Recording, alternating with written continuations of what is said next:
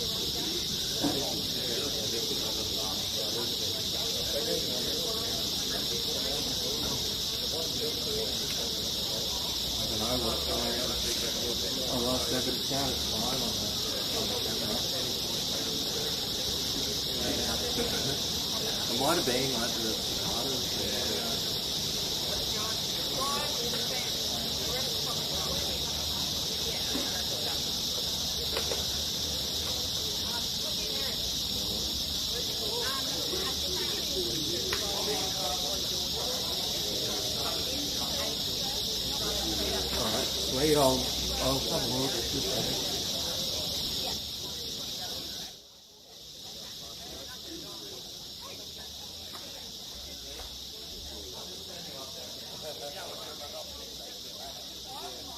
Seconds, please, referee. 30 seconds.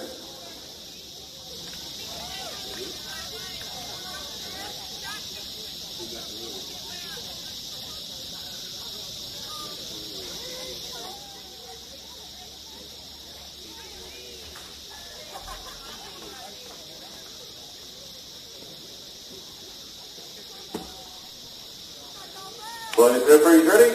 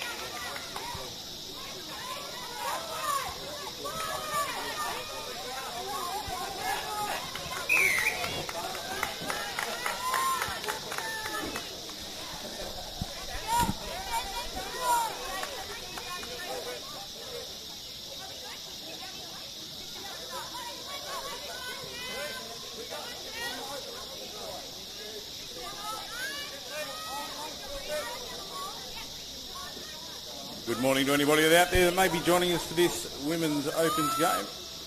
Seven Collins here in commentary. Sorry about the delayed start, just had to get the tournament underway. And here we are, good to go. The Central Coast go onto the attack. Kira Dibb there with the ball, NRLW player, long-time touch player as well from the Doyleson area. It's great to have Kira on board here. You see the defensive effort there of the Western Suburbs team. Close out the game. The opening fixture here, Western Suburbs taking on the Central Coast Dolphins. It was a great day yesterday. The ladies playing all of their matches later on in the afternoon and then backing up this morning. And after 4 games this morning, they'll make their way off the venue and the men's will come in later on. State Cup COVID conditions, playing in blocks. Out there on Tuffins Lane. Everybody else leaving after 3 games. 3 games back to back and then heading back to their motels to enjoy beautiful Port Macquarie. But here we are back in the action. Central Coast on the attack once again. Shannon Rose is the number 8 there, taking the ball forward. Searching for a hole, not able to get through the line. Look for the next phase down it goes. A little bit of a slow roll ball. The girls are happy with that. Ainsley Hughes in half, picks up, gives a good release. Intercept taken. Not sure if she was going to take that, but she took it cleanly. Up out of the line, Claire Benzino. They push forward now, up over the halfway line. Good opportunity here now. West.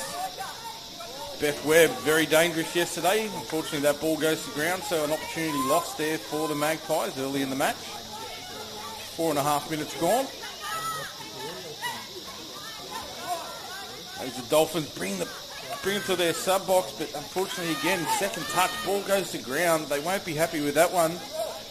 Ainsley Hughes there unfortunately puts that one down. So again, good opportunity on the changeover here for the West team. There's Webb in half. Vanessa Deprat. A bit of confusion out there. Tricia Michaelopoulos now with the ball, always dangerous, taking control. She's on the field. You see she wants the hands. It is. Webb will go down. Into half. Michaelopoulos with a fast feet. Good ball off the ground. Long ball outside. Knocked down by the the wing, the Central Coast. She gets a high five for her actions there, but no. The ball was thrown forward first, so the referees call back the first infringement and a changeover for the Central Coast team.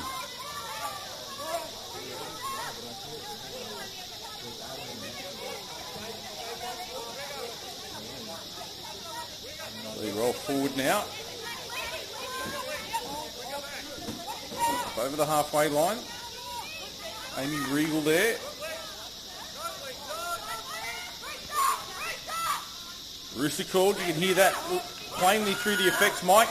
Nice long cutout pass. Link was running a short hole there, but taken out of the air by Michaelopoulos for the West team. A little bit of confusion around the acting half area. Sian Filippo takes the ball forward nicely. This is better. Still a little bit slower in the play of the ball. And then a sloppy pass back in the inside.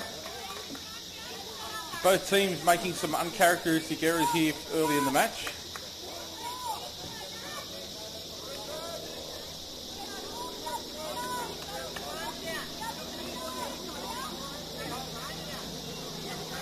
As now the Central Coast go on the attack. Yeah, a little bit of confusion around that roll ball area. No real forward drive there. 2 touches gone on the same spot.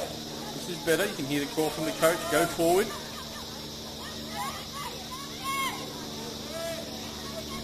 And lots of confusion. Maddie Crow that was with the ball. Millie Hughes.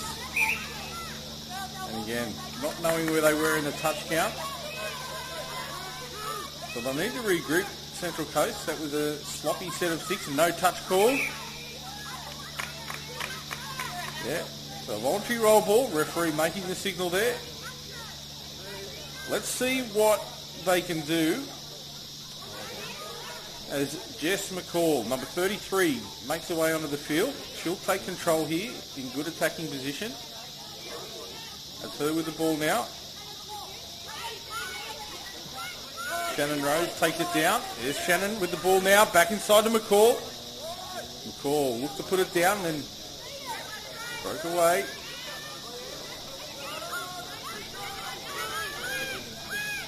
Shannon Rose again. McCall. Rose goes back to McCall on the short side. So the West defence really working hard here. There's a wraparound play. Goes long. Finds the winger out wide. Can she get it down in time? No. Great defence. Outstanding defence there by the far winger from the Western Suburbs Magpies team. The last touch being called. And a good defensive set there from the West Magpies. My apologies.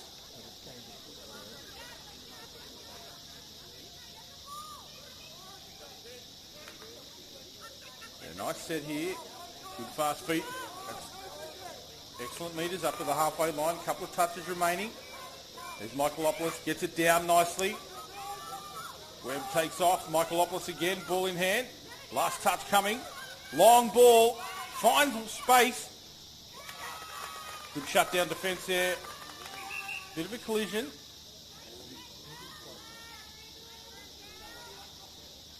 Amy Regal it is. It's just hobbled off the back.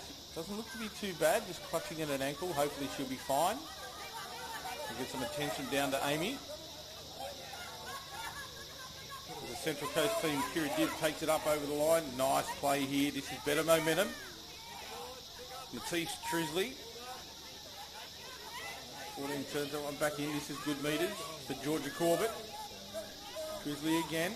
Down for McCall. Back to McCall now. Dangerous here. But nice defence by Vanessa Depras for the West team. See Amy back on her feet for Central Coast. She's making her way back to the sub box.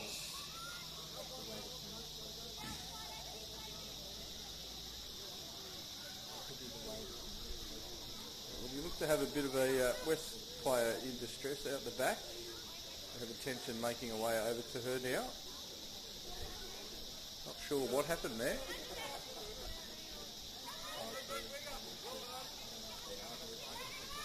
So the conditions are quite warm here in Port Macquarie already this morning.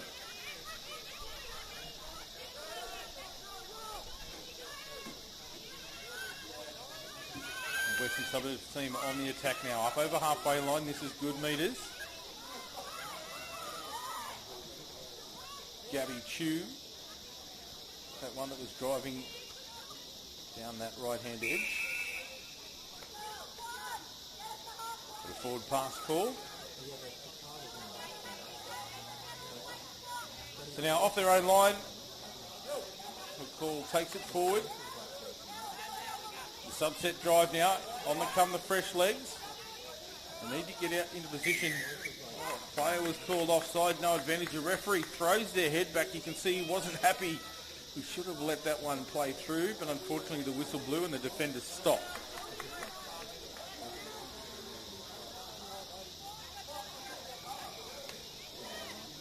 Dibb takes us forward for the Central Coast. Ainsley Hughes with the ball now. Georgia Twyford. Nice wraparound play. Twyford with a long ball out to the link. That one goes to ground. Just didn't quite have a handle on that pass. We'll see a penalty for a forward pass. The ball forward out of the hands.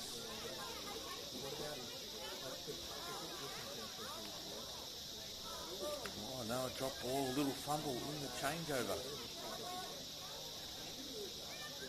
Not happy with herself, but she'll get back into the game here, moving up defensively now as we see Dibb with the ball in hand.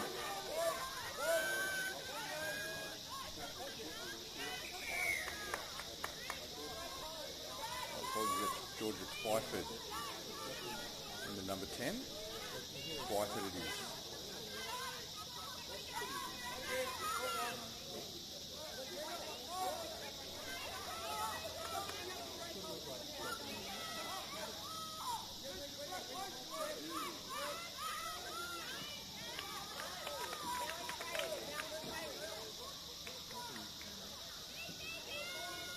Looking down my number sheet here, we have two number 10s, so my apologies if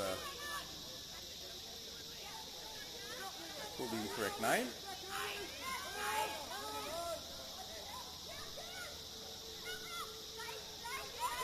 Back in the action now. That's Regal. She's recovered from that earlier injury. Sees Trigley there in the 14.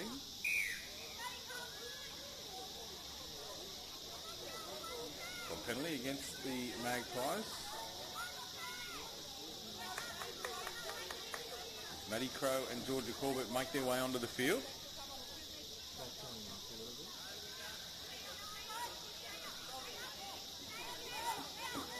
Corbett, Crow. Crow just looked to go up to the left. Defence had moved up. So here we are back in the action. Crow trying to drag those defenders up. Come the Magpies in numbers. Aggressive defence. Two up out of the line. Wrap around play. Numbers here. Play was called offside. Yes, unfortunately for the West Magpies there, the play was called offside. No, a penalty given.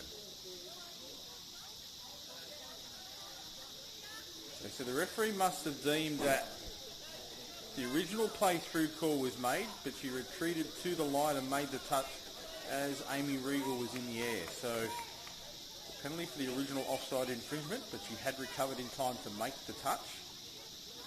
So a penalty here to Central Coast. Another try awarded.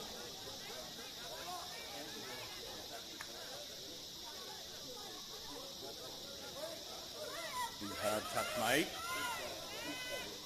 2 touches gone for Central Coast.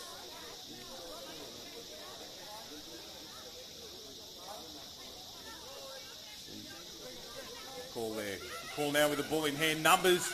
Little stutter step from Jess McCall, but a great touch. Gabby Chug crossing cover. McCall always dangerous this close to the line. Change of speed, the little stutter step she has. Only went through, but great defence again from Chug. Here we go. McCall ball in hand. Back to the short side, little step off the left. That one snuffed out again. So this is the last opportunity. Slow play the ball.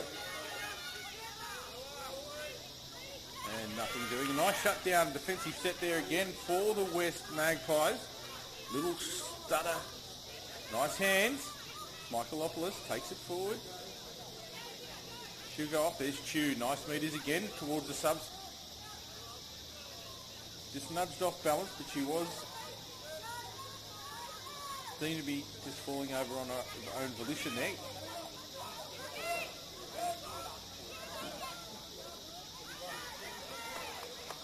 Did the interplay in the middle.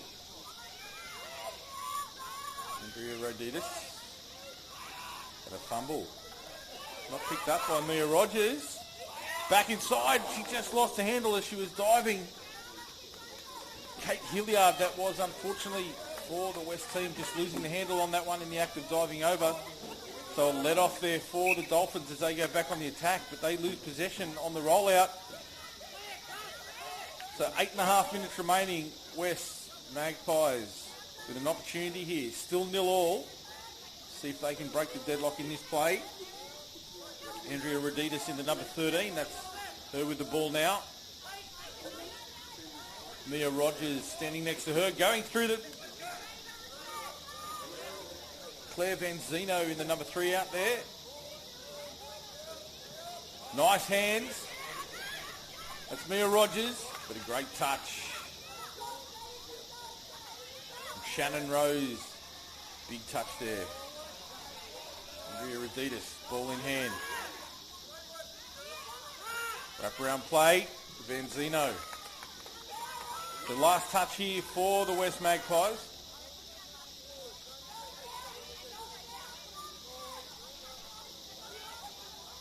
And shut down by the Dolphins. So the score remains 0-0, 7.5 minutes remaining. Central Coast need to get the ball off their line. They've done well here. McCall takes it forward, good meters.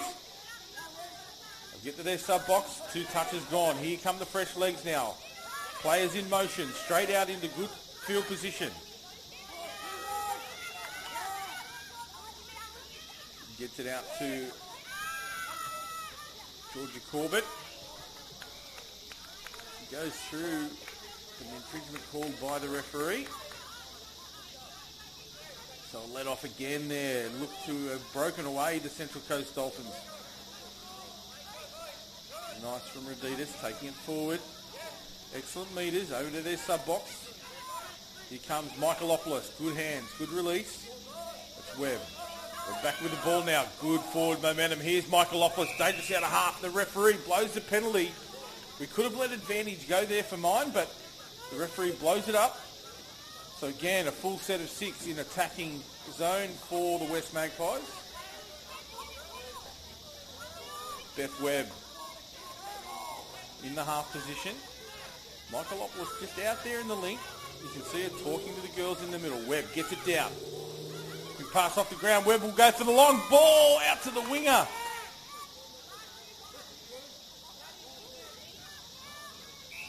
The referee's going to call a forward pass there, I believe. Look to come out of the hands backwards, but a nice play. Webb looked to be going herself, looked like she was diving, and then went for the long cut-out pass to the winger. Another opportunity gone begging for the Magpies. Defence up out of the line too early. Referee calls play on. No advantage. So a penalty here for the Dolphins right on the halfway line.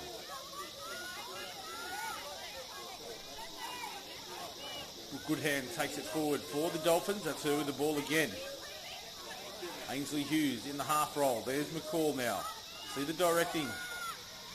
Jess, I want you over here. Over she goes. Puts the ball down. Maddie Crow wearing the number 1 today for the Central Coast team. There's good hand. Crow. McCall puts that one down, but a penalty. We'll see subs coming on. Good attacking set here. Amy Regal, always dangerous close to the line, and also Shannon Rose makes her way on. So good set here for the Dolphins. We see a dive over attempted. McCall with a little back inside pass. Maddie Crow not able to get the ball down. Before the touch was made. So here they are again. McCall and Crow. Another penalty. Another penalty for not going forward. Here the referees. Always communicating with the players.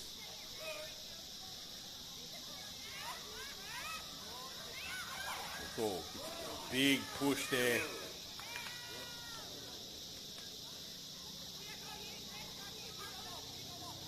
Okay, so the referee deems there's no infringement in that. Play the ball. That looked to be a big hard touch on just McCall. Not sure what the decision was.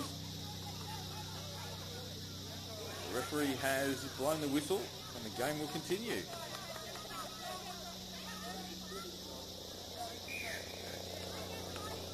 Interesting decision there.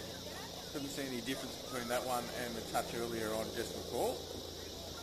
But anyway, play on. And West take it forward now. 2 touches. Still on their side of halfway line. Here we are over the halfway now. 3 touches gone. So down goes Chu and down she goes. Again.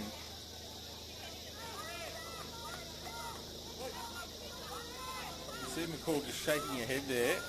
And well she might. That was a soft penalty. Chu never looked like she had control of her feet then when she went down. But here they are in attack. There's Chu again with the ball. And a penalty for offside. Regal penalised.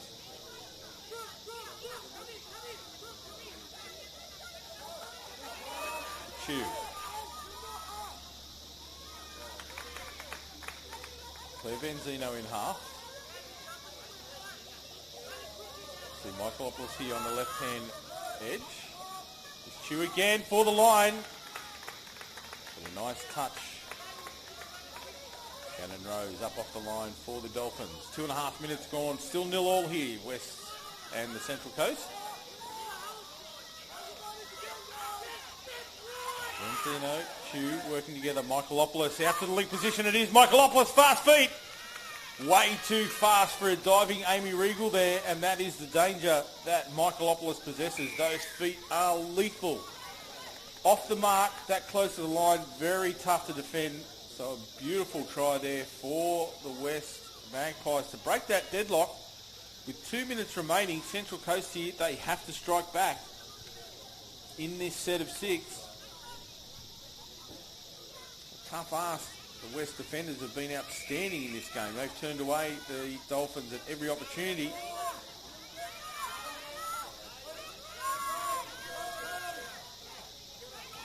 Goodhand gets it down. There's a wraparound play.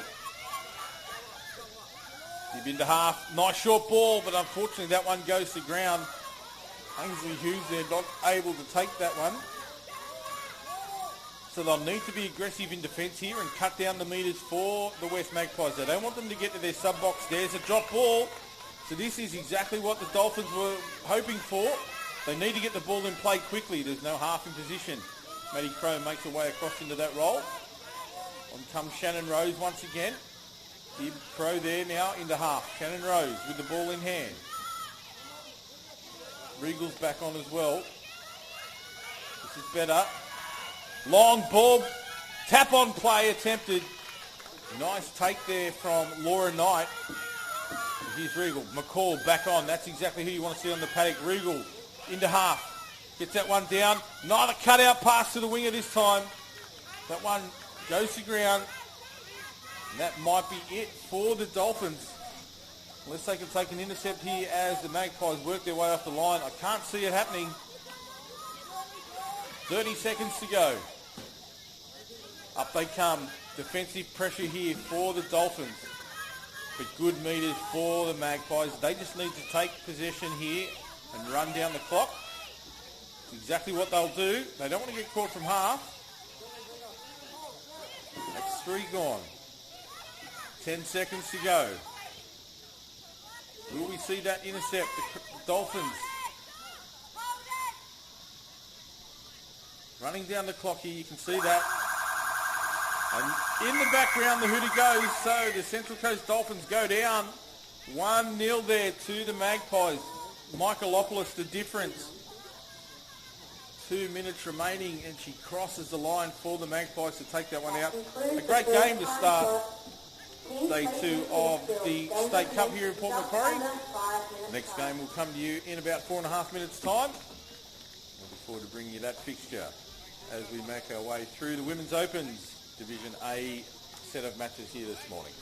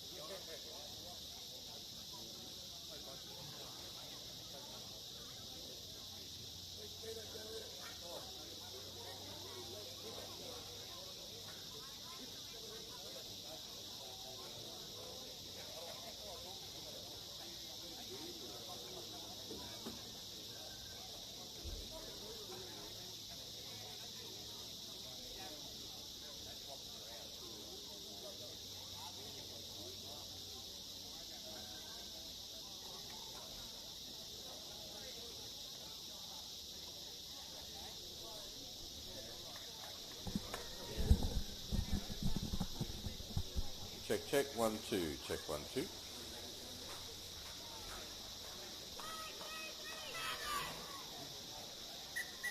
Check, 1, 2. Check, check, 1, 2. Hello. Beautiful Port Macquarie.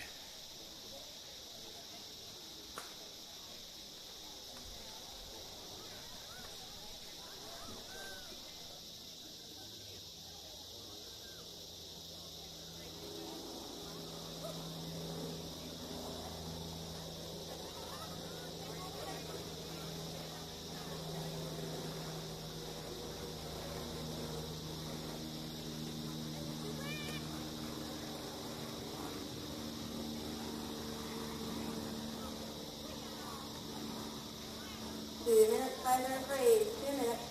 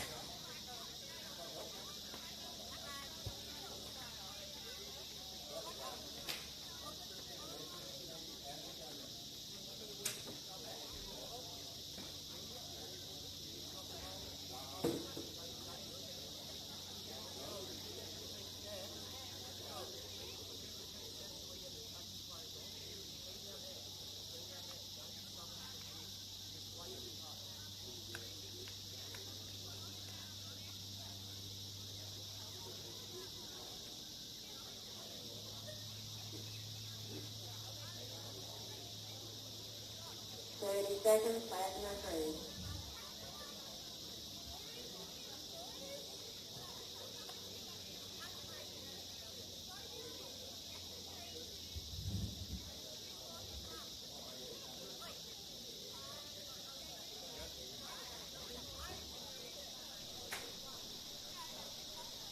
Play the referee, ready. So we are back for game number 2. The Women's Opens A, Newcastle City taking on the girls from Manly. And Newcastle will get the tap off. Amy Dufour takes us forward.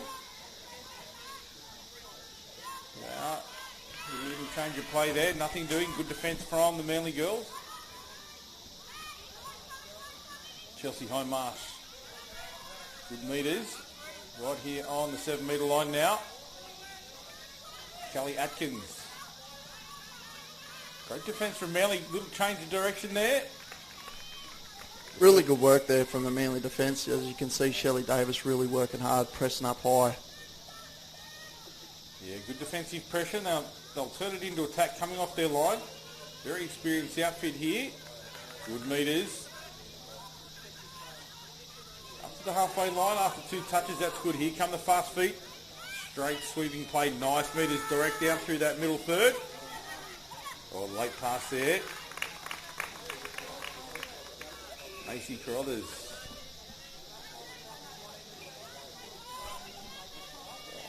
Carruthers up and make that touch. So good metres here now on the exchange for the Newcastle outfit. Straight to the subset. Rolling forward now. Into the middle. Good trial in number 8. Little ball out to the winger. Touch affected. Nice touch there. Billy Taylor on the wing for Manly. Back inside. Play on was the call. You can hear that clearly from the referee. So again, the Manly defence stays solid. 2 minutes gone. No damage to the scoreline. Takes us forward. Over the halfway line now, Manly through the middle. Good metres there. Good drive now to Taylor Clifford. And that one goes to ground. Solid defence from Newcastle, but the referee blows the penalty. Very good set there from Manly. As you can see through the transition zone, that's their strong point. They'll just be clinical through that transition zone, always get the touch 3 on halfway or over halfway, which really makes them in a good attacking position on touch 4-5. Sarah Petey with the ball now. Nice pass. Plucked out of the air, but great defence. Solid defence coming in there. Really good trial. Manly on the attack.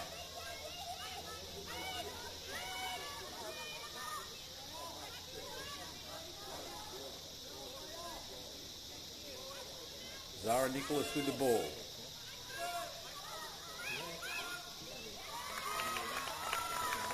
Sarah Petey and Nicholas working together again. Another penalty. And that's penalty 2 on the try line, so it'll be interesting to see if there's another penalty given. We may see somebody sitting on the sideline for a set of 6. see if it gets that far. Lacey Carruthers goes down. Nicholas gets it back to Petey. Oh, then the referee calls that one away. And then a little kick from Brittany Clifford. Could have been penalised there. The ball was on the mark. But the referee allowed it to play on. Very good pressing defence here by Manly, keeping Newcastle in their own half. Yeah, but nice change there.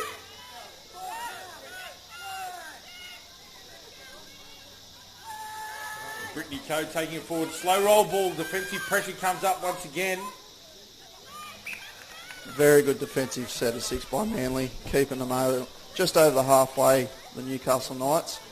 You want to end your sets deep in the opposition half if you can. Newcastle won't be happy with that one, but as you said, it was just great defensive pressure as we see now Manly sweeping onto the field that transition set that you talked about earlier on. They do it well.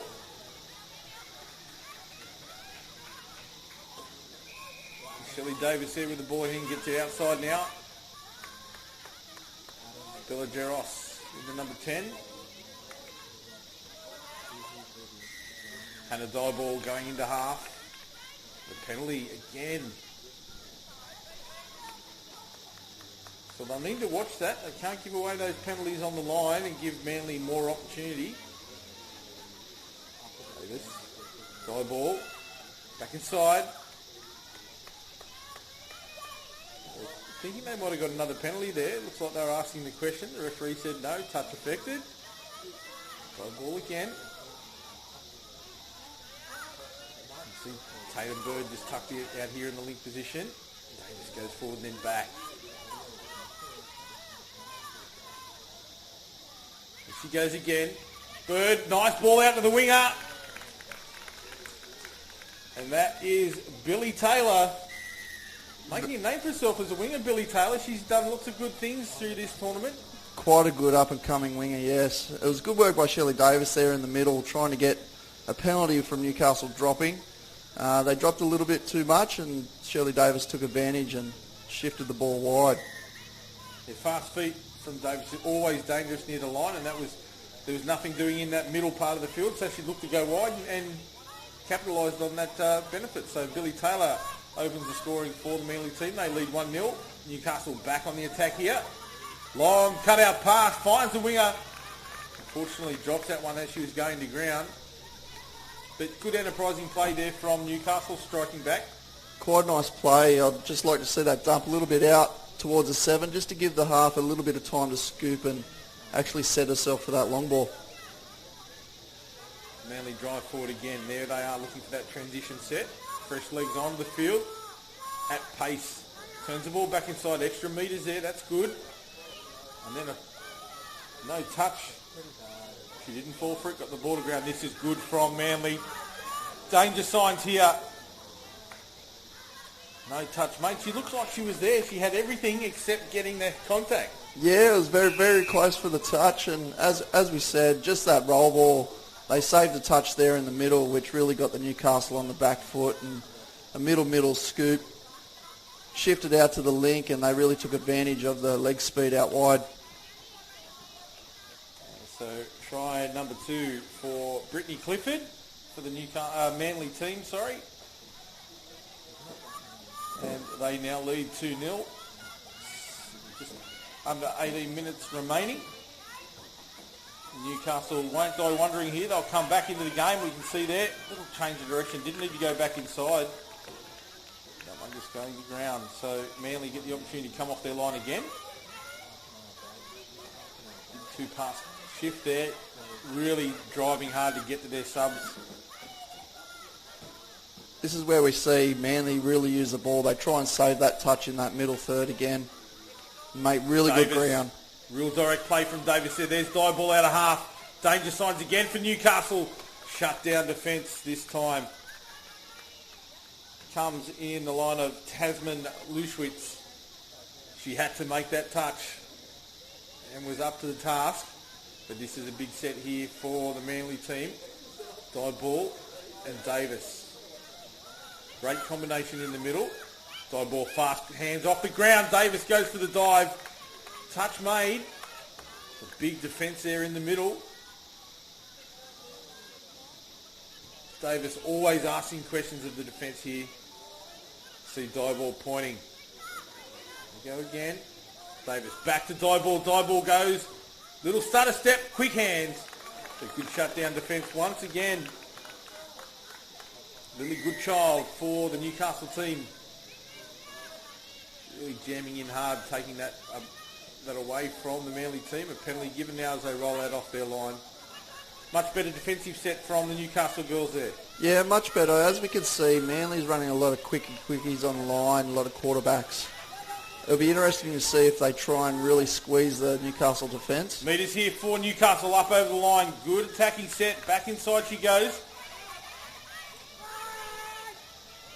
Brittany Coe gets it down. But unfortunately they lose possession there. But that's where you want to change over. Close to the Manly line. They need to get up in defence here and stop them from getting their box too easily. Was a good set by Newcastle. They made a lot of good ground. It was just unlucky for a little drop ball on their strike play. The experience of Manly girls really on that transition set. You can see it here. Great platform once again. You can't give those extra metres away. Newcastle need to get up in defence here. Make those touches. Last touch coming. Back inside. Just a nice ball back inside that time from Stephanie Maiolo. And Yeah. I had the Newcastle defence really stretched there. They ran a nice counties play into a quickie and then shoveled it back into a boy play, which was really good play by the Manly Seagulls. I don't know what all those names mean, mate. I hope the viewers do out there, but all I saw was just good control, momentum from the Manly team. I think Newcastle need to get up and make the touches. They were rolling back with them. Yep. It's If Newcastle keeps rolling, doesn't stop that transition play, Manly will be attacking their line every set of 6, which you give good teams good attack, they'll convert it eventually. absolutely. So 3-0 now. Manly lead Newcastle. 14.5 to go. Newcastle still having a crack here. This is better. She goes across the line. Touch not made. She's looking for support play. I think that touch was effective before she had the ball. I think you could be right, Adam. Yeah, Yep. all clear given. So a strike back for the Newcastle outfit. That was fantastic play. And the referee got the call right. The defender had made the touch, but unfortunately she didn't have the ball. It was a very good call by the referee. The easy call would have been touch affected, but she made the right call there, so well done, young lady. So Manly back on the attack now. Petey takes it forward. Lots of experience in this Manly outfit. Got play. Short ball. A nice defence there from the Newcastle girls. Much better.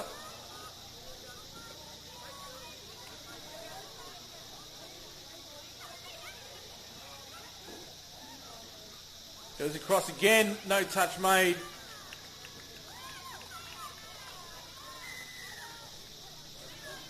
So Zara Nicholas there gets that one. Just waiting back on the line when that half goes across.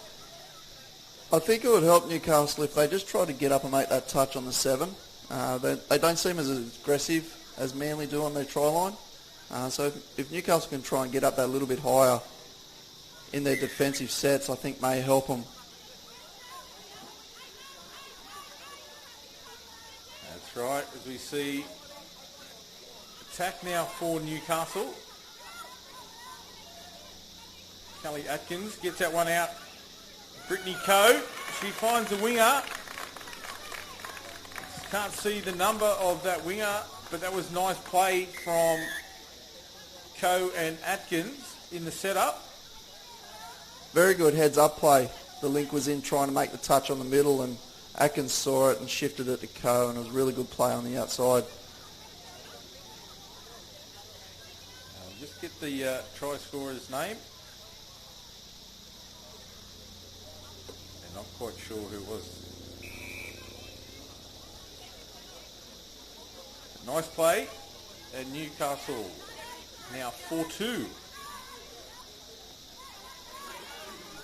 Shut down defence.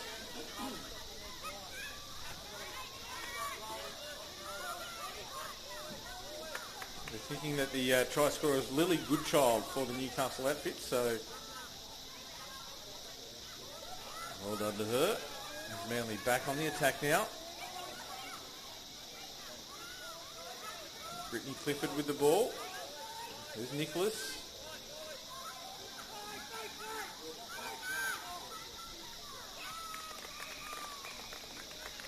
Better defence there by Newcastle. Yeah, a lot more aggressive, which is good to see.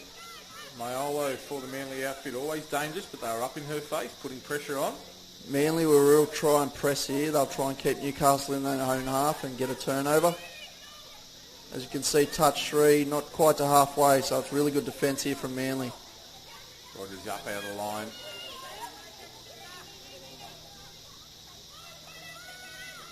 This is better from Newcastle. In behind the line, the nice little pass. So a nice change there. Third touch, not over the halfway line, but got some good metres there on the back of a couple of really quick roll balls.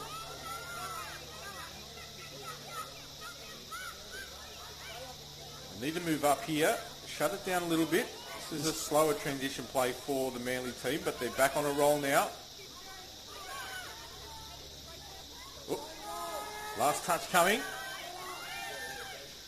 Need to get up and shut it down. Better defensive set by the Newcastle there too as well. They're really pushing up a little bit harder, trying to press the Manly attack. Still 10 minutes on the clock, so plenty of opportunity here for the Newcastle team if they're good enough. These are better meters. This is better. So let's see what they can do here on the change. Slow, play the ball, really costly to see the Manly defence up in the line.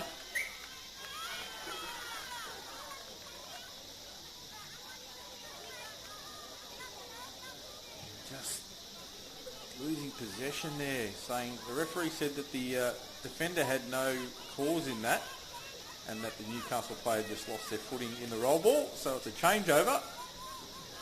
Some strange calls in that aspect of the game throughout the tournament. It's a 50-50 call. The referee deems that the defender has caused the player to lose their feet. On that occasion, that went the way of the Manly outfit as they're on the attack now. Davis gets it back outside, a long cutout pass. That time from Nikki Kennedy. Out to Rogers, finish it off nicely. Australian winger. Very experienced winger, running good outline. No better finisher in the women's game than Sammy Rogers. Outstanding winger. That was a nice ball from Nikki Kennedy.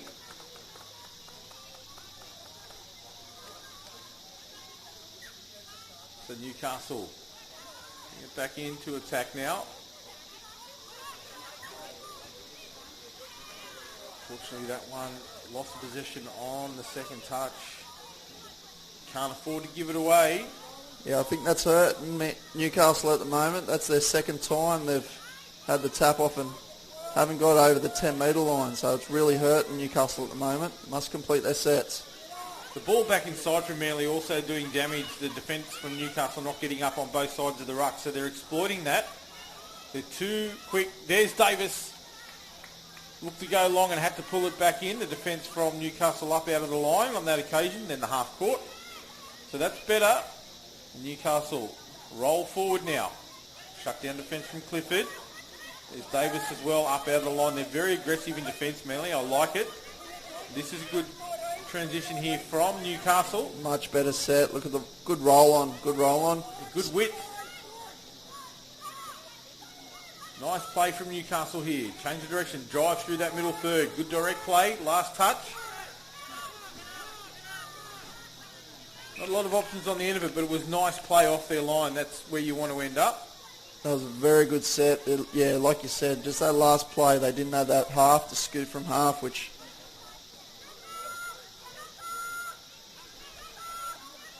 Jess Potts in the number 6 up out of the line there to make that first touch. He did well in that roll too. Very instrumental in taking a team forward. You see, again, extra metres just stepping inside. Rogers. Good space here for Manly. Dangerous, Nicholas, pace. Good direct play from the Manly girls there. Just had the roll and Zara Nicholas knows her way to the try line. I think that comes back to that drive from Rogers. There's a breakdown on touch 1 or 2, and then Rogers really took a good 15 to 20 metre drive, which really got them on the advantage line again. Yeah, once they're behind that defensive line, it makes it really hard for the defenders to recover. They look to have done that in that middle, but as soon as the ball shifted wide, they had the numbers, and Nicholas just, you can't beat pace. You can't. That's one thing you can't teach as a coach is speed.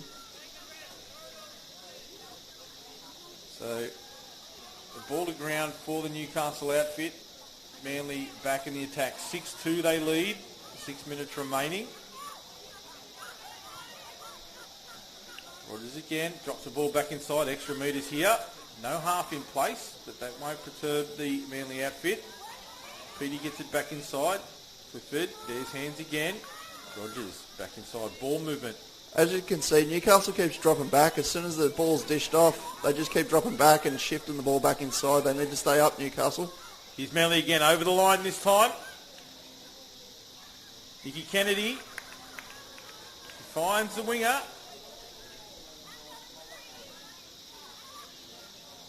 Injured player in the background. So the referee's just signalling that the winger ran out before she got the ball down. But that was nice work from Kennedy once again to get in behind the line.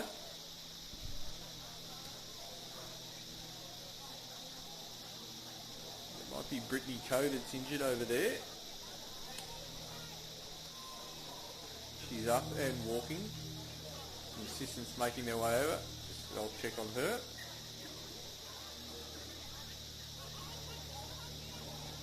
The Newcastle roll off their line. Nice wide pass here. Good. Excellent extra metres. Good set. Really like to see a flow on here from Newcastle. But here comes that pressing Manly defence. Shut down Nicholas from the link position. Back inside. A late pass. Just seems like as soon as Newcastle sweep on, here comes that press and defence again from Manly, which really shuts down the flow. And that's been the change. The tale of the two teams. Manly get up on those drives and really defend that hard. Whereas Newcastle tend to roll back and just give the space to Manly. We see it here again. There's Davis. Dive ball out of half. Dangerous. Davis. No touch made. She keeps going. Back inside the dive ball. Dive ball and Davis. They'll work together. Lethal combination. There's Davis off the right foot. Looks to go wide. Can't get the ball away correctly. And that one will be called forward. Almost a replica of their first try that Manly scored.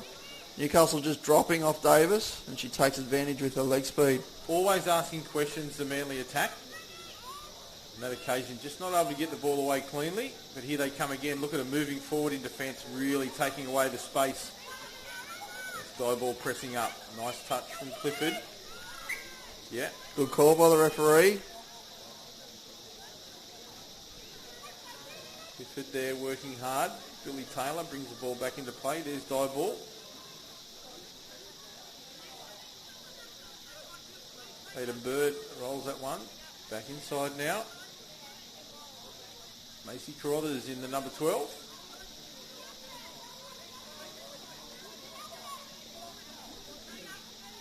Steph Mayolo out there again. Long ball hits the winger back inside. Rogers with a little tip on attempt. Didn't come off from that occasion, but here we are back in the attack. Clifford gets that one. Steph Mayolo. Mayolo touched for the final time there. 2.5 minutes remaining. Newcastle off their own line.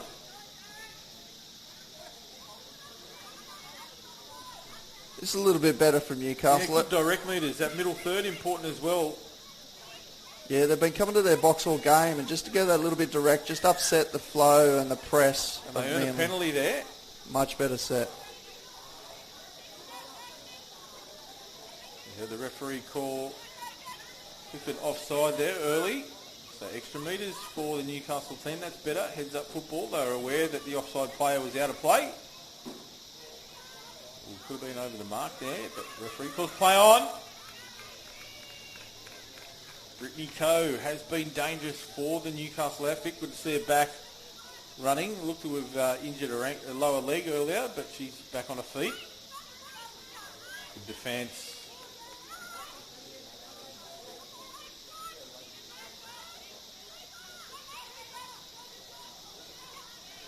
Code came back in on the inside there. Probably didn't need to. It was quite a good setup play here. Just a little bit of confusion. They actually got to the saver toucher, which put all of Manly offside, which would have been a good attacking. An opportunity gone for the Newcastle outfit. Just over a minute remaining. Manly press forward once again. It's almost relentless from the Manly girls. They're like a machine. It is. It's like a well-oiled There's machine. Nicholas again going forward. Petey into half danger here. Long ball from Petey. Yeah, the ball floated forward there, but out of the hands it was definitely backwards. That massive pass from Petey. And what a combination. I bet you Sammy Rogers has been on the end of some of those long bombs countless times for the Manly outfit. You could see the danger as they rolled in, and as soon as Petey got her hands on the ball, it was good night. It's like clockwork, their middle transition zone, and they just roll over and over and over again. It's the same thing, and I truly believe they're the best in the women's division with their middle transition zone and their ground. Absolutely. We see Newcastle, last opportunity here. 15 seconds to go. This is better. Pressing forward, but see that defence. She held very nicely there, Rogers. Held until the pass was thrown, and then she went straight directly to a winger. Drifted out perfectly. So the hurdle sound in the background, and that will bring an end to the game. So the defence stopped there. Semi could have actually gone through, but she said, do I really want to run that far? That may be experience. She saw the try line and didn't want to go all the way. Yeah, but you know what? For and against could count, so I probably would have taken the opportunity, but that's just me. Sammy calls a halt to the play, gets the touch, and that will round us out. So Manly defeating Newcastle 7-2 here in game number 2 of the Women's Opens. There'll be a break now on the field as we allow the players to have a bit of a rest. The numbers of teams in the Women's Opens Division A means that there are 4 games in a grouping. So we'll have half an hour off here on the stadium, and the next round of games will come to you at 9:30.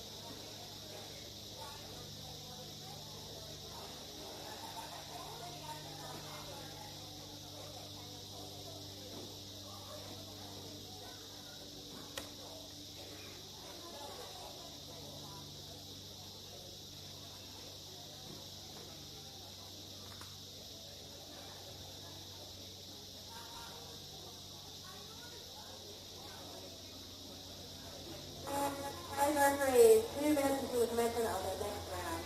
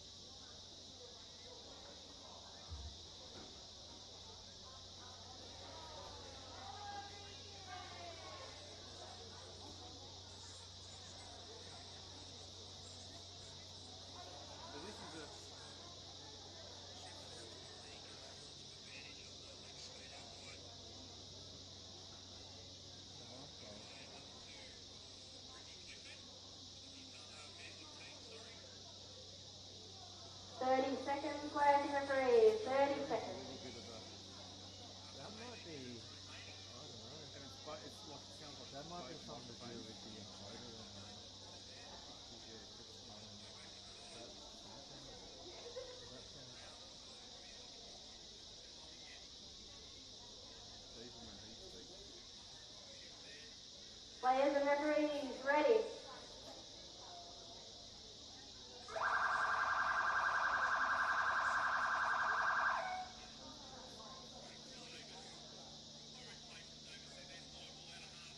That sound a bit tinny, I think, doesn't it? Yeah.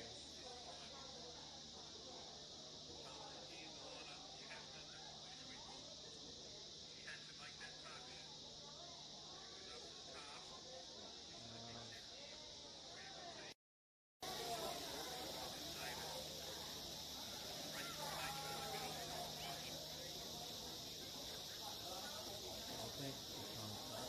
No worries, mate.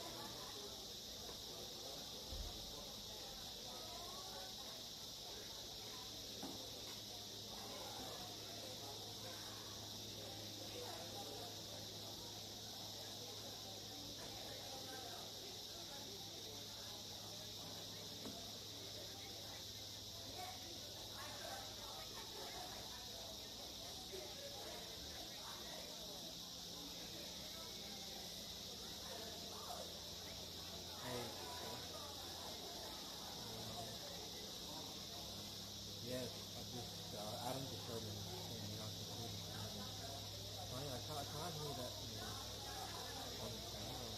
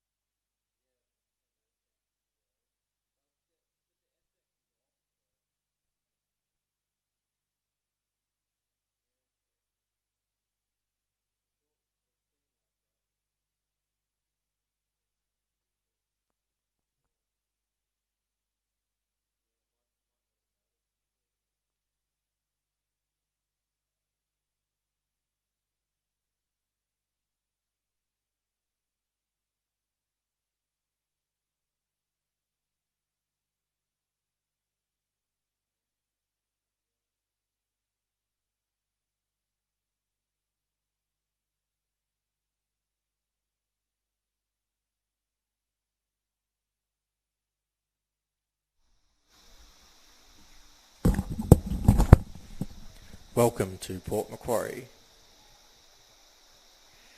1, 2, 3, 4, 5, 6, 7, 8, 9, 10.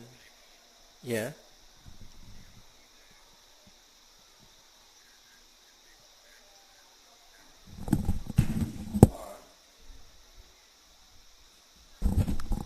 One, 2, 3, 4. Welcome to Port Macquarie.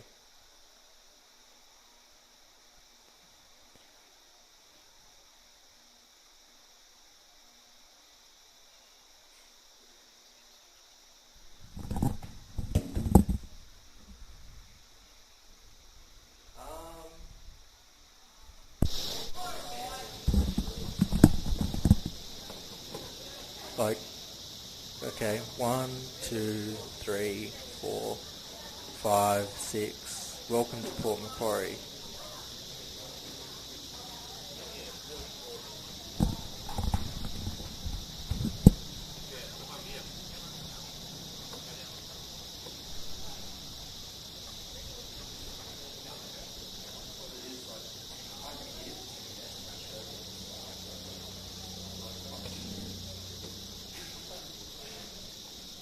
Like, he showed me on his phone the stream and the tinniness, and I was like, oh, like, I was like, oh shit, like.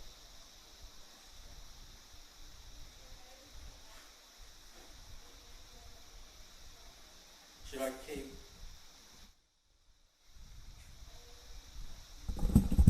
Do you reckon it's okay now, or?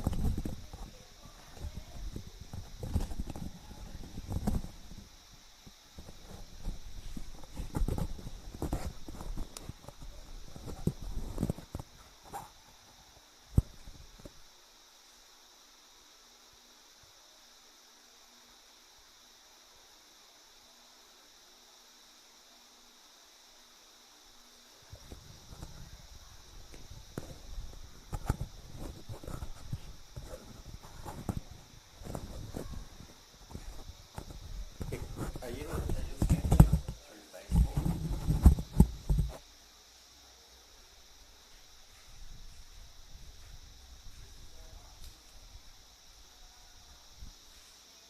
Can we try the Facebook one?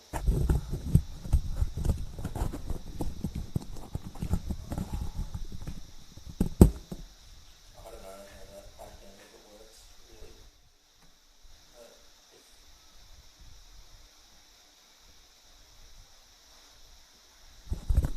Test, test, test.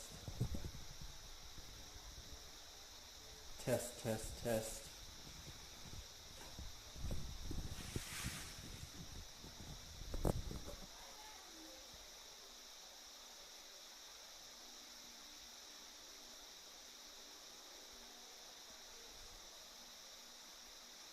Can you have a listen through Facebook? That's the one that they all like now.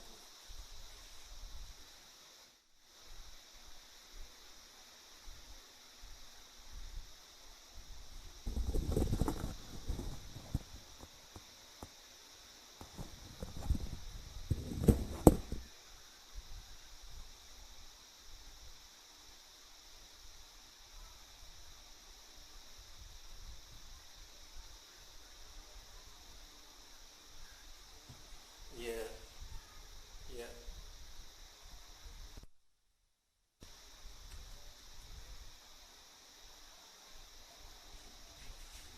The HPF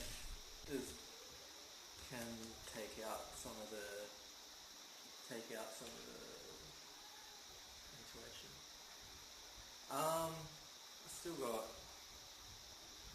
Still got like 10 minutes or something.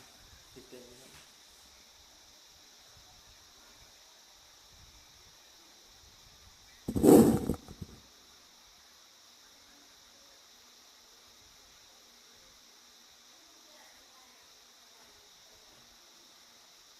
Well, that's what I mean, because through the camera, it sounds okay, and like, if it sounds okay through the camera, it's usually okay.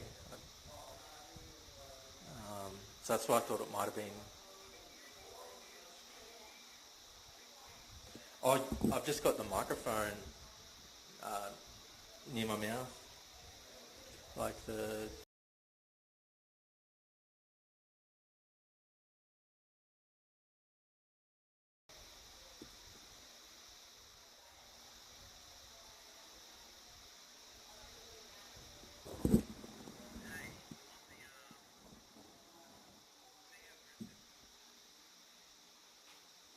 Yeah, yeah. Oh, that was pressed in, so maybe that has an effect. So it's line as USB. Yeah, it was on USB. So 1, 2, 3, 4. Welcome to Port Macquarie. Test. Testing. 1, 2, 3, 4. Testing.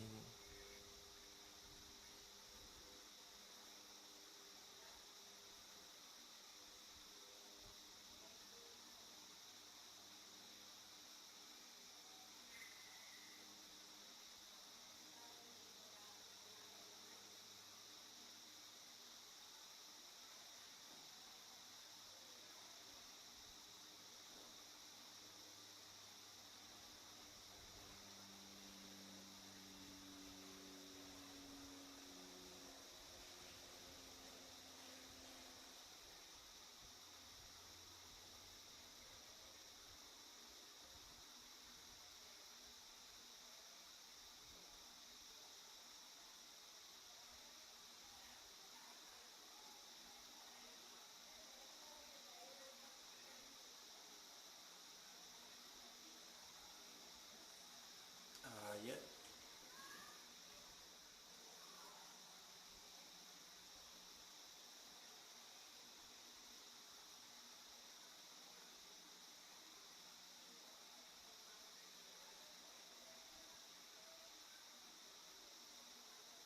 Oh yeah. Well, do you want me to just quickly? I can just plug a mic into the camera now, and just see if that is tinny at all. Like if I just plug the mic straight into the camera.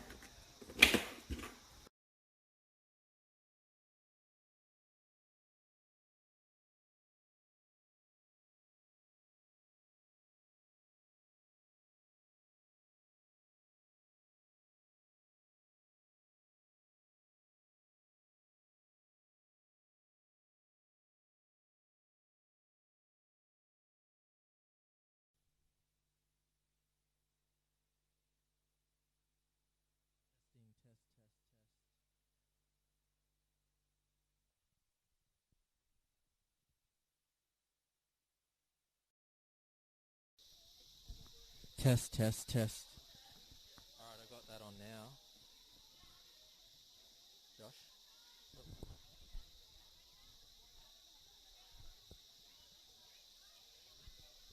Testing, test. This is the microphone. Testing. 1, 2, 3. I can turn it up. Testing 1, 2, 3. Test. Testing 1, 2, 3. Testing, test.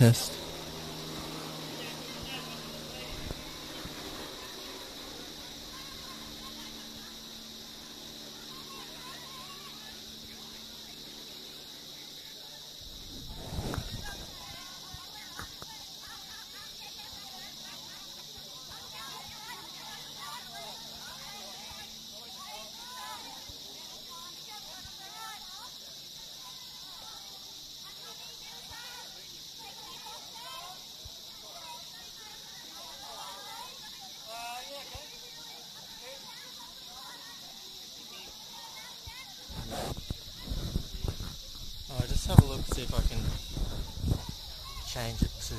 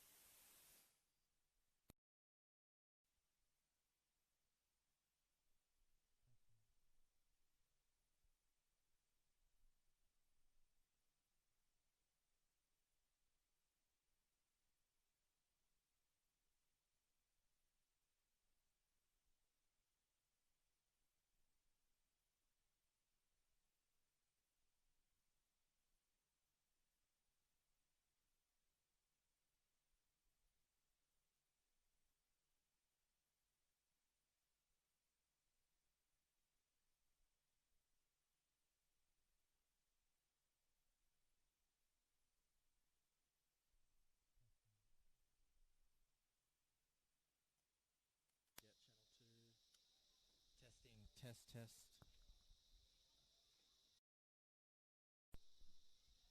Test, test, test. Oh, shit. Testing. Okay, yeah. Now it's back.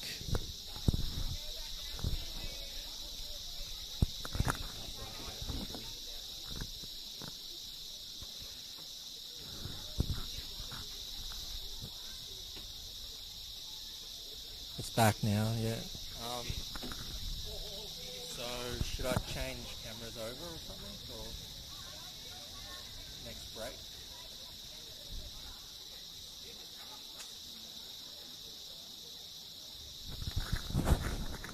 Why would it be sounding okay on Grover or whatever, and then not on Facebook? Or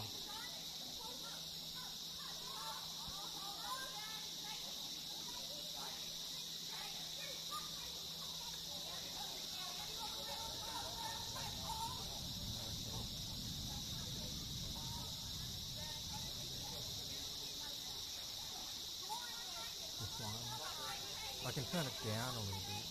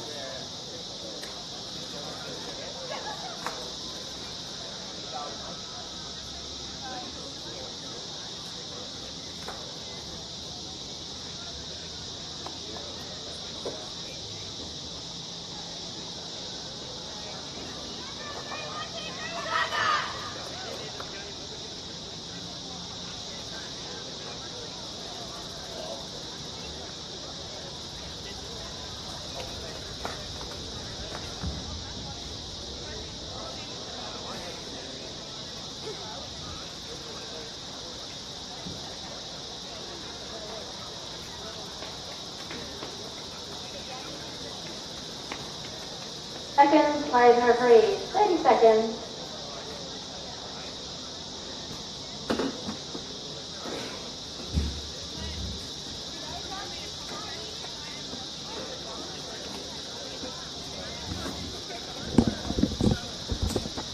Back here we are set to get it underway in the tables. Ready. Taking on Deakin.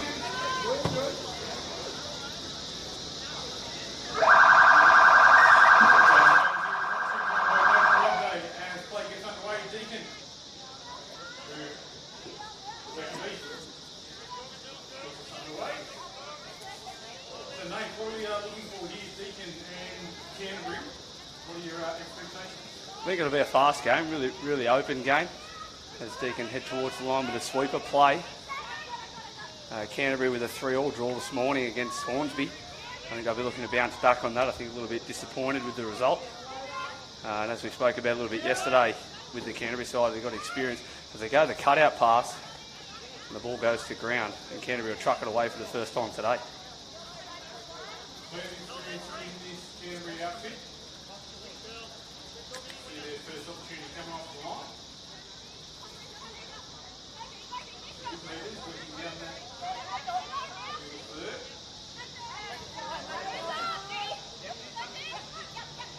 Some quick hands there, quick interchange of passing as Chung takes it over halfway for West. Inside ball to Beck, and they're going to send the sweeper. West on the sweep. We'll look for the return to Beck, and will they play off it again? Last touch. West picks it up, takes off. Some good scramble defence. West dangerous, fast speed around the ruck area. Deakin Bennett will have that opportunity. Come off their line now. Go Dolphins as well now, looking to get the ball over their sub-box. There Davis takes it forward. Back to the middle. Lee. Nice movement here. Good meters down the middle by Pacific Williams. Last touch coming now.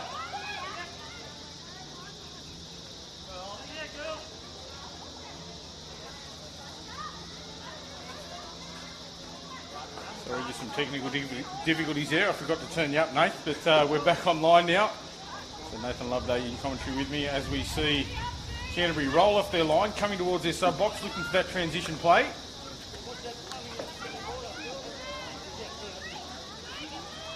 Up through the middle now. Oh, just got a handle on that one. Zali Austin there. Picked up from half. Shannon Bissett it was that went from half, not able to get through the line. So Deakin stays strong, still 0-0. Really good driving set there from Canterbury up over halfway. Good interchange of passing. I think that Williams again, good meters there. a little bit different to yesterday's play. A little bit more conservative, playing a little bit more free conditions here in Port Macquarie, and I'll touch the wood there as Very hot. Stays this way, very humid. Just come from the outside fields.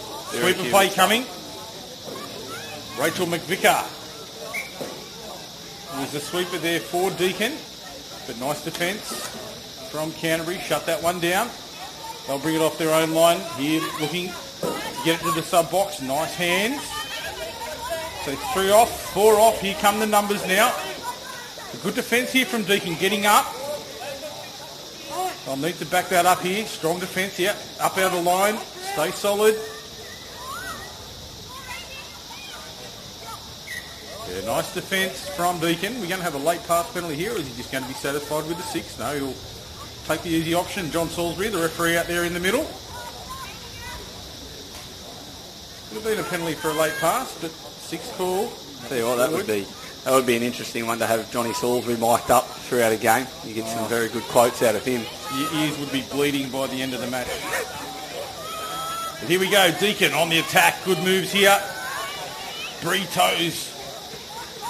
This year's Bree just puts the ball down, but that was much better from Deakin. Asking questions of the Canterbury defence. You see Andy Law and Tandek out there in the middle.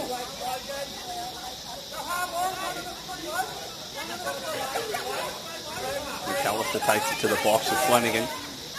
There's Kirsty Jenkins. Drives into the line. Flanagan into half, gets that one away. She comes off for a rest. Alex Chung in the half. There's Tandek. Switches back on the inside. Tandek gives a short ball away. Emerson Beck there. Just stumbles as she took the ball, and the defence up out of the line to shut her down. It's a tight game so far, 0-0. We can't tell you how long we've got. You might see it on the clocks here at home, but our scoreboard here has malfunctioned at the ground, so we're not totally aware of the time remaining. As Jacinta Williams again buys extra metres up the middle. That's a great run, Nate. That's huge metres there. They charge into the line. 2 in a row. Good metres. Long ball coming. Defended well, but that was punishing metres from Jacinta Williams. Probably 25 to 30 metres made on that settle. It's the second of the match. I think Deakin will be really hoping that she can continue to do that. Just eating the metres up the field. As we see now, they need to get up here and be aggressive in defence. That's behind the line. That attacker gets in behind the line of defence. They've done well here, Canterbury. This is danger signs. Deakin still just getting back on side now. There's McAllister. She'll drive in hard. Lauren West into half. She's dangerous. Short ball to McAllister. Beautiful pass. Well done. McAllister staying alive there. Got the ball away to West and just held a position tightly. The defence didn't read that, and McAllister finds a gaping hole. But beautiful work there by the Canterbury outfit to take the 1-0 lead. Probably the first time we've seen Deakin just retreat in that middle or the end third of the field.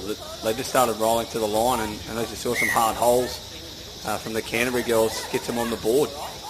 Yeah, West is always dangerous around that acting half position, so keep an eye on her in the number 2, Lauren West. As we see Deakin on the attack now. Sarah Porter, ball in hand. Sweeper tucks out of the hole. Long ball to the winger. Can't get it down in time.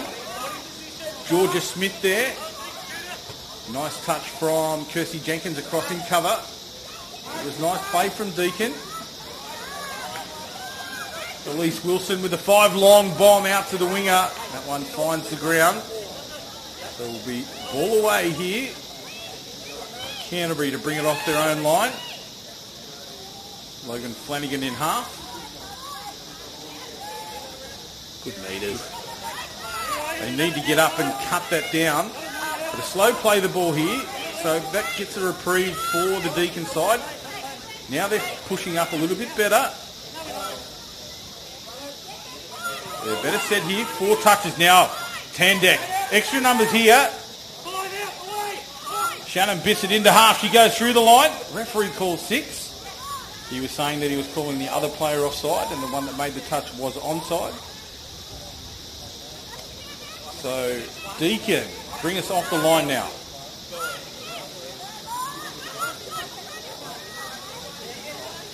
Two touches over to their sub box. Here come the extra numbers.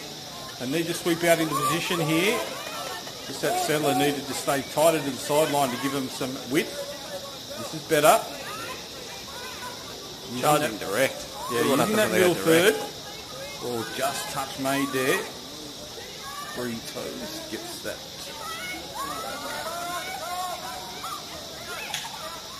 It's Rebecca Beath. She's always dangerous for the Deakin Thunder. Good experienced player, Beck Beath. It was a good call by the referee. Claire Tandek pulling up short of the line. So Smith in half gets that one away. A look to go long and then step back inside. Tandek not there in cover in time. So that's a great try there to Deakin to even us up. Scored by Alira Davis. She's been busy for the Thunder and just rewards for her efforts there. So 1 apiece. Deakin really taking it to the fancied Canterbury team.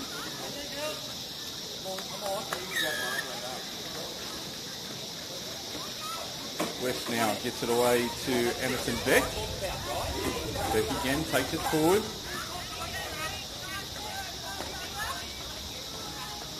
Law, Flanagan now. Flanagan back to the left-hand side. Referee can hear the referee calling offside. So Flanagan, danger here for the Deakin team. Law, Flanagan, back to Law on the dive. Oh, Salisbury unmoved. Rachel Emmett comes across in cover.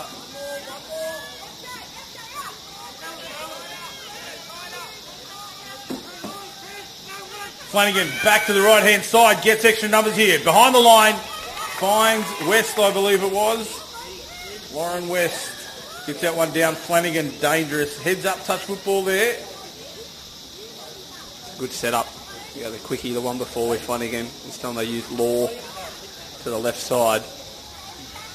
Yeah, she looked like she was going left and then popped back to the right-hand side. Found Lauren West in a hole. She was good enough to get the ball down. So, well worked try there for the Canterbury team. You see Deakin back on the attack. That's Madison Hickey with the ball now. See the teammates pointing her into the line. Rachel McVicker in half. She gets it back. Sweeper coming. Numbers there. Turns it back on the inside. Long bomb. That's a great pass. Good enough to get it down. No, she's not. But they'll keep it moving here. McVicker again with the ball in hand. Looking for the touch. Down we go. Long pass. That one's forward. We're going to call that not forward. Hang on. No, we're going to the sideline referee. Yeah. Salisbury. It's a good call. Yeah, absolutely forward. And that just shows how the referees work together there. The on-field referee was unsighted, but the two assistants either side just give the signals. Out of the hands, forward pass. Got that one correct.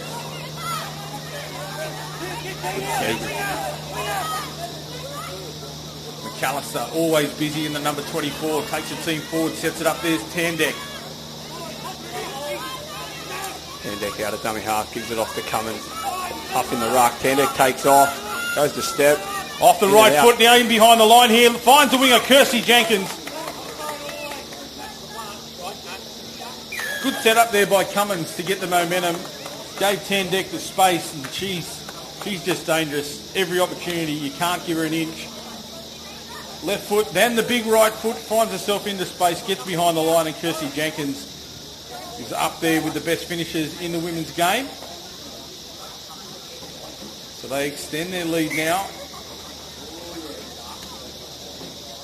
Once again, Deakin there on the roll in that middle third, as you mentioned. Cummins with a double hard drive in and gave Tandek the space. And there's, I think it's Davis taking it forward for the Deakin outfit. There's Beck Beath again. She'll look to have a track. One goes to ground. Beath always working hard. Oh, geez, that's costly. Here's a good example of humidity here at the moment, Adam. Very warm out on the stadium. There's Beath. I think that could have been a little drop ball too, but that one, get away with that one. Dimpner Smith. Oh, nice dive over. Referee going to call there. The toucher on the outside didn't make it, but the one coming across, I think it might be West. Got there in time.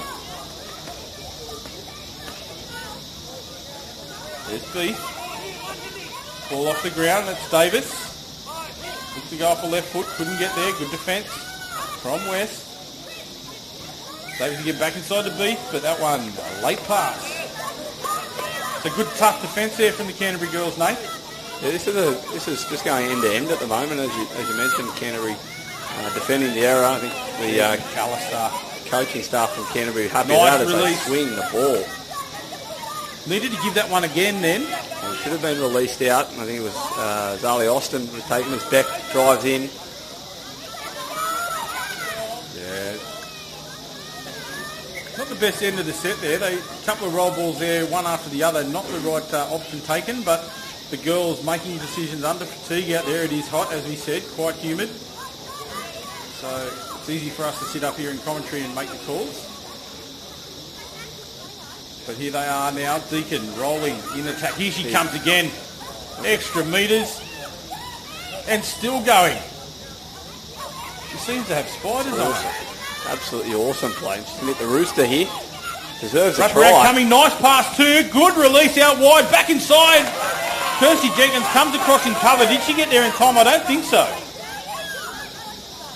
What the referees are going to say?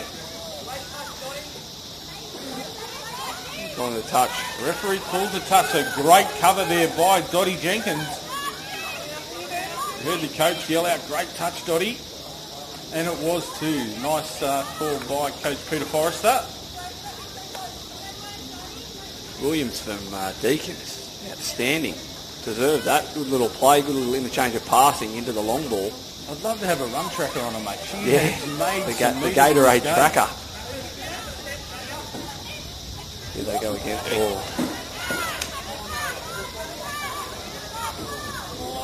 Deakin here, good opportunity. They deserve another one. Here she is, good release, well held up. The timing of that pass was perfect. I'm loving Jacinta Williams here for the Deakin Thunder. She goes off for a well-earned break. I can't wait for her to come back on, mate. Yeah, she's been electric. Absolutely electric here, and it's been Deakin's best. As they send in with Wilson with the sweep, long ball. Great skills on display here from the Deakin girls. Just not able to crack the line, but they're really putting it out there. Georgia Smith gets that one away. They're back to the left. Big dive. Gets that one down. That's a just reward. I think it might have been number 9, Sarah Porter. Hopefully I'll get a look at the number here. Because that deserves a call. No, it's Elise Wilson. Yeah, good pick up, Nathan. Number 5, Elise Wilson. Off the right foot. Beautiful dive. Back inside. But on the back of the meters from Jacinta Williams, great setup again. Moved the ball to the left, got some space and a nice individual effort there from Elise. It was just rewards. They've been doing well, as you said, and showing some great skill, the Deakin girls. And as Canterbury go on the attack, they'll be looking to hold out. Tandeck to Law. Law gets it back inside to Tandeck now. Law shifts it out wide to number 8.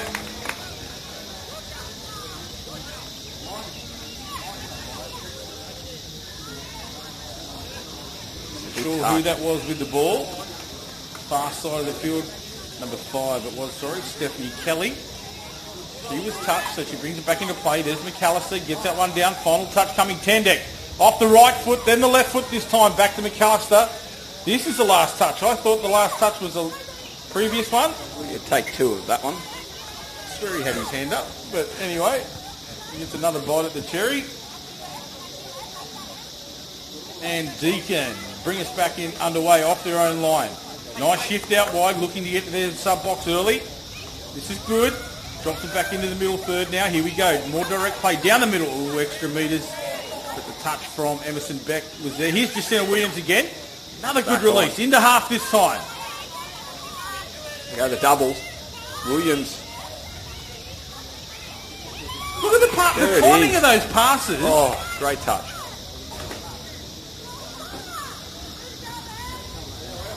The skill is incredible. Absolutely incredible. I'm blown away. It's several plays in that there was just timing. It was all about holding the pass back to slipping it away. Little short passing from Jacinta Williams. Oh, the precision of a surgeon, Adam. The Jacinta Williams fan club, number 1 member here in the commentary position. I'll buy the number 2 membership as well. There's Tandeck. She's always dangerous. Gets away from the first defender. Turns Williams around this time. She needs to work hard here, Jacinta. Can't get across in cover. But she's done all the work down the other end of the field. Fatigue. Claire Tandeck. Too smart. And just exploits that. Tired defender. And Canterbury cross the strike once again. So a blemish for Jacinta, but I'm still a massive fan. As Deakin back on the attack now. This is good. She came down on the ball there. Hopefully a little bit harsh. Okay. On his Hornsby, I think. And that one. Madison Hickey it was. There she is with the ball again. You can see McVicker. Rachel McVicker pulling the strings. A puppet master out there in number 11, directing traffic. Here she goes from half. She's got quick feet. Good hands off the ground. Offside player there. What's Johnny going to say? The cover coming across got her in time. Charlie Austin with a good touch. Yeah, the inside player, Andy Law, was called off. But it was a nice dive there from Elise Wilson. She's dangerous on the sweep. Here she goes again. And McVicker gets it to Wilson. Wilson, this time off the left, gets a short ball away. But another penalty for not going forward. 3 in a row.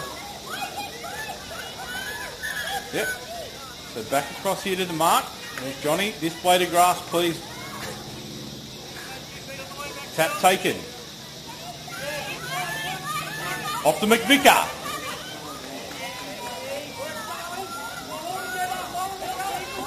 Wilson to McVicker. Dangerous. That's Madison Hickey. There she is again. Wow. At least Wilson On that sweep again, Adam. danger signs there every time she has the ball in hand.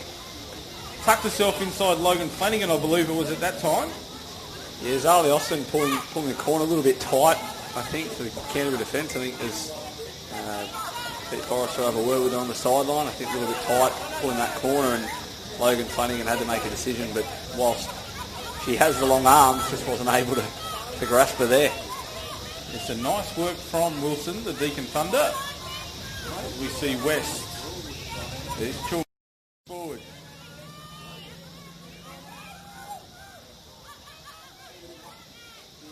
The second phase is on there for Flanagan.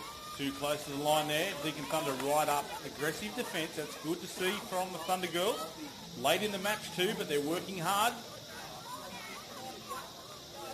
Good meters again. Release that pass. Back on the inside. No, doesn't give it. Good defence from Kirsty Jenkins there. Chung up over the line. That's a good release. Quick hands again needed. No, gets that one down. Looks for the next phase. Slow roll the ball. Gives the Canterbury team time to regroup.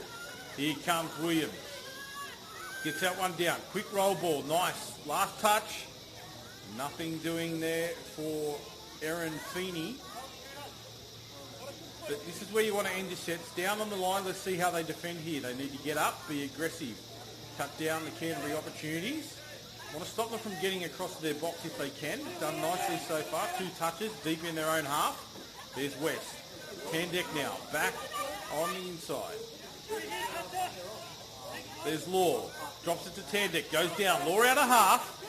Comes back to the left-hand side. Good work here from the Canterbury outfit. Law. They're over the halfway line. Attacking position. Quick hands from Tandek. And a penalty. Referee blows the penalty for offside. That was the last touch too. Costly penalty for the Deakin Thunder outfit. Law and Tandek working in the middle now. Let's see what they can do. Tandek. Buck the Law off the ground. Nice touch. Good touch. Kristen Corrie. Diving touch there for the Deakin Thunder. Great touch on Andy Law. Tandek. Back to Law.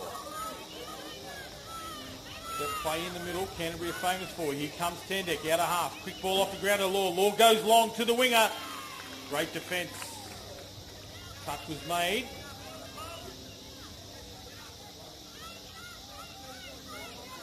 Law and Tandek again. Back into the middle. This time dropped off to Shayla Broughton. Back to Law. Law to Tandek on the inside. Good cover coming across from Kirsten Corrie once again. And a turnover for the Deakin Thunder.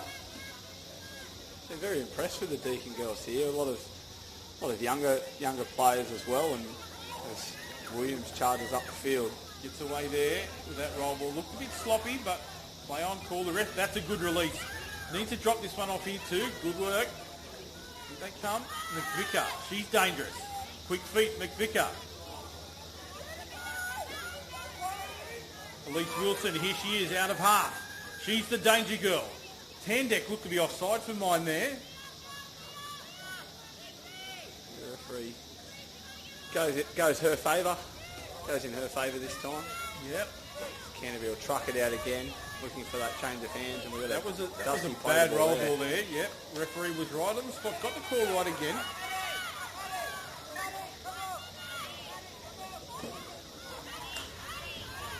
Lauren McAllister does things at pace all of the time and sometimes just loses control there. That one she was claiming that the defender got in the ruck, but the referee just said it was your lack of control. So there's Wilson with the ball. McVicker now. Wilson. What can she do this time? Goes for the dive back on the inside. The toucher coming up off the line got her, but the referee said you were offside. It's Chum.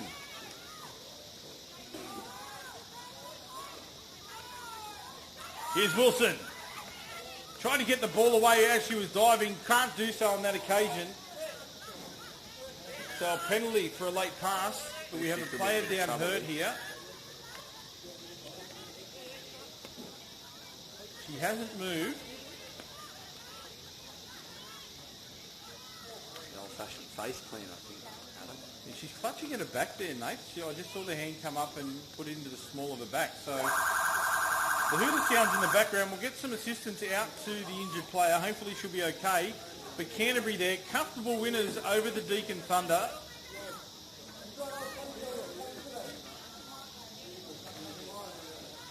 Interesting to see if they take the tap here or if they just tap and drop the ball. That concludes that round of matches. We have 5 minutes. Yeah, under the letter of the law, you have to take the tap, but then she's dropped the ball, so nicely played there. You see Johnny, the referee, walk up and say, this is what you probably should do. And they took the advice. And, yeah, Canterbury, comfortable winners over there. A very gallant Deakin Thunder. Not 100% certain what the score was. Unfortunately, as I said, a bit of a malfunction on our scoreboard here at the venue. But, mate, we expected Canterbury to dominate there, but the Deakin Thunder girls, they really took it to them. Yeah, they've definitely shown some improvement. Obviously, they missed out on the Borden Cup this year with the COVID situation. But, yeah, I think they'll gain plenty from that. It was a good fighting performance, and I think definitely the highlight is Jacinta Williams grabbing a couple of new fans up here in the grandstand. Absolutely. I might go down and get an autograph later on. So, well done to the Canterbury outfit and also to Deakin for a great performance. Our next game will come to you in about 4 minutes' time. And I can see the young lady down there that was injured. She's receiving assistance on the field. Hopefully she'll be okay. So we look forward to bringing you our next match, which will be Hills taking on Manly, I believe. So we'll bring that to you when it commences in a couple of minutes' time.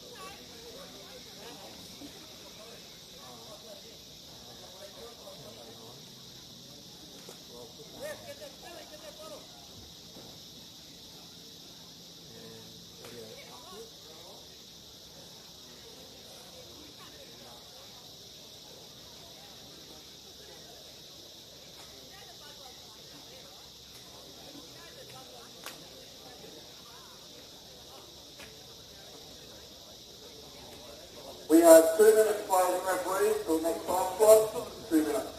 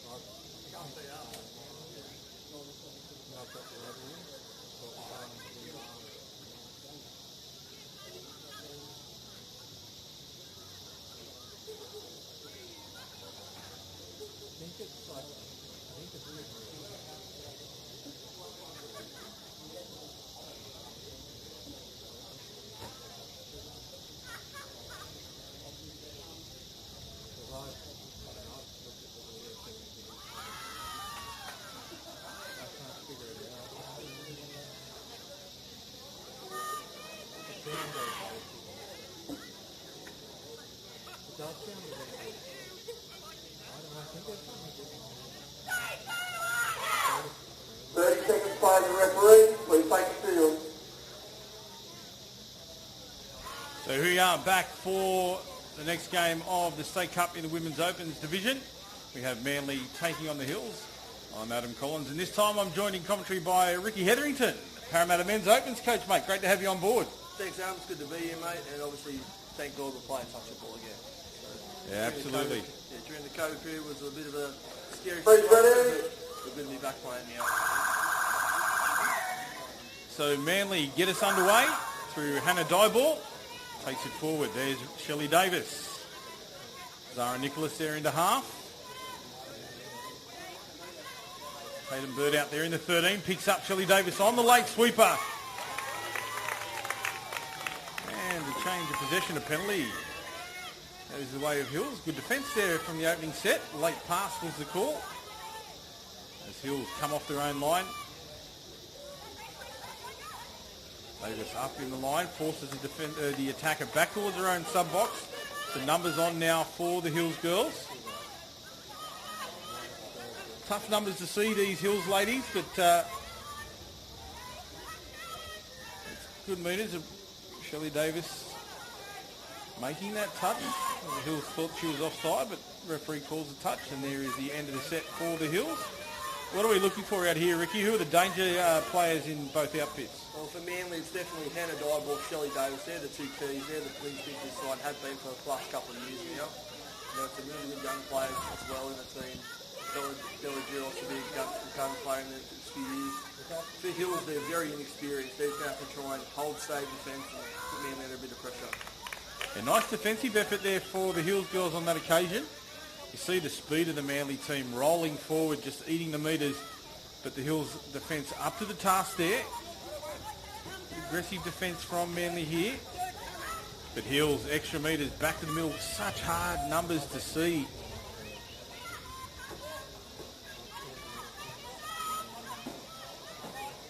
I think that's Mackenzie Davis out of half there. Good speed from Davis, back inside, gets the ball away. And a nice touch. You heard the call from the sub-box there. Nice running, girls, and that is 100% correct. Awesome foot speed. This has been Manly's linchpin in the last couple of years. They just drive right to the sub-box, and they'll come sweeping on you with fresh legs, looking to get a nice cleaned up at the back end, and something to get out of half. Here they go. They get the roll on now. Thought they were offside, overplayed it a little bit. Taylor Clifford there. Thought she had a penalty, but didn't go her way. Nice ball, hits the link. Zara Nicholas. Foot speed from Nicholas. She knows how to finish. Beautiful hole running there from Nicholas. Too fast, too good, and opens the scoring for the Manly team. Lovely ball there from Nikki Kennedy. She just got out of half, nice straight line, had the Hills defence backpedaling and just picked Nicholas running the great hole. Yeah, Nikki Kennedy certainly knows the game. Plenty of experience in this Manly outfit. The combinations that they set have been years in the making. They have, but this year they've got a few young kids in their team as well. Maddie McGrath, Macy Carruthers, really young kids, only about 18 years old, so really complement the older girls in the side a lot better. Absolutely.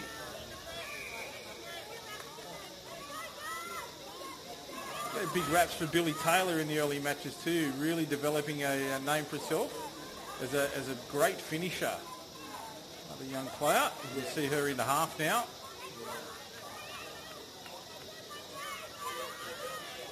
High ball, Davis to Clifford.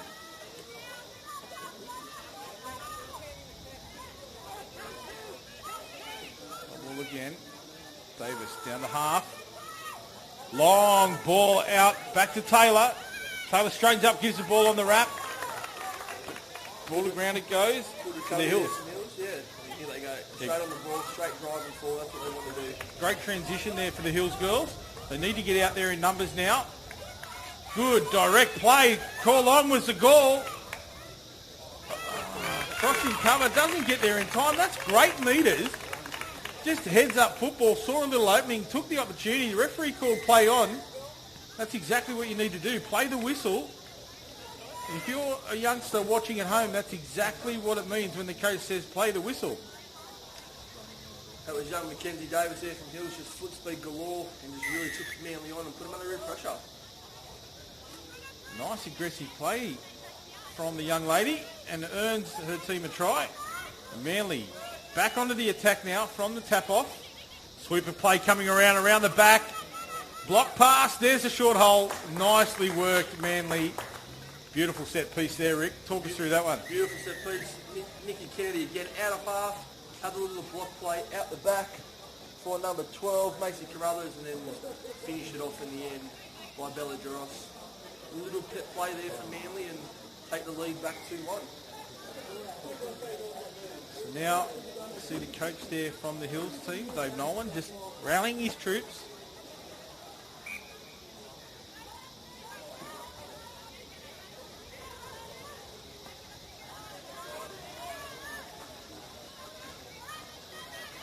The Hills back on the attack there.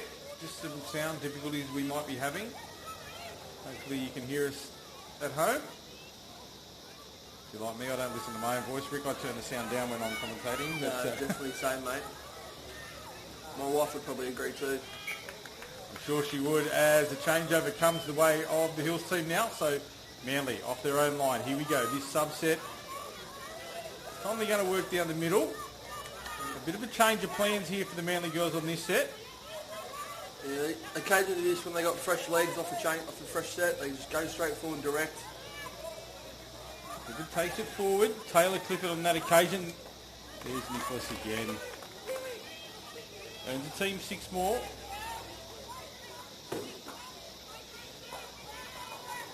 Sarah Peaty, also an experienced player. The best in the business, Sarah. We see some fresh legs onto the field now. Puts that one back to Hannah Dyball. Dyball. Nicholas into half. There's Dyball. Nicholas and Dyball. Combination. Lethal. That one bounces up off the chest of Tatum Bird. She regathers in time. The referee on the sideline here was calling a touch on the juggle, so that's correct call. On-field referee was going to call play on, but the sideline referee just gave him the nod there. When she made that initial contact, she was then touched, even though she didn't have the ball in hand. When she regained it, that touch counts. She maintained possession. As we see, Dyball back on the attack and slipping over. Shelley Davis. Shelley Davis. She needs the bigger studs. The groundskeeper was telling me yesterday, Rick, that the grass is a bit thicker than he would have liked. He wasn't able to get onto it and mow it because of the rain this week. And then the sign riders got on with their paint before he could mow the grass. So yeah, I heard that yesterday from Kerry Lewis, the guy who keeps all the grounds here beautifully for us. And it's a little bit long on Stadium and Field 1 here, but still a beautiful looking service and lovely to play on. Yeah, Kerry, one of the best in the business of groundsmen here, works tirelessly to get this event looking as pristine as it does. We see the Manly team, a little bit of interplay around that middle as they get the replacement players on. They'll regroup now. Macy Carruthers. Half goes, short ball. Good defence there from Jade Costello. Shuts that one down, and the referee gets us back underway now with the Hills. There's Billy Taylor up making that touch. Good meters here. She needs to get somebody into half, but that's good work. Nikki Kennedy smothers her up. Oh, the number 10 for Manly was way offside there. Got up outside the referee's line of sight. Gets away with it. Nice drive there from number 2, Talara Bamblett. For the Hills team, here she is again. Looking for someone to come back inside Bamblett, but doesn't get it. Earns the team a penalty. Steph Mayella, they're just short of the line there from the referee, and Hills get a fresh set. Let's see what they can offer here. So again, I don't know that is Bamblett. I'm calling her. Just looking at the numbers here. Yeah, it is Talara Bamblett. So you got that one right.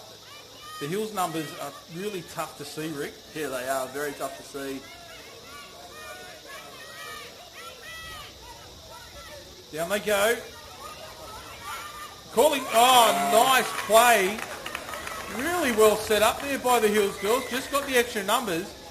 And again, straight hole running from that link player, diving over. Beautiful work by the Hills girls. Love to do a sweeper play there from Hills, and that lady just called Tyler Bamblett is running a beautiful line, straight down the link line. They're sucking in the big ones too. Talara, she did plenty of work in that set.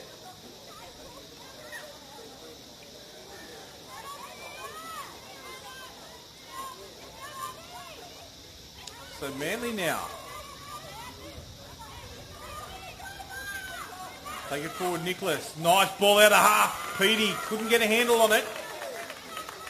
Sweeper play, created an extra number there, and it looks like Sophie Williams from Hills just got up on the short side out of Petey's blind spot and just snuffed it out nice and easy. Now Manly looking to really press up here, and Billy Taylor comes in hard to shut that one down. Gives away a penalty, but had to make it. Hills really lifting here late in the game. 14 minutes remaining. Good meters again. That time Madison Regan takes it forward. Here she is out of half. Regan goes short. Hits it down half. Regan, short ball off the ground. Referee's going to call a penalty there. The Manly players called offside, I believe. Tough call when you're only a metre out. yeah, very tough call there, but the referees, they're always right. You can't argue with them, so Manly just get on with the job here and defend here. Absolutely, mate. They didn't argue at all. They just got on with it. And the Hills, another full set of 6 on the line. You can see the referee telling the Manly girls to go forward. They are responding. They're back on side now. Who are we looking for here, Rick? Jake Costello's got to get in the game. She's a very talented player, and Maddie Regan out of half is a very talented Nice player. here. Extra numbers. Good shutdown from the winger. Quick release again. They have to go to the short side. She does so. Gets through the line, but beautiful touch, Petey. Sarah Petey, just experience plus there, making a huge touch. Might have pulled an injury there too, mate. Just saw her trying to flex that right arm. But that was desperate measures called for, and she was up to the task. Yes, definitely, mate. As long as she's not grabbing a knee, I'm pretty sure everyone at Manly Touch will be very thankful. She had a few knee problems throughout her career. As long as that's okay, she'll be right going forward. Yeah, one of the best in the business, Sarah Petey. Been outstanding for a long time for Manly, New South Wales and Australia. It's always good to see. No injuries. Here's Davis out of half. Turns it back to the short side. Beautiful ball. Number 10, Bella Geros. Just held a line perfectly. Davis did all the hard yards, put it into space.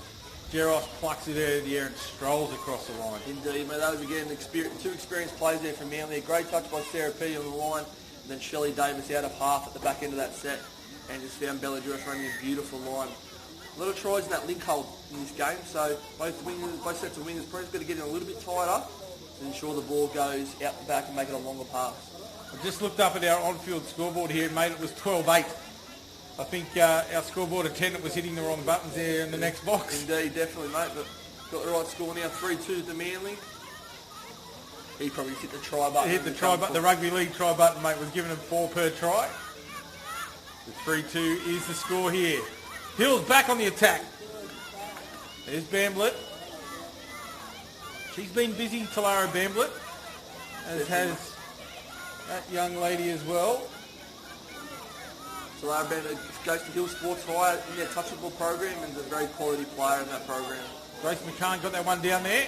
Now the half goes across, looking for support. Can she find somebody? No, doesn't get there in time, but the referees here might have an obstruction call. Yep. Manly players not quite sure who it was, but the referee will blow the whistle to give a penalty to the Hills team. Always a tough call in traffic like that, whether obstruction is made, but the referee was right on the spot. Yeah, indeed, mate. But here we go, Hills again, another set of 6. And Mackenzie Davis is out there. There she's in half. Picks up Bamblett on the wrap. Bamblett gets on the outside, lets a short ball go in time. Manly thought it could have been late, but the referee was right on the spot. A good call there. Manly really pushing up hard here, trying to get out to that 7-metre line, which makes life a bit easy for the defenders. Yeah, it makes it tough too, that inexperience there when the pressure comes from a fast-moving Manly defence. You can see there an opportunity wasted for the Hills. They were made to really think there and couldn't find a way through that tough defensive line for Manly. Yeah, Shelley Davis, Steph Mayolo in the middle there, two Australian representatives in women's opens and mixed open, just led the way there and got really up aggressively on the young Hills team and put them under real pressure. But Hills returning the favour now, getting up out of the line. That's good defence from the Hills girls. Clifford takes it into the line, picked up out of half. She goes, gets a touch made. And a penalty for not returning the ball to the mark quickly. Go, Hills, here. Yep. Play on. Good metres. 3 metres there. 10 made. Yeah, nice for the Hills team. Back to back. Good penetration down that middle third of the field. Important to go direct here, Rick. Take the space that Manly are giving up on this occasion. Yeah, as soon as you can get to that line, the easier it's going to be to attack. Here we go, Hill setting up again. Maggie O'Reilly out of half. Need to come back the short side then. Both players out here were offside, but we'll get 6 more. Yeah, 6 more there. So Manly did well there. They sucked right back to their line, made the dump very close to the line. It's a bit hard to attack from 2 metres out. You want to dump right on that 7 metre line really. You don't want to get too close and you don't want to be too far out. The Hills have to get on and own the 7 metre line, as we would say. Macy Carruthers and Brittany Clifford working hard in the middle there. Taylor Clifford coming in now, getting outside. Long ball. Probably need to go short there, put the ball through hands. Again, that link up was wide open. Oh, intercept attempted. I think it's first off Manly though, so Taylor Clifford looking to take the intercept there and fortunately 6 more tackles. And Taylor takes that one. She probably goes the length too, so... Actually, Brittany Clifford, sorry. They look very similar to the sisters, so it's sometimes confusing to get them. Both of them with plenty of speed, so it would have been good night, Irene. And the link player goes to the line. But great defence coming across in cover. I think it was Kennedy. Yeah, Nikki Kennedy there again, experience. Hills look to regroup. There's a bit of confusion around the half. Sends back inside, good defence. Clifford up out of the line there. Back to the short side, gets that one away. Space opens up. No touch call, a beautiful call there. Brittany Clifford calling no touch and the referee awards that one. So that's a great call from Clifford, but nice work on the setup. And then the heads up touch football saw the little hole and just went for it. Sometimes the best players touch all are the ones that are heads up. And they just like to play what's in front of them, those set pieces. So very good work there from the Hills team. And Dave Nolan and Mel Mitchell got this Hills team right up for this game. And 3-3 with just over 7 to go. 7.5 remaining, 3-3. The Hills really taking it to this fancied Manly team. You see Petey out of half. Juggles that one, gets a penalty. Yeah, through it. Try to get a quick pass there. Go on the offside position, just got in the way. Always a penalty. So there she is in the half position. Petey, ball off the ground, nice delivery. Bella Geros working with Petey there. See Zara Nicholas tucked away over here in the link position, just waiting for the chance to strike. Shelley Davis dictating the tempo here. For the quickie here. Back to Petey. Petey long ball out to the winger. Beautiful try. All the setup play done in the middle, but the rewards earned on the edges. Davis. I'd love to know in the history of this team how many times that's been called. From Sarah Petey, Davis on the end. And into Rogers in the corner. That's it. Beautiful work. Sam Rogers, the premier winger probably in the Women's Opens division. She's a quality finisher and she's really played the entire game on that far wing too. Yeah, best in the business, Sammy Rogers. As we see the Hills now trail 4-3, but they've been taking it to Manly all day. Nothing's really phased them or daunted them. That was forward. Definitely forward, that one. Manly just really pushed off the line, not letting Hills get anywhere close to the line. Last touch, nothing on, and here she goes through the line. Bamblick gets it away, but no, the referee's calling it back for the touch. Wasn't sure what was happening there. Bamblick really looked convinced that she was away. Well, Bamblick was playing the whistle and got a late whistle there from the referee, but Manly again, here they go, change over. off their line. Looking to go to their sub box now to get those fresh legs on. Slow play the ball. Rogers will take it forward. Half into position now. Clifford. Petey out of half. Gets it knocked down. An offside call. The greater infringement was the offside, so we'll get a penalty now. 12 metres into Hills territory. Nicholas to Petey. Petey looked to go back inside. There's Nicholas again. Large. They cut Nicholas out. Back inside. Billy Taylor flicks it back into the middle, into the link. Clifford. There's Nikki Kennedy. She's dangerous close to the line. Clip. Sarah Nicholas there just tries to tuck a little body in. Can't get through the line. Good defence on that occasion from the Hills girls. Yeah, very good defence there. Nice and tight. Making Manly throw that long ball. Their wingers are getting in now. So link hole is not available, which is good defence from Hills this time. Yeah, they're going to try and get out of trouble here. Hills. Oh, nice little flick pass there. Got themselves out of trouble. And Manly trying to press in the midfield here to really take metres off them. Just a tick over 4 minutes remaining. They trail 4-3. The Hills girls on the attack into the territory now of the Manly team. You can see Nicholas up out of the line. Petey makes those two touches in the middle. Be the last opportunity. She'll just run it across to the Manly sideline. Sets up a good play here for the Manly girls on transition.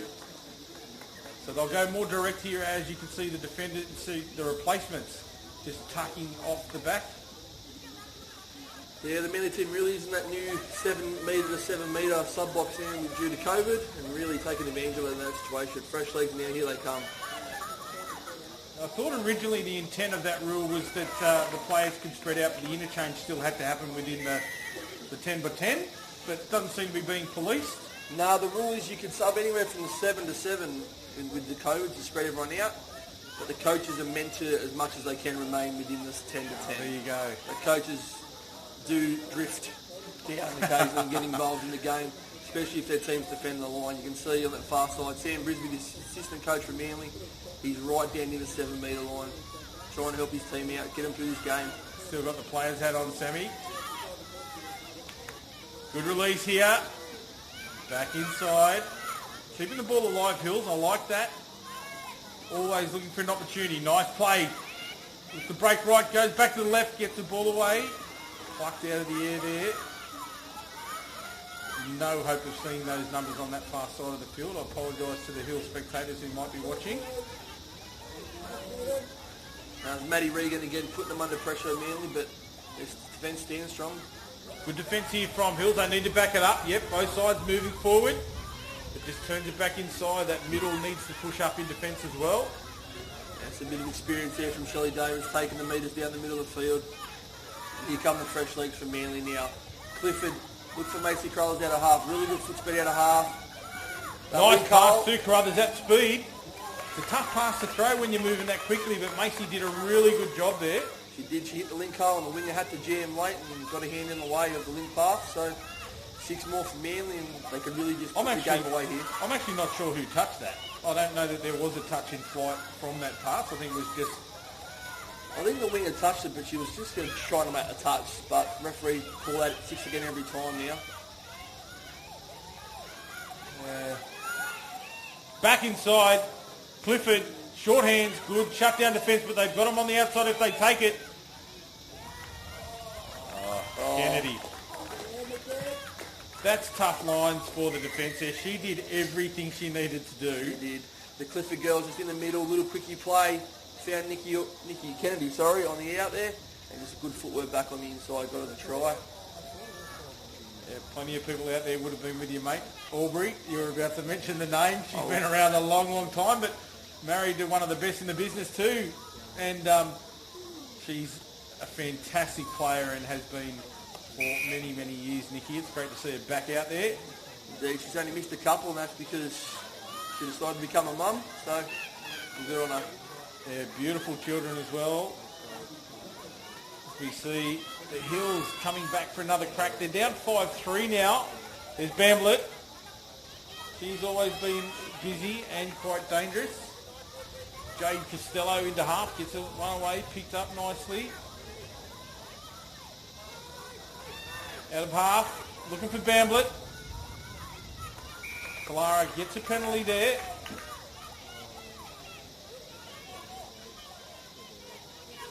Grace McCann with the ball now. Nice pass back inside to Grace. She gets it down. Good acting half position here. But no. Turns it back on the inside. Probably need to break short then. Pressure up off the line now. Quick release. Bamblett, dangerous. They've got extras. She needed to release that pass. Yeah, it was good defence though from Manly. They got outside the 7, and so when they made the touch about 9 out, they only had to get just short of the line, which made the dive over impossible to happen. Yeah, so there we go, Rick. The final score, Manly 5, the Hills 3. The Hills girls shouldn't be disappointed there. They really stood up against a very good opponent in Manly. No, they definitely. I think Hills might take a bit more out of that game than Manly definitely in that game. So Hills, the young girls, are probably average age now of about 20 at best, and they'll take a lot of experience out of that game. And Manly probably just take the win and move on to the next game.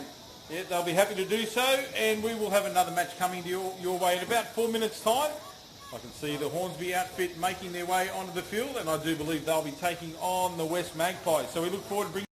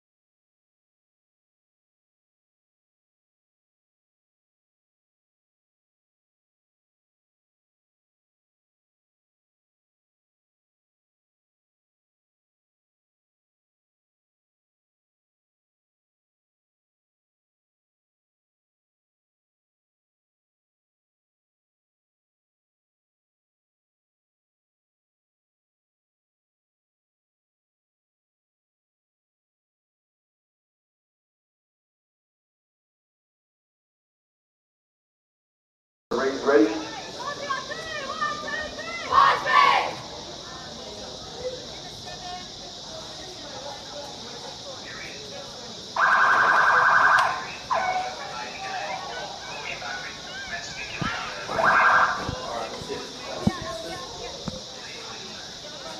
So we are set to get underway here in the Women's Opens match between the Western Suburbs Magpies and the Hornsby Lions. Hornsby to take the tap off.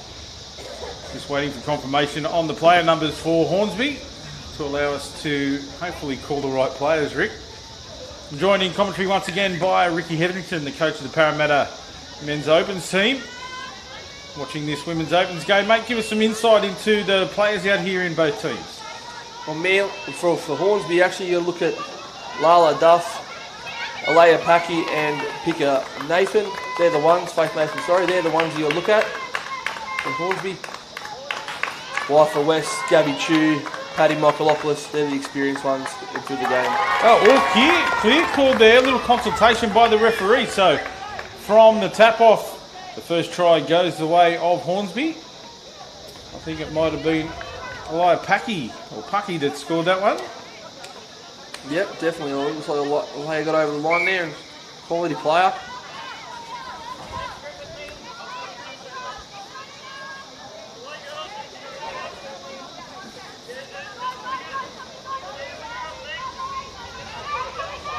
So West on the attack now. Ooh. Touch was called. A bit of confusion there. I saw the referee give the all clear sign. And yeah, I think Liv Steer just came from the open side to save Hornsby there. So West back on the attack. Long bomb out to the right-hand winger who takes that one nicely. Dives over to score. Rebecca Katcher gets that one, but a beautiful long pass. Yeah, beautiful long pass there from Callie McDonald. Little 4-on-3 play and left to right, and not a lot of players can actually throw that big long bomb left to right. Even in the men's game, it's a hard one to throw. So good pass there from Callie McDonald. And the way it was started, it could be a very high-scoring game here at the moment. Yeah, 1-1 here. Scoreboard attendant has it up at 4-4 again, mate. He's using that wrong button.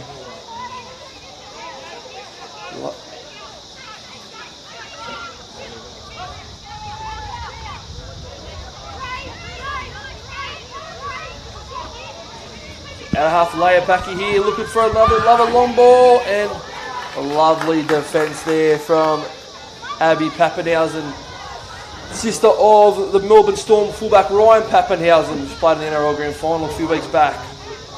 So here they are, Hornsby again, Leia Paki trying to set up a play here. Down the short side again. Abby Pap again saves the day.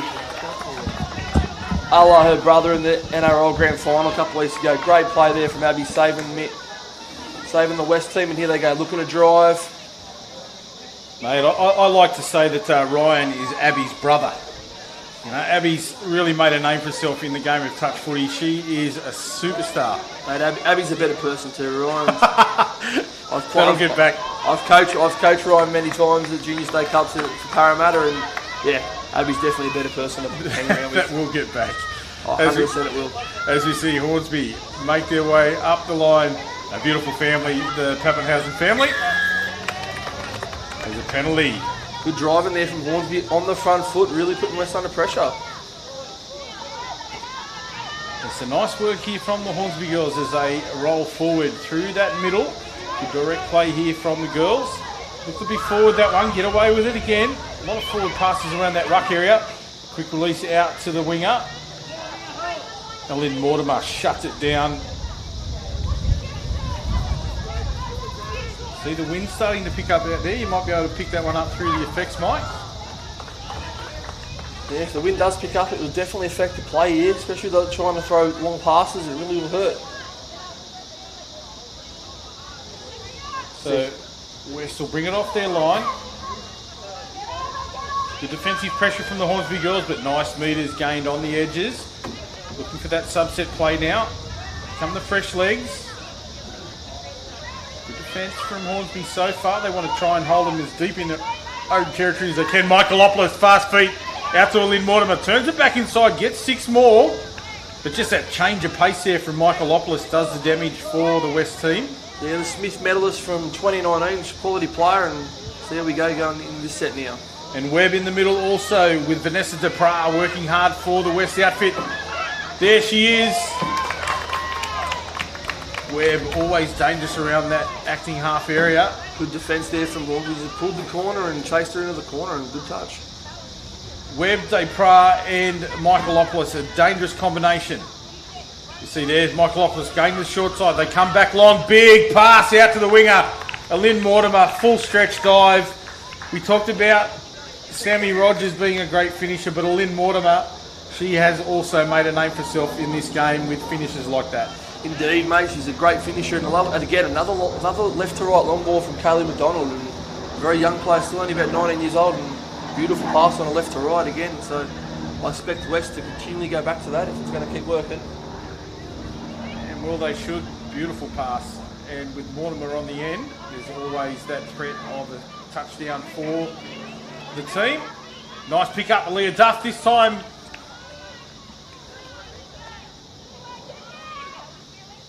Regan Stevens not able to get across the line, but nice play there. She is pucky. Short ball. And 6 touch called by referee Salisbury. The weak whistle.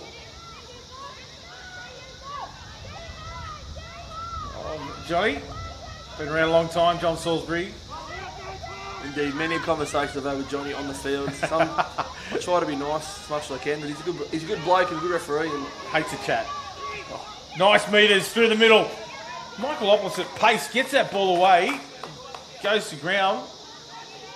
So a changeover here. Good defence from Hornsby, but enterprising attack by the West Magpies, really chancing their arm there. Yeah, just that turn of speed from Michaelopoulos out of half. Just that first 3 steps really took off and really had Hornsby under a bit of pressure there. Nice moves here from Hornsby. Holds it up. Probably should have given it on the second pump. You're going to give a penalty away here. I'm not sure. Oh, head high. Head high.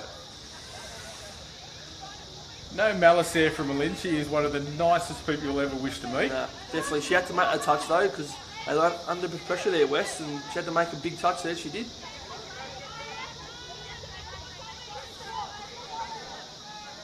Kiala Duff with the ball in hand there. She's dangerous. Out of half, here she goes. Duff looks up, goes.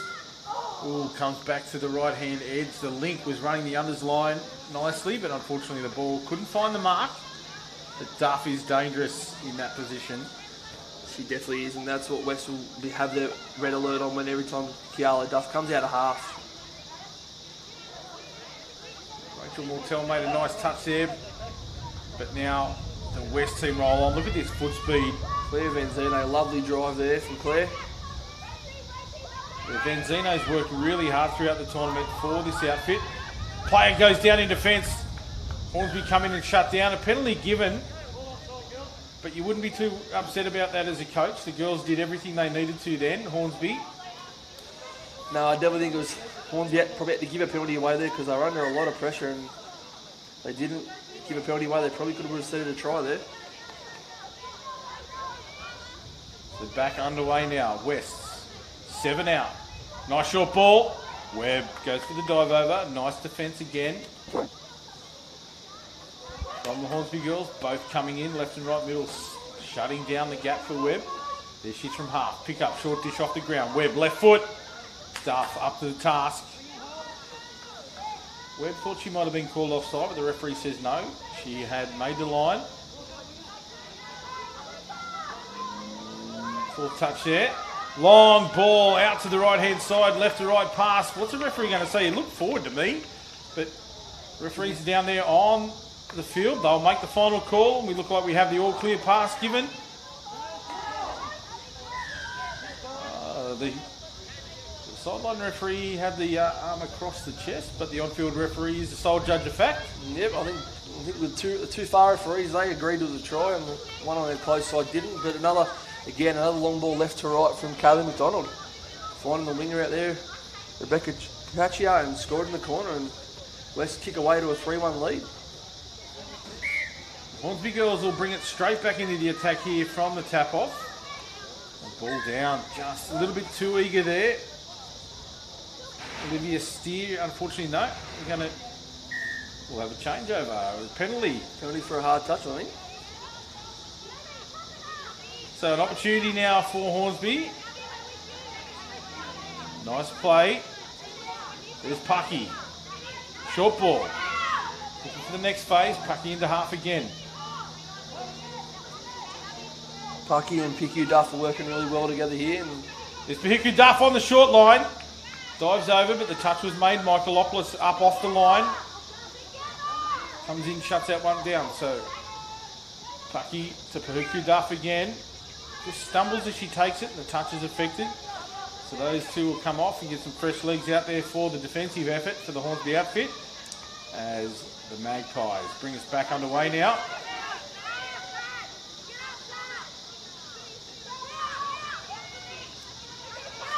Over towards their own sub-box. Here come the replacement players.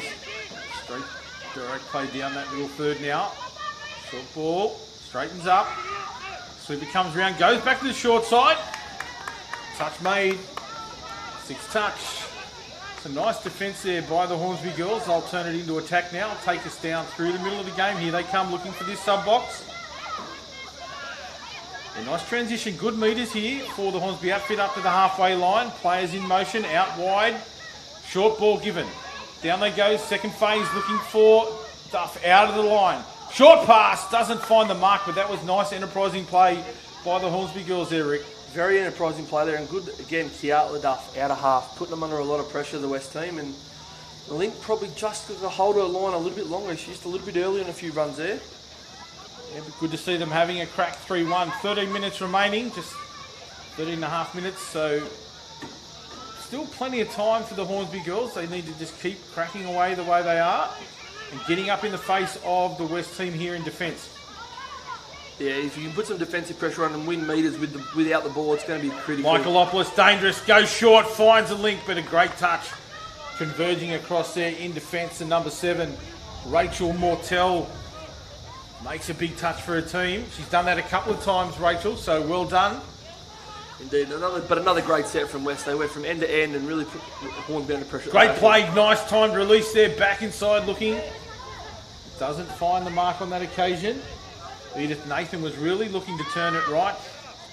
Couldn't get it away. Here she is again, Edith into half. Working hard for her team, taking the metres.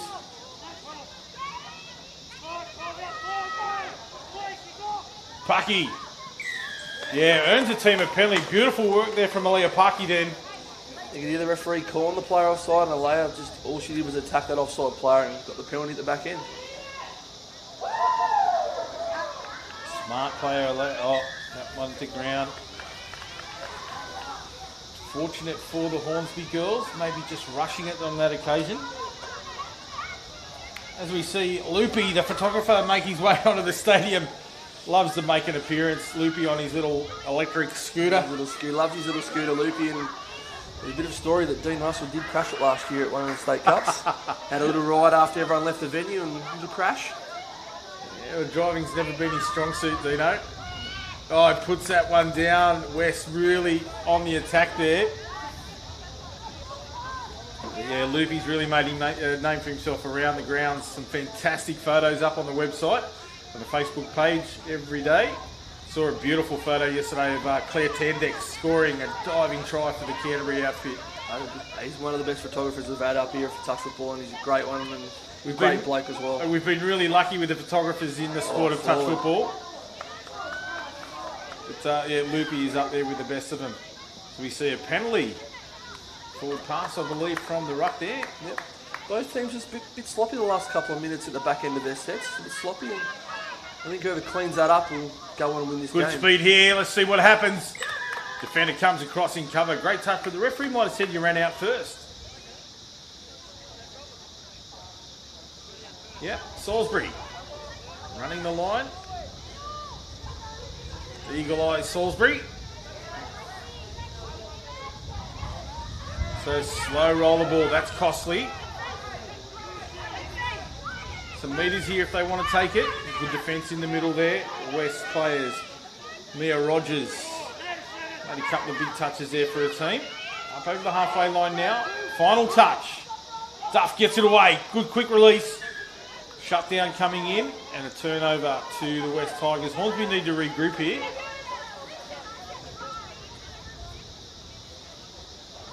Geez, if West could have turned that over a bit quickly, Hornsby were in all sorts defensively, but... Oh, the referee goes down. Hey, Salisbury, it's not a place to lay down, mate. He calls a halt to the game because he fell over. Took down one of the players too. I'm not sure if the player might have tripped him, but they both hit the deck. So here we go, West on the attack now, and I think we'll be looking at Callie McDonald involved again. Here she goes out of half. Play on, advantage, referee scored play on. Yeah, nicely done. Referee called play on there. The Hornsby players had stopped originally.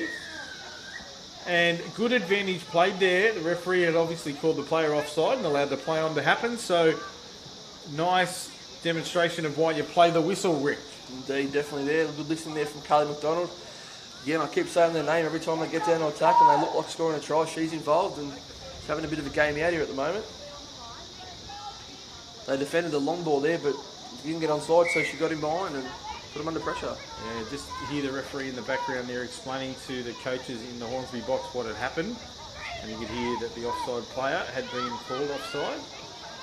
And hence the play on, and we looked to go back inside, but there were no runners. They have a little conversation, but it's all too late, ladies. They're good having a committee meeting after the ball has already gone. Yeah, Hornsby the last sort of 5 or 10 minutes just a bit sloppy when they've got the ball and West taking full advantage of it.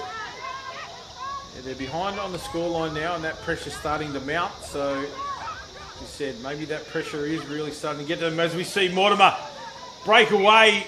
Michaelopoulos. But no, the referees have called them back. Interesting.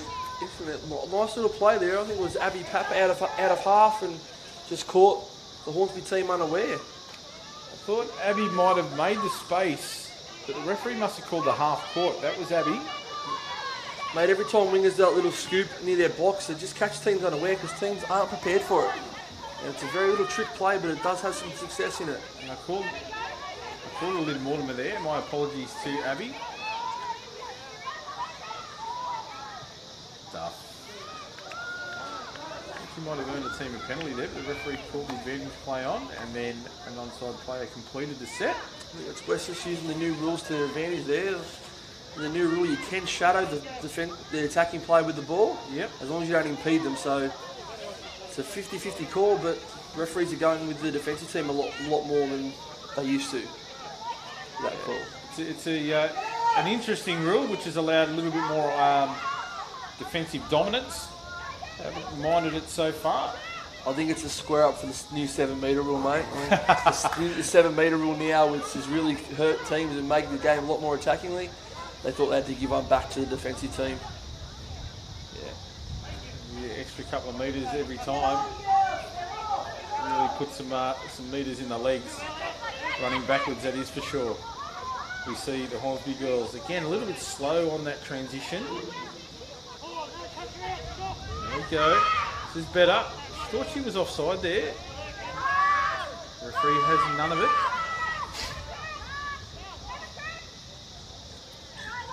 Just looking to move the ball. Sloppy pass. No damage. Again, West just playing the whistle. Hornsby not really there. Player was onside and just ran through the mark and no chance to attack at off that ruck. So the Hornsby girls really working hard in defence here. Trail 4-1, 6 minutes remaining. West on the attack again into Hornsby territory. Poor roll ball there. That's a sloppy roll ball. Very sloppy there from West. They got a cheap turnover just over halfway and they probably should have done a bit more of that. Uncharacteristic from Sian Filippo as well. She's been quite dangerous for the West outfit. Yeah, definitely. It's been a bit sloppy the last sort of couple of sets, West, and you can see very experienced coach Paul Sphere in the box just really barking the orders, wanting to just tighten this up. There's Duff. Alea Pucky. Duff got held up there. A little bit of a collision in the defensive traffic of the West outfit. So no hole for Duff to run into, and unfortunately Pucky's ball finds the ground. I've got to give a rap to Edith Nathan coming in and doing some pretty heavy metres for the Hornsby outfit. Number 14. She's taking a well-earned break, but she's doing plenty of work for Hornsby. It's one thing you can't buy, mate. You can't buy experience, and Edith has it. Yeah. She does the hard yards. We saw in the last game with Manly, the experience of their girls just come in the foot. And we're seeing the stages here today. Like here we go. Michael Lopez will be out of half here. Hornsby just back off though, so they couldn't get the good platform for Michael Lopez to scoop there. And I don't think Edith would mind me saying she's giving away plenty of years of experience. But mate, as you said, you can't buy it. And the way she reads the game, she still has some beautiful skills. Yeah, I think she's involved in coaching this team as well as at stages as well, on the field and off the field. So playing and coaching, very tough to do on the one team. So it's definitely been a good thing for Hornsby. Well, the Chargers roll on here. This is a really good set. They need to she probably need to tuck out and give that ball. This is good wheels here. Number 4, she's away. Great foot speed and a beautiful pass. Good steer. Olivia Steer, that was beautiful footwork. Just getting through the hole. We talk about experience, but the other thing you can't beat is pace. No, definitely not this game. Some people have it and some people don't. It's not one thing you can coach, and Liv Steer's got a bit of pace there, and she's took the West team on under pressure and gets one back and gives himself a sniff at the back end of this game. Yeah. So 4-2 now. West take the tap. It was Rachel Mortell that scored, so she deserves that. She's worked hard in defence for her team and gets one back on the scoreboard. 3 minutes remaining. Great touch. Comes in to shut that one down. Good defence here from Hornsby. If they can get a stop and get a good drive set, they might get themselves back in this game a bit easier.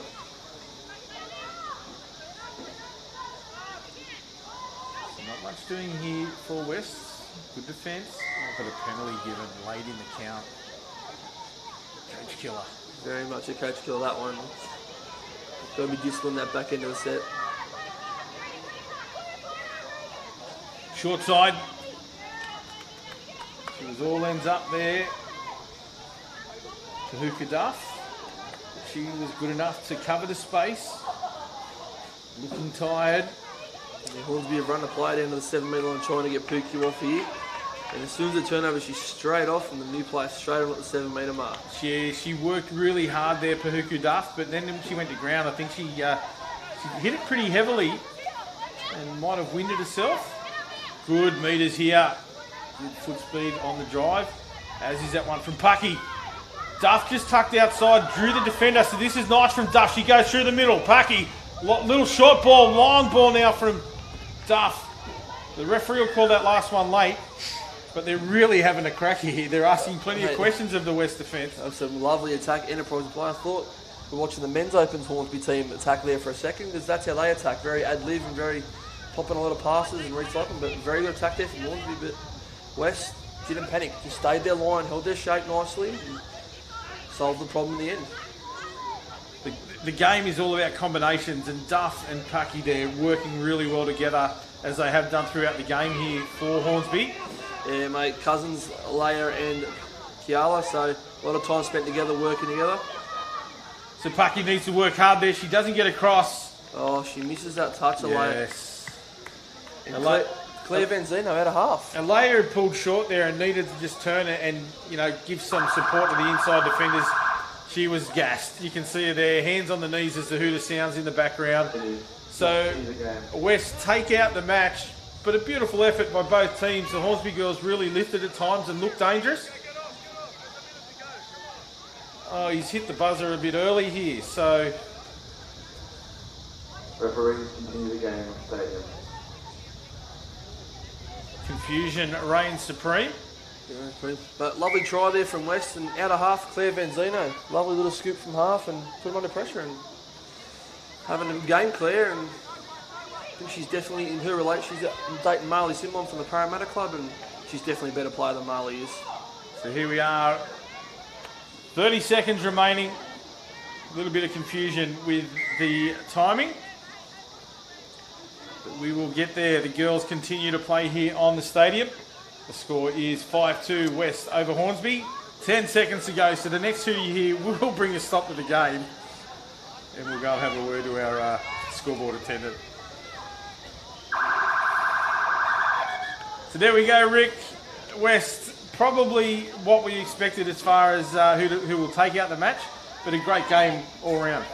Indeed, mate. West just dominated that middle period of the game and took control of it then, and didn't really let Hornsby back in the game after that. And Hornsby started strong and then sort of faded that middle period, and West really dominated and just took control. And strong performance from West, and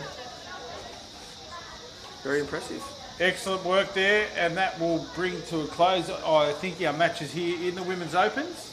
Well, there might be a delay now, a half-hour break, as we get ready for the men's division to roll into town. And we look forward to bringing you those matches here from Port Macquarie for the 2020 State Cup. Rick, thanks for joining me. Good luck with the boys this weekend. What's been happening in the men's division? Mate, as expected, men's division is going really good at the moment. Doyleson have come back off the COVID break, didn't get to play Voida Cup due to COVID, and they've dominated their pool so far, and Penrith are dominating the other pool at the moment.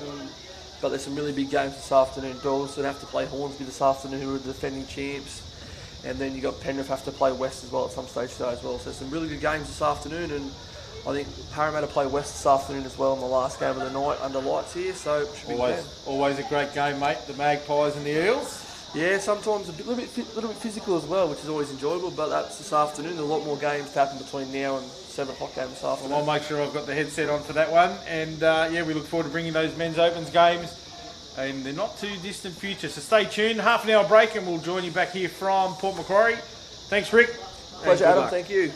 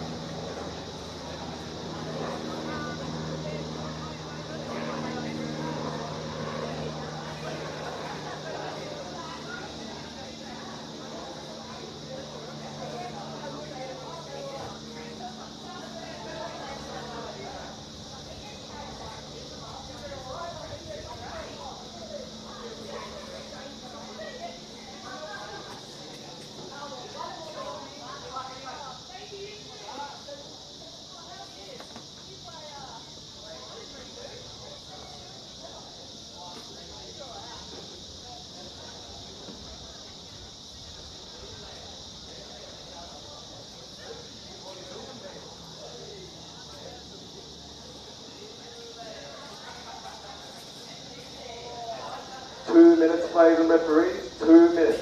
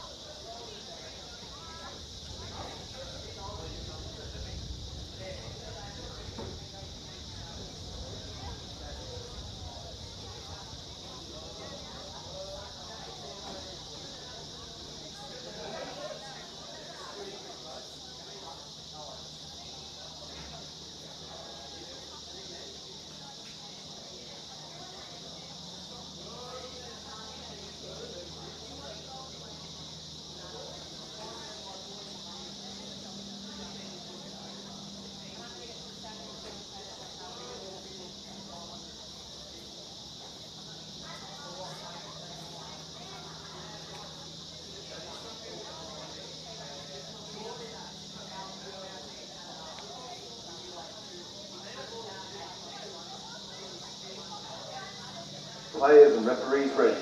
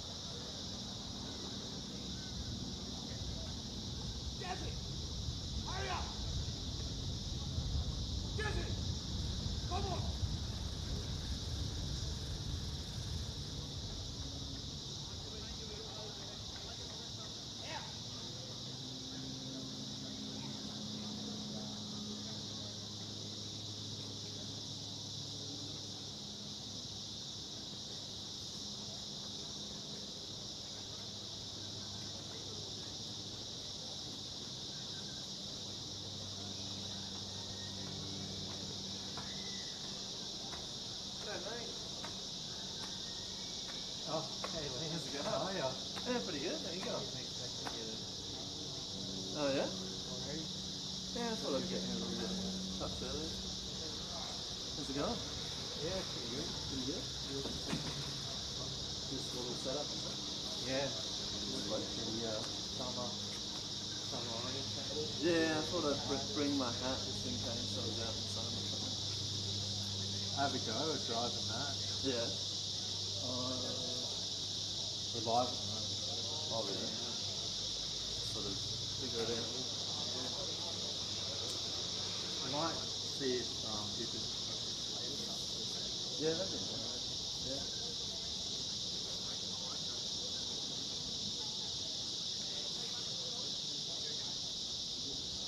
You sit down in this one, do you? Yeah, sit down there. I won't touch it yet. Just sit back. Sit down. Look at that screen. Yeah. And then just put your right hand up there. Oh, yeah. That's the lane. Yeah, cool. I like that. Oh, again. hey, Hugo. Hey, man. Can you put up a slate for a sec? Because we ain't got here. And this one, like, what's that?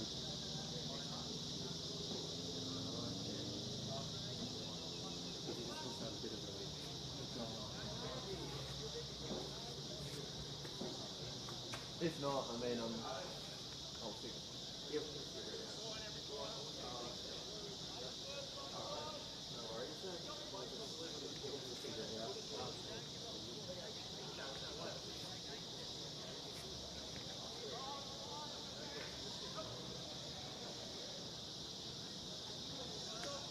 What do you think about tracking like some of the warm-ups?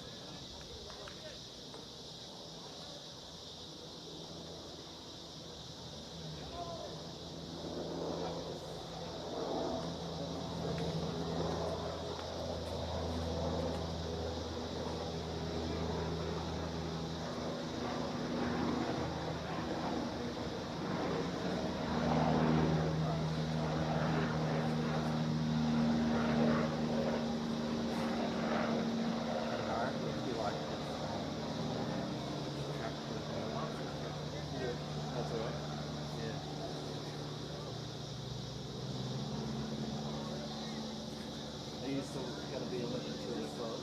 Yeah. Well, it's up to you. I'll if you want me to do the next game, and then you can just watch how I film it and shit. Yeah. Oh, sorry, the end.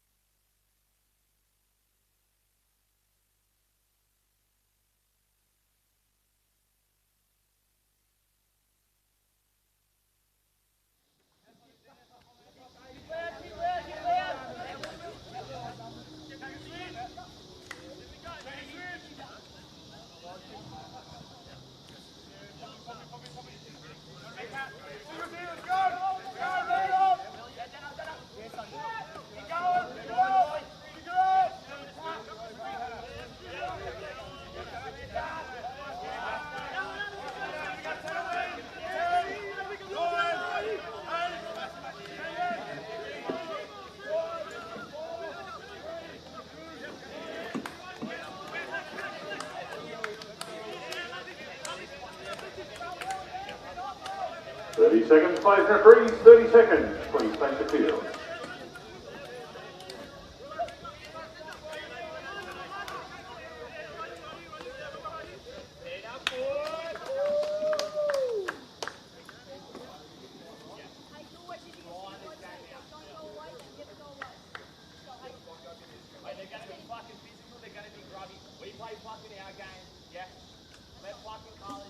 Players and referees ready?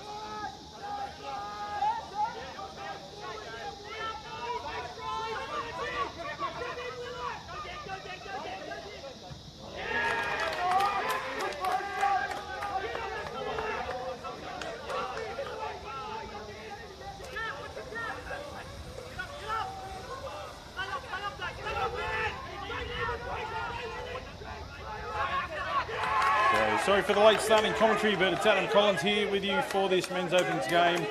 Doyleson and Canterbury, who are on the attack off their own line. So it should be a good game here, the first of our men's opens fixtures for the day. The COVID conditions for State Cup, the women's opens games have been completed. Now it's over to the men's for a long list of games for the rest of the day here on the stadium. No more breaks. So we will roll on until the end here with the men's open. So a transition here for Doyleson. They're known for their transition sets as we see them work their way to the line, but a penalty here against the attacking side. So no touch made, a voluntary roll ball against the Doyleson Dragons. And the old stager, Steve Roberts, for the Bulldogs will bring the ball back into the attack. Unmistakable blonde hair of Snowy Roberts.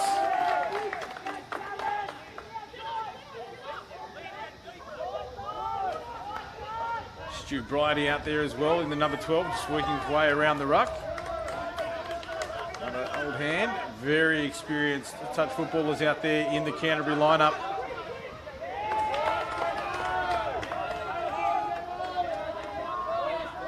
Sure who that is. I don't have a number 21 on my game sheet. My apologies. Some of the numbering here. Daniel Robinson into half. There's Roberts. Looking out wide on the left-hand side for Hall Parada.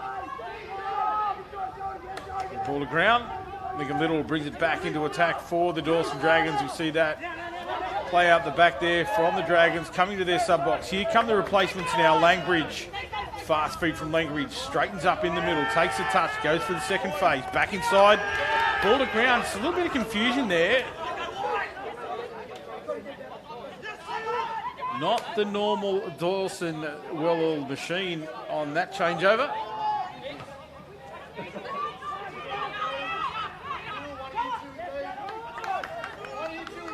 Another opportunity now for the Dragons.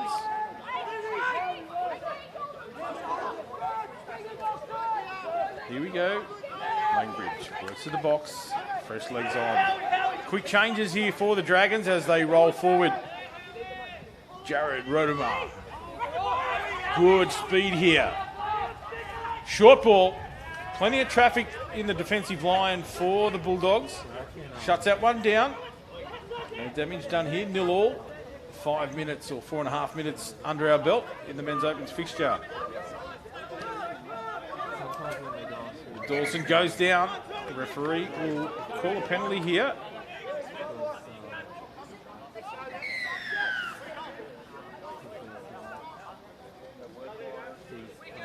Send them back across to the mark.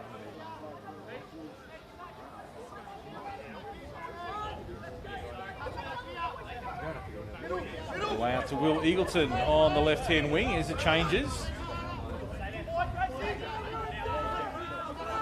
Luke Simmons taking the ball forward. Ball back into the middle. Lincoln Little. Simmons again into half.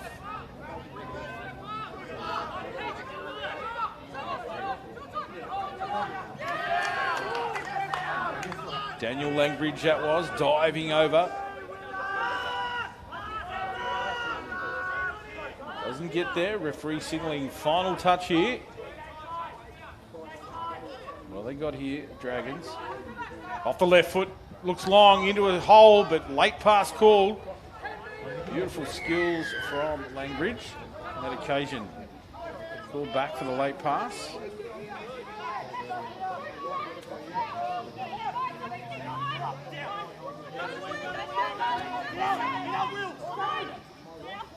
Canterbury on the attack now.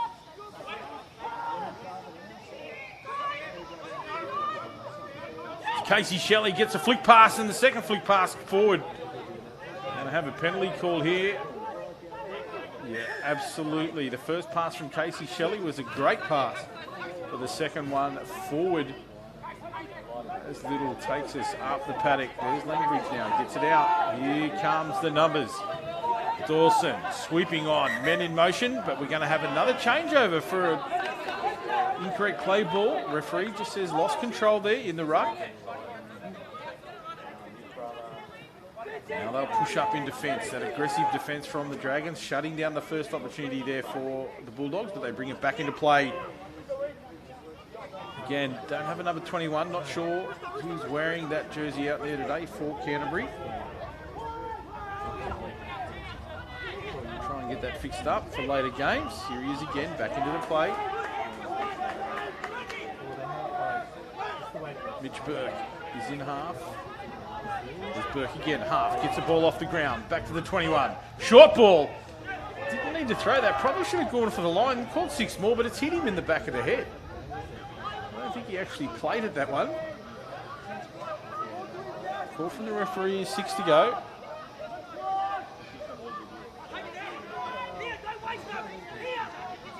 So Canterbury will bring it back into play. Stewie Bridie in there now. There's Bridie just tucked out. Didn't get the ball to him. That's Mitch Burke in there. There's Bridie now.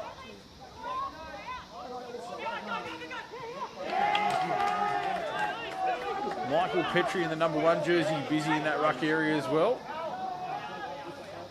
There's Bridie. Getting the ball out wide, well away from the Doyleson substitution box now, so they're going to have to work it hard here. Single pass list goes more directly now, the Dragons. There's that wide shift, still taking the forward metres. Over to their box, here come the fresh legs. Langbridge sweeps on, straightens up. Here come the numbers now. 3 men sweeping right. Gets that ball away now, good extra metres through the middle. That's Bridie in trouble.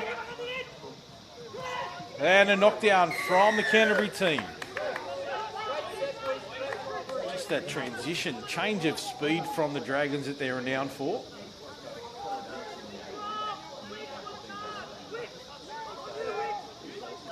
Coach Carly Banks just getting a charges fired up in the box.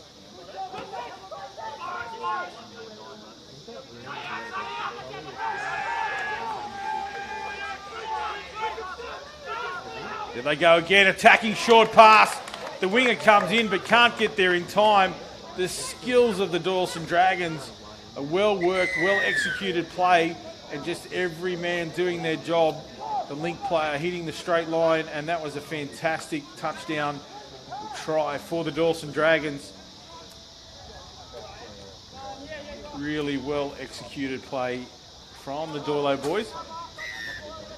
A couple of new faces here for the Dragons today. Some debuts in the men's opens ranks. Juniors coming through, which is always great to see.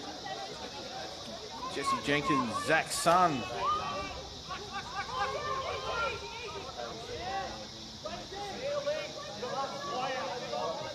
Riley Johnson in the long sleeves. It's him that just brings the ball back into play. Nice release out wide to Sun. Sorry, Will Eagleton that is, in the number 71 jersey.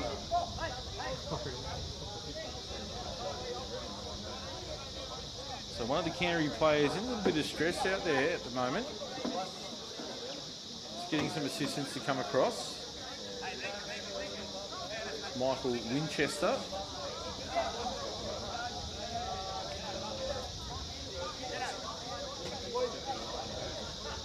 Referee just having a bit of a chat.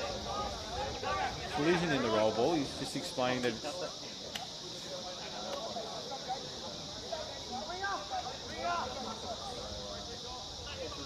not looking 100% there, Michael. Hopefully he'll be okay. We've got some assistance, medical assistance down to him now.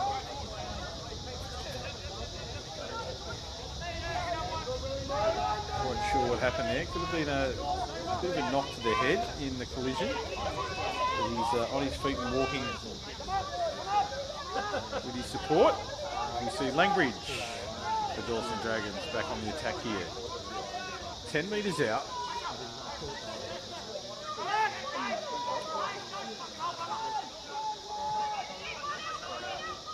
Short ball. Back inside to Daniel.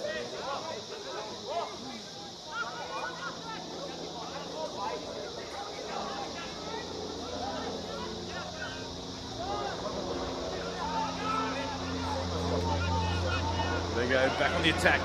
Out in front. Langbridge off the right foot. Can't get it over the line in time. The helicopter goes over the top. Casey Shelley makes that big touch. As does Steve Roberts in the middle for the Canterbury team.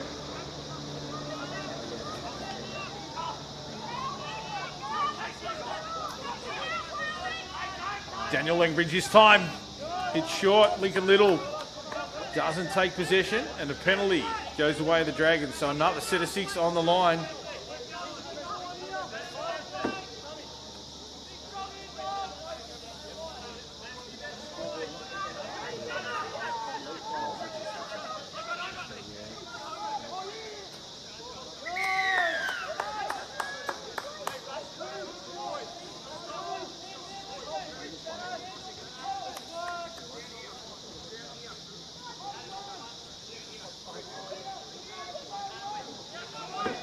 Regroup here, the Dragons.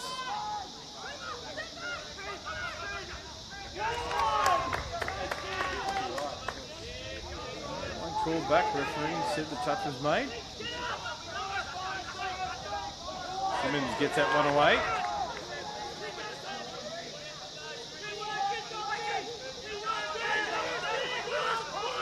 Last touch called. And nice touch made by the Canterbury defender.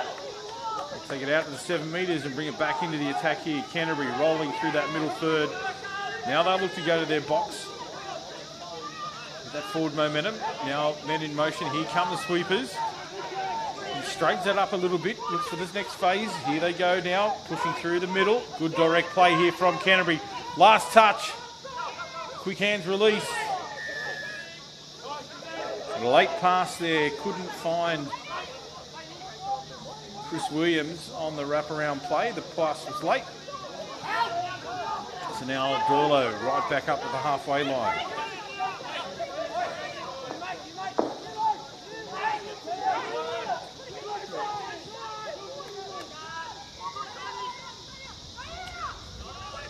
Here a stay out call by the Canterbury defenders, just pushing across in cover. Kelsey Clark pointing all the way out to the winger. They called that one forward, so they'll take it back to the middle. So no advantage from the initial infringement, which was an offside play, I believe. And because that last pass was forward, they can't have the try, but we'll bring it back for a penalty in the middle. But that was a great effort from Jesse Jenkins on the wing to take that ball and get it across the line, but called back.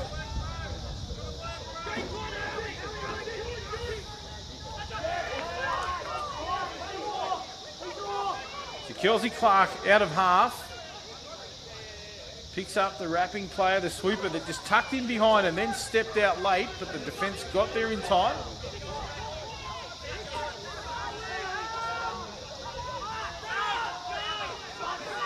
So that's Zach Sutton in the middle. And the debutantes, the juniors, for the Dragons, back inside, tip on play. Sutton not able to take possession there, but they're going to call the tip on forward. So Doyle really pushing hard here, but not getting across the line. Canterbury standing up in defence. Because now they push forward through the middle third. That's excellent direct play. Now they'll go wide. Again, back into the middle. Here come the numbers now. Michael Winchester's back on the field in the 16.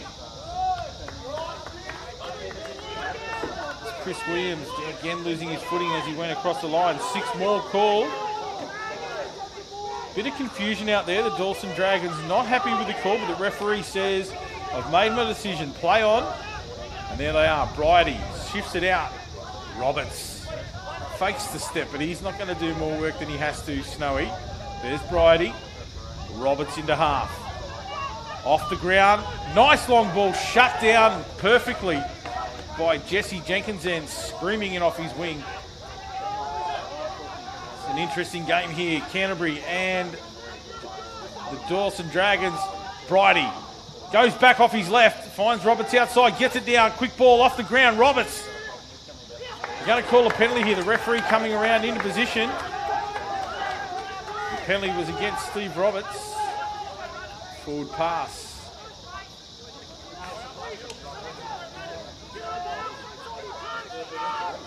So a real opportunity there for the Canterbury outfit. Not able to convert it into points, but showing great energy as we see the Doyleson Dragons sweep into play. Coach Carly Banks has play after play lined up for these boys. That's a great release. Jenkins on the outside. Not able to take possession there cleanly.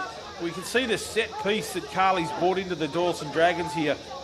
They've got great skills and excellent foot speed, and the plays that have been set for them are excellent. As we see now, Canterbury pushing again off their line, working hard. Bridie through the middle. Not happy. Stewie's lost his hat.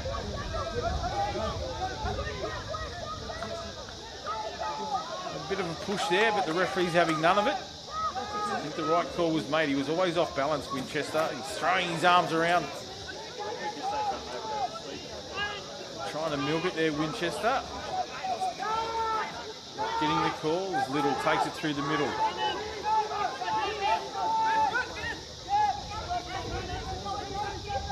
Eagleton goes into half. Will Eagleton picks up Jared Rodemer. He's in the middle. There he is. Dangerous with the ball. The bearded Jared Rodemer gets it down. Here he is, half again. Off the deck. Off the right foot. Link comes in, shuts down.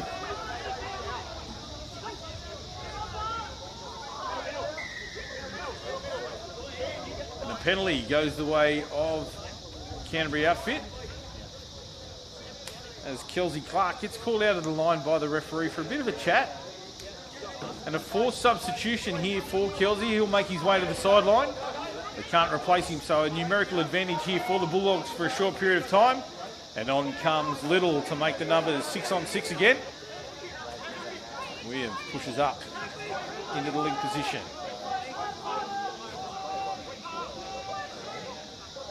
Daniel Springer in the middle wearing the number 5. Short ball. Full diving Michael Petrie doesn't get there.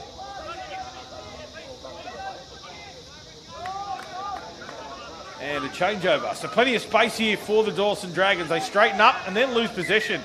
Yeah, that's the right call from the referee. Just lost control in the roll ball. No interference from the defender. And it's play on here for the Canterbury outfit.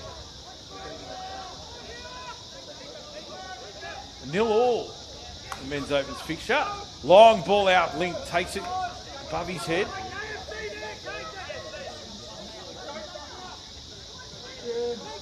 Casey Shelley with the ball now. That's Casey Shelley with the ball in hand. Nothing doing, but a late pass. He forced that one. Now the mark hadn't been given. The referee had to come across and consult. No, so it's to the Canterbury outfit. Interesting call. Not sure what happened there, but the referee will blow the whistle and make the call. Roberts, right and left. Goes for the long ball. The tap-on play will be called forward again. The reverse tap-on over the head went forward. The referees get that call right again.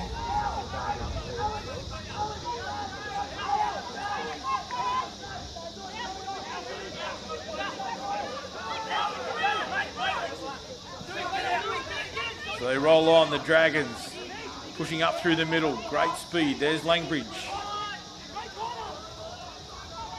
Alex into half. Back outside, a flick pass out to the winger. Ball wasn't, no, she's called it late. Wow, the timing of that pass I thought was perfect.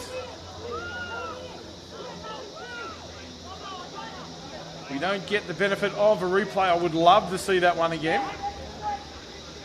Doesn't matter what I think or what the viewers at home think. The referee is the only one with a whistle.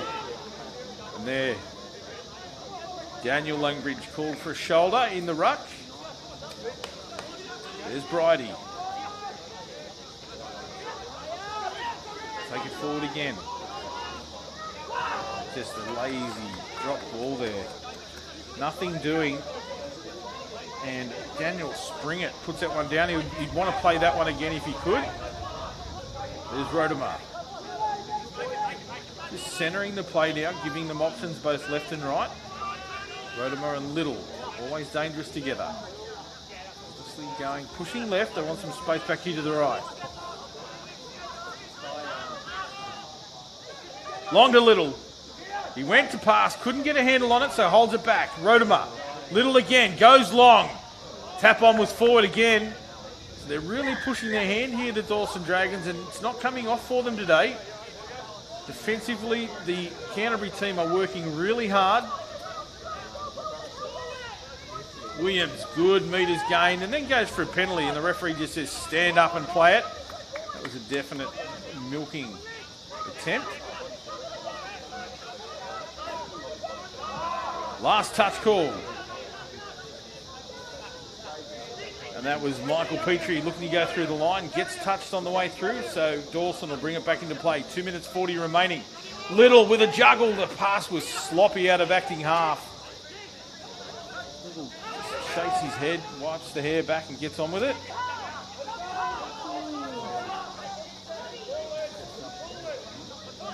So Roberts, and again, unfortunately, I don't have number 21 on my sheet. But there he is in the middle doing plenty of work. There's Bridie.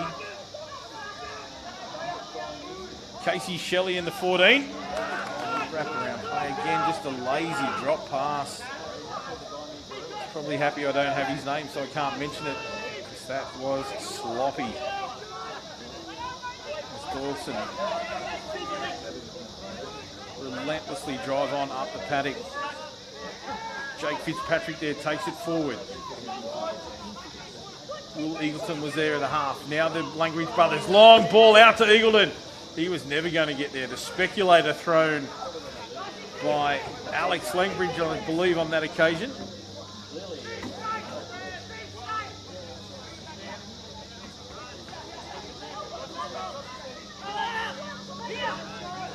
My apologies to Alex. It might have been Luke Simmons.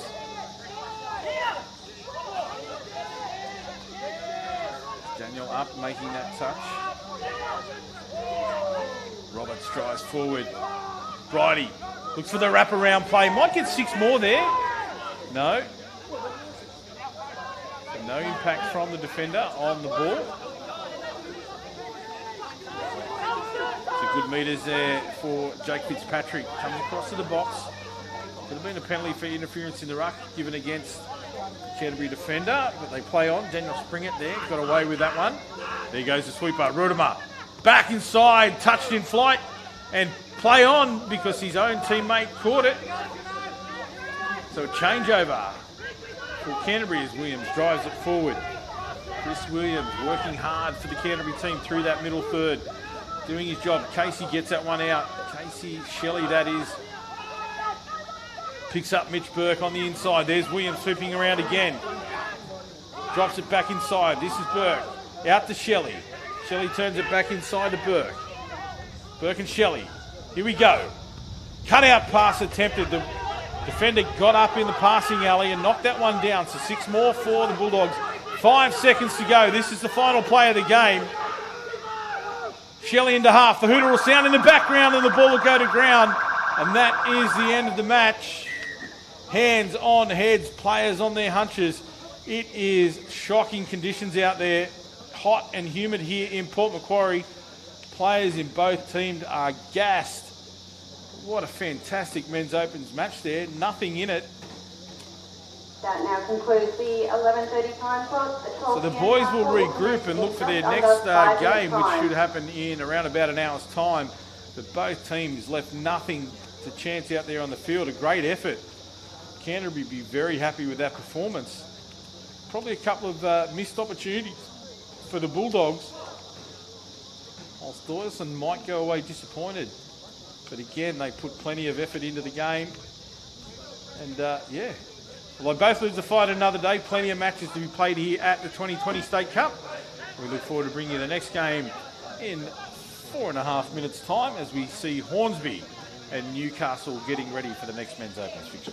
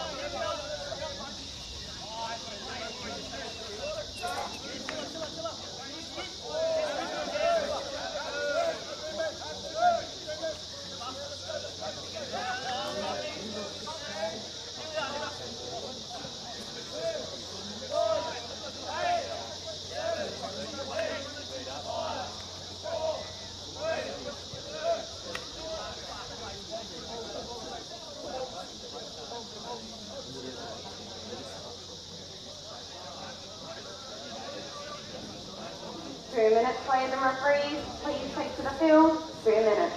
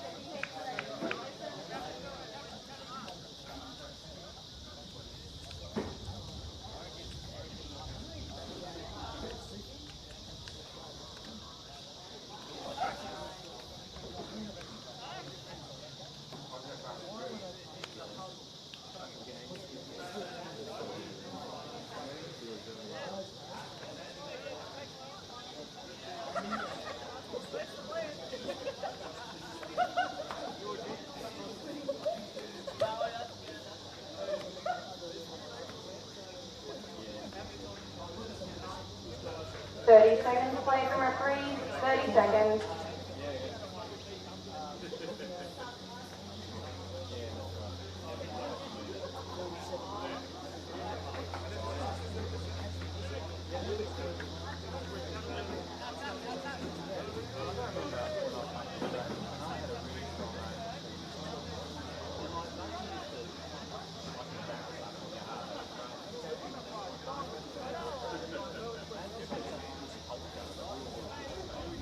We are back here for the 2020 State Cup Men's Opens. This time Newcastle taking on Hornsby.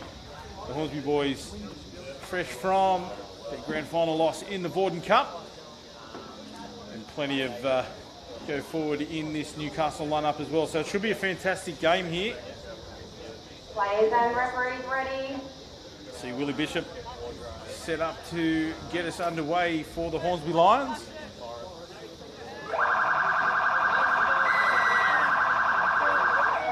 John Kennedy with the ball now. There's Tyler Love with the rat's tail, taking it forward. John Kennedy, Murray into half. Bishop, the evergreen Willie Bishop.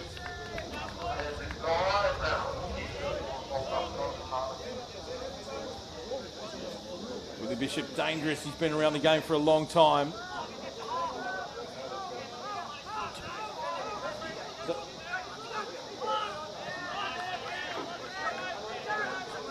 Newcastle on the attack now off their line. First opportunity. Shift it wide, looking at their sub box. Jesse Andrews got that one away and went off.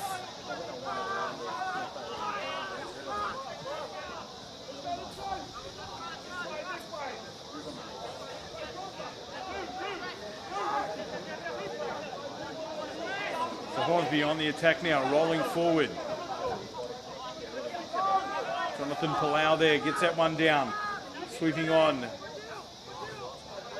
Simon Lang.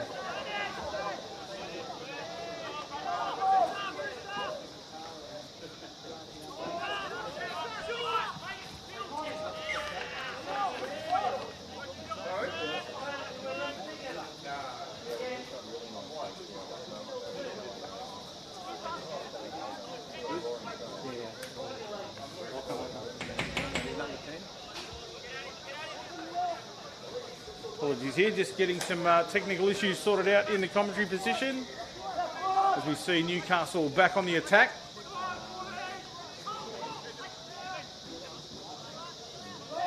Hornsby now off their line.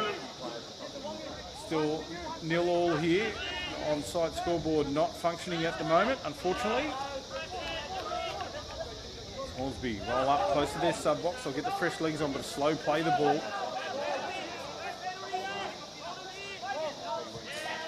Nice touch. Andrews makes that one. So really no go forward here for the Hornsby team.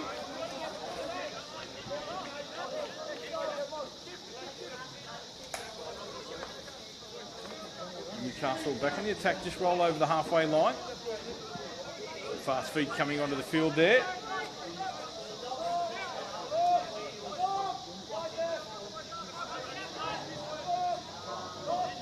Campbell Marks with the ball.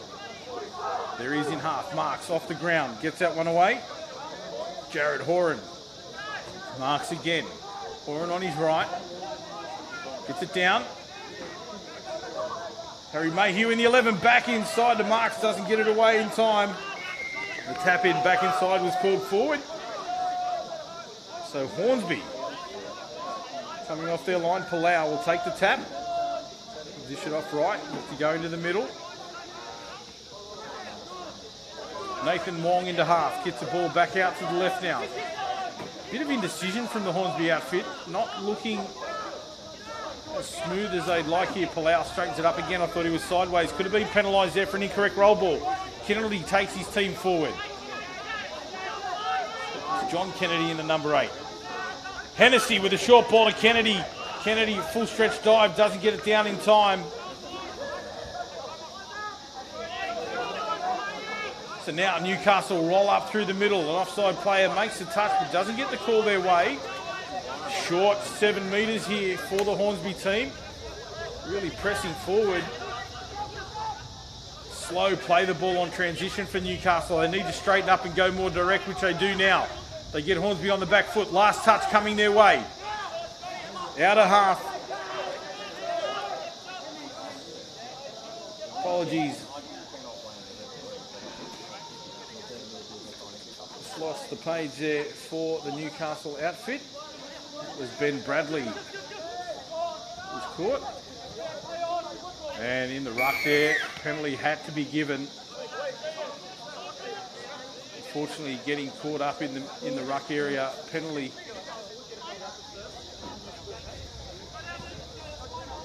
So now Hornsby back on the attack.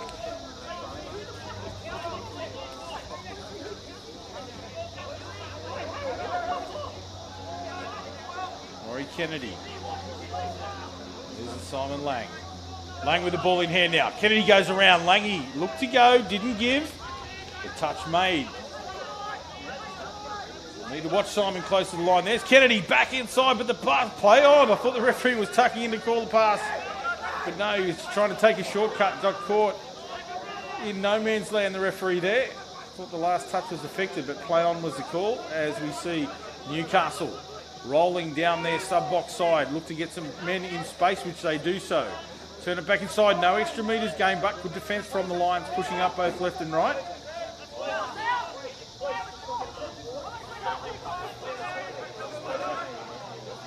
Looking for Blake Potts here. He doesn't get a handle on it, but the pass would have been called play on by the look of that one. I thought it might have been forward. Blake Potts puts that one down. Could have been an opportunity gone begging. It's Palau. Tucks it under the arm, takes the metres, as does Harry Berryman. Nice metres for the Hornsby outfit there. There's Wong, gets it outside to Kennedy. Kennedy now. There's Hennessy sweeping on. Look to go back inside, just straightened up a little bit. There's Kennedy, down for Hennessy. Hennessy, one-handed scoop, goes short. And then the step inside for Alex Nichols. That was a great try. Hennessy looked to go long. I thought he was going off his right, setting up. And then the short pass back inside to Nathan Wong.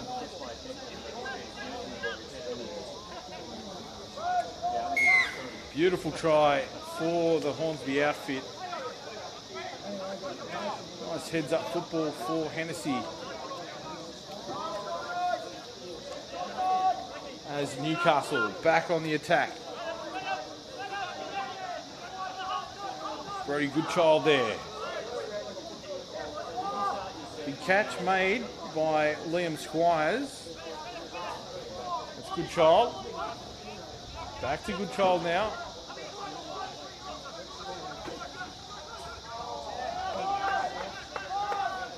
Unfortunately, that one not finding the mark on that occasion. So Hornsby out to the 7 metres to bring the ball back into play.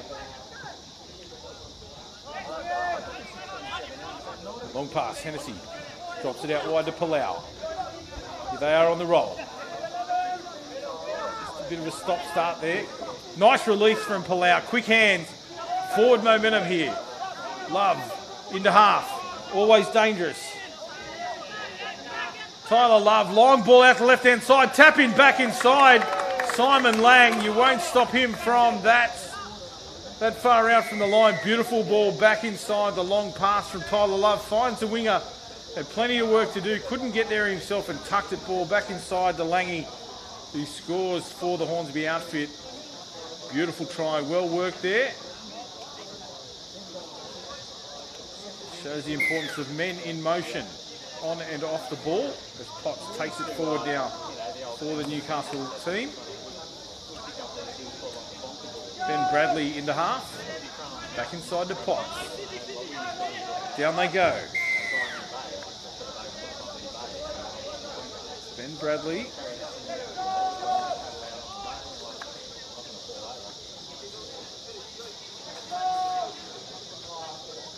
Josh Unterheiner. Potts just set up off to the left there. There's Potts down for Unterheiner again. Unterheiner off the ground.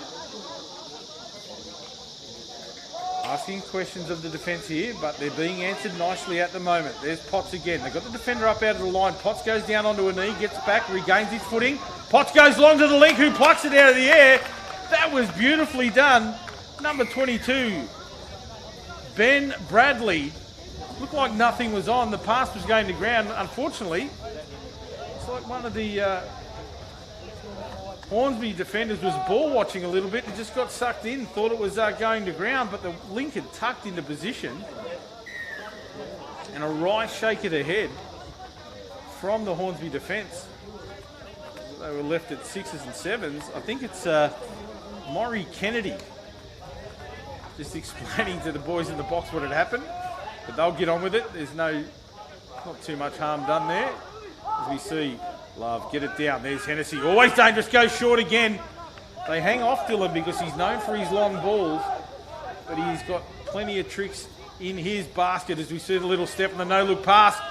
Look to go back to him. A late pass called. That's just super play. You never die wondering with Dylan Hennessy. And if you blink, you might miss something. So when he has the ball in hand, focus on the magic that Dylan has been producing for such a long time in the game. But Newcastle on the attack. Good child, takes it forward. Doing plenty of work out there. As is Ryan Potts.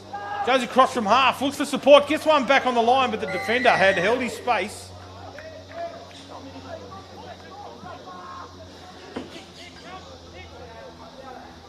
So an obstruction called there against the Hornsby defenders. So another set here from a penalty.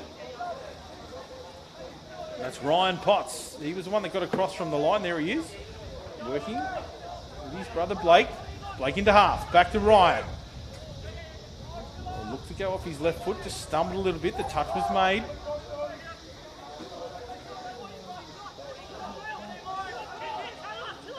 Back inside, beautifully worked play.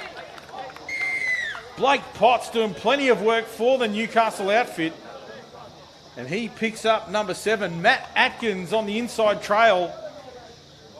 A great defence there. I think he might have picked out, I'm not 100% certain, so I'm not going to name the defender, but it was just a little bit lazy on that inside line. Needed to work a bit harder in defence, and Potts and Atkins did the work there for the Newcastle team. So there's Hennessy. Kennedy to Hennessy. Hennessy, right and left foot. And the big defence comes in. A bit of a shove in the back. Potts straightens up the attack. The outside defenders had come up, so Potts tucks it under the arm and just goes forward. He's worked hard. Blake Potts, he goes off for a long earned rest, and here they come again. That's the try scorer. And Bradley it was.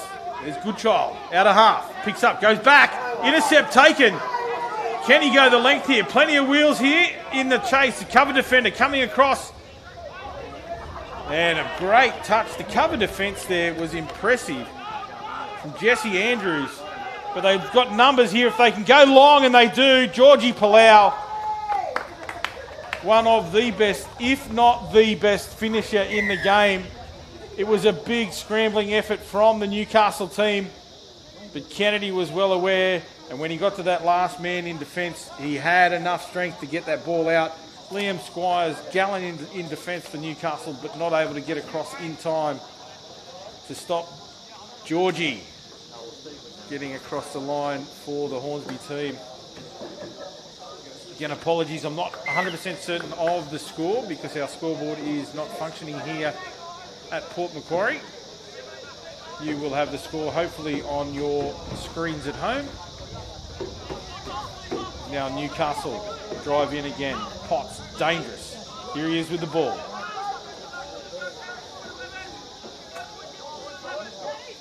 Potts into half. Quick ball off the ground. Just hit the wrong man there. If they don't hit the link, but we've got a forward pass call, so it wouldn't have mattered. But nice lines by the link runner then to hit that hole well. And maybe it was just because it was forward that he wasn't able to get to the ball. So a bit of a collision there. Get away with that one. Sloppy play here on the transition for the Hornsby team, but they'll regroup. Hennessy, quick hands, Palau. There's Hennessy into half. Palau pushing through the middle now. The winger goes in to get some work done for the Hornsby team. Hennessy with the ball out to the link. Willie Bishop on the run-around play. Hennessy tries to tap it back inside. Can't get control of that one. But men in motion there. Bishop winding back the years. He's coming off for a rest as Newcastle wind it forward. Potts again goes off for another rest. That's good metres up the middle for the Newcastle team. Nick Caruso. Here he is. Caruso with a hat on, the flick pass out the back. He was probably in the space. Should have pinned his ears back now as Hornsby turned defence into attack. Pushing through that middle third again. Get away from the first defender. Up they go. Georgie Palau gets that touch made. Kennedy drives on there. That's John. Palau back into the middle.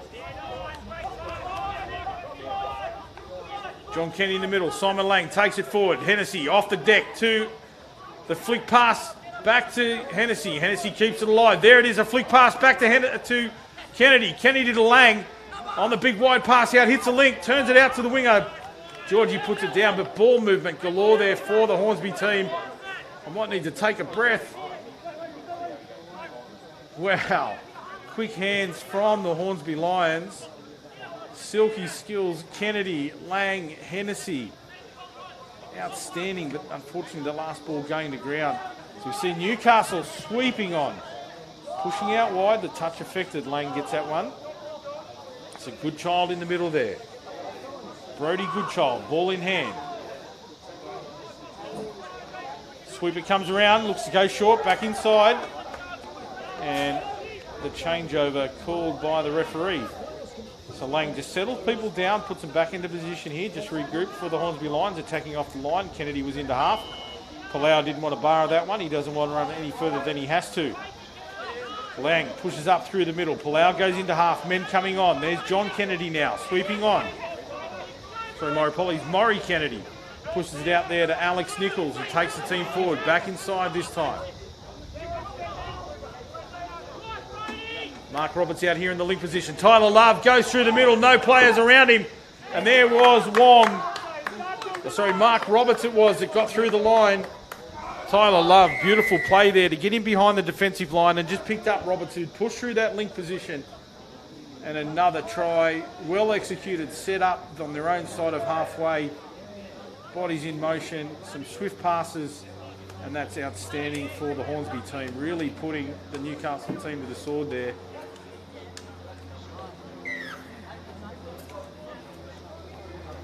Newcastle once again back into the attack through Potts.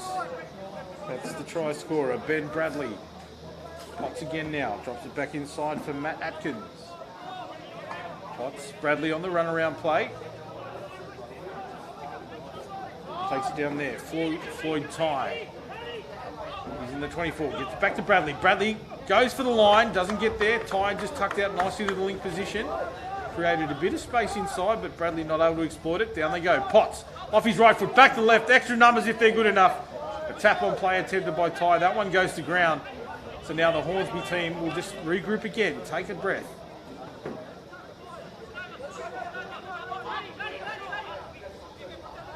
Through the middle they go. Good meters. And a changeover. Referee calls an infringement in the play the ball area. Overstepping the mark was the call. So now Ty gets it out to Potts. Potts takes it forward, just rallies his troops. Matt Atkins into half. Ty, Potts and Atkins here, the middles. There's Ty. Back off his left foot, looks to go long, holds it back. Atkins into half, gets it to Ty. Ty pushes it out to the left-hand side, back to Ty now. Nothing doing here. There's Ty again. Goes long into the link position. Potts hitting the line. Can't get there. That ball will go to ground. And the Hornsby Lions will bring it off the line once more as they head out to Hennessy into half. Picks up, comes back to the middle. Lang just takes his team forward. Gets the extra metres on a little step there. Potts working hard in the middle in defence, but they've got him outnumbered here. Hennessy gets it down. Sweeping play. That's Bishop. But an incorrect roll ball. Referee was right on the spot and said you didn't play that one through the legs, Dylan. The speed of the game, sometimes that's a tough call to make. Yeah, not square there. The referee got that one right. It's not aligning the body towards the opponent's score line. He was a little bit sideways when he rolled that one. So Hornsby just taking their time here, regrouping. That's Kennedy. Maury Kennedy in the number 2. There's Hennessy. Kennedy off the ground. Hennessy off the left foot. Looks to go short to Maury. And a knockdown from the defender. Ryan Potts gets his hands in the way there. He's a tall boy. Plenty of reach from Ryan. Gets in and knocks that one down. Hennessy and Kennedy working together again. Hennessy, long ball out to the right-hand side. This time Roberts finds a winger. Georgie Palau Just lost his footing and stepped out there. I think he was trying to go back inside, couldn't get his footing. As now Newcastle. Plenty of running in this Newcastle outfit. They're not slowing down at all, really taking it forward now. That's a great transitional set. Yeah, men in numbers now coming onto the field. They need to sweep on. I can see good child here. He'll tuck in first. He'll take the team forward. Well done from Brady Goodchild. Lachlan Fitzhenry was tucked into half. There he is, recalled to play the ball. Goodchild to Fitzhenry. Fitzhenry looks up to go from half. Sloppy play, nothing doing there. Hornsby turn it straight back. Stepping over the ball, bringing the play back in fast. Roberts takes it forward. Johnny Kennedy got the ball back inside to Willie Bishop, who puts it down and comes straight off. Not happy with himself, Willie.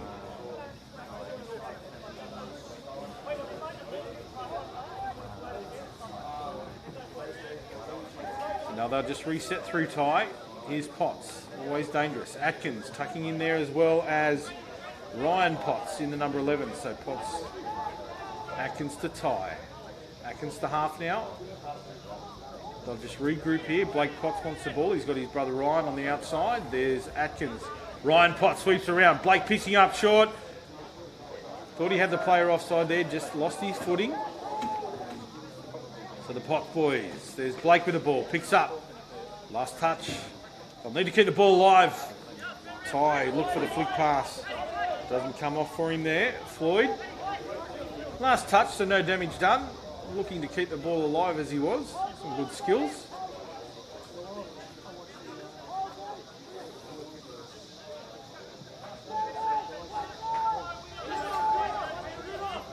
Blake Potts pushing up out of the line there. Harry Berryman gets it out to Palau. Palau gets it down. Back inside to Kennedy. They'll look to sweep on. Bishop wanted the ball. Didn't get there. Slow play the ball. So Bishop now going forward. Hornsby back through the middle now. Confusion. Last touch was called. It's Kieran Toner. Took it into the line. Not aware of what the touch count was. Hennessy was set up to go into half. But one touch was all it took. Is now Newcastle. Roll on. Bradley takes it forward. Mick Caruso.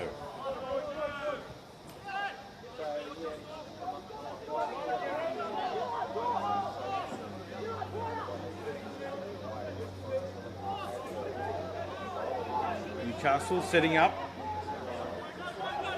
Nick Caruso. Want to get the ball back in, can't do so on that occasion. To Newcastle. Another lost opportunity. Lau takes it forward again. Hennessy, a little dish off the deck. Incredible skills at pace, this Hornsby outfit. Just a little bit stunted here on this transition play.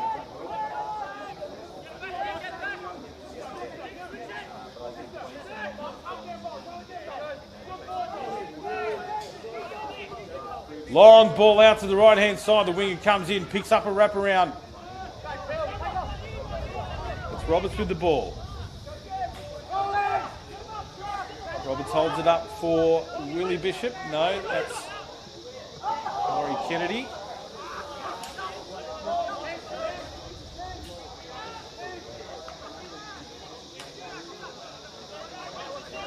Newcastle. Oh, intercept taken.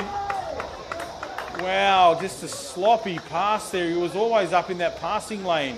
Need to have a look what was going on. And just a slow pass. Gave it plenty of time for the Hornsby defender to push up into the line and take that one. It might have been, I'm sure it was Heath Cooper. All happened so fast, I wasn't expecting it.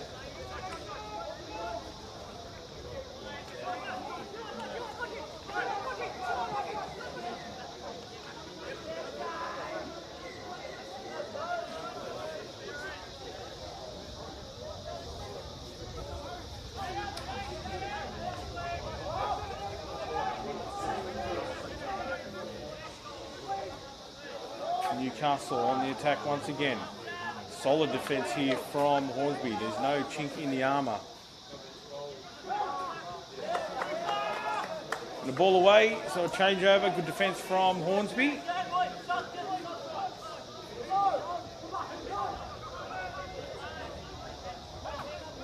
They roll forward. Good defence there from Newcastle, just stopping the attack. There's Kennedy. Allow him, they'll slow it down and allow their numbers to get on. Bishop in the middle. With Alex Nichols as the siren sounds in the background. This is the final play of the match. And the ball knocked down in flight, so that'll be an end of the game. Not 100% certain what the score was, but I know that Hornsby were in control of the game. Some solid play there by Newcastle, but that'll be the end of the game. We'll have another one coming your way in 5 minutes' time. That now completes the 12 o'clock time slot and the session out on the western field. We kindly ask that you please leave the venue as soon as possible, leaving through the specified exit points and listening to staff directions. Please note that there are not to be any team debriefs on the venue, and please leave immediately as per the arrive, play, leave mandate. Thank you.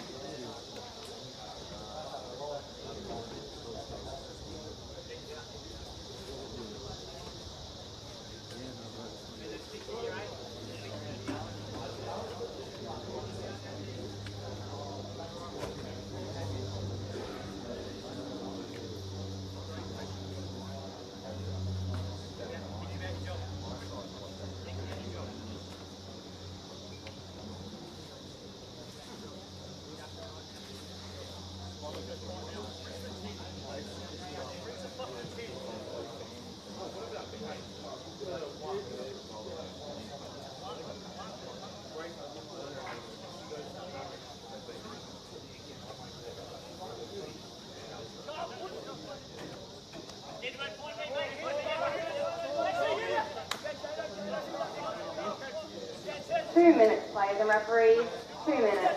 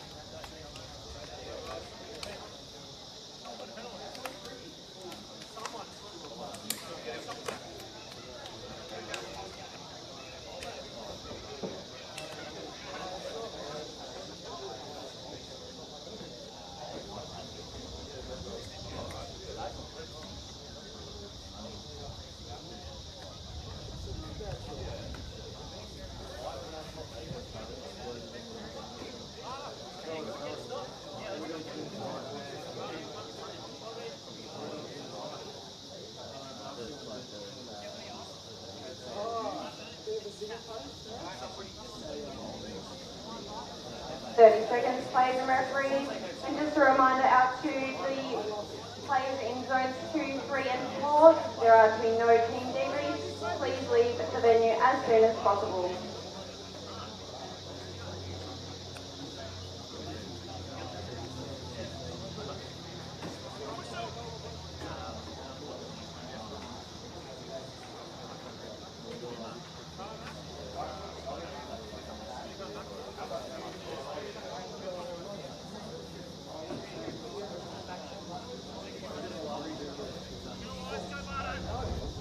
When referee's ready.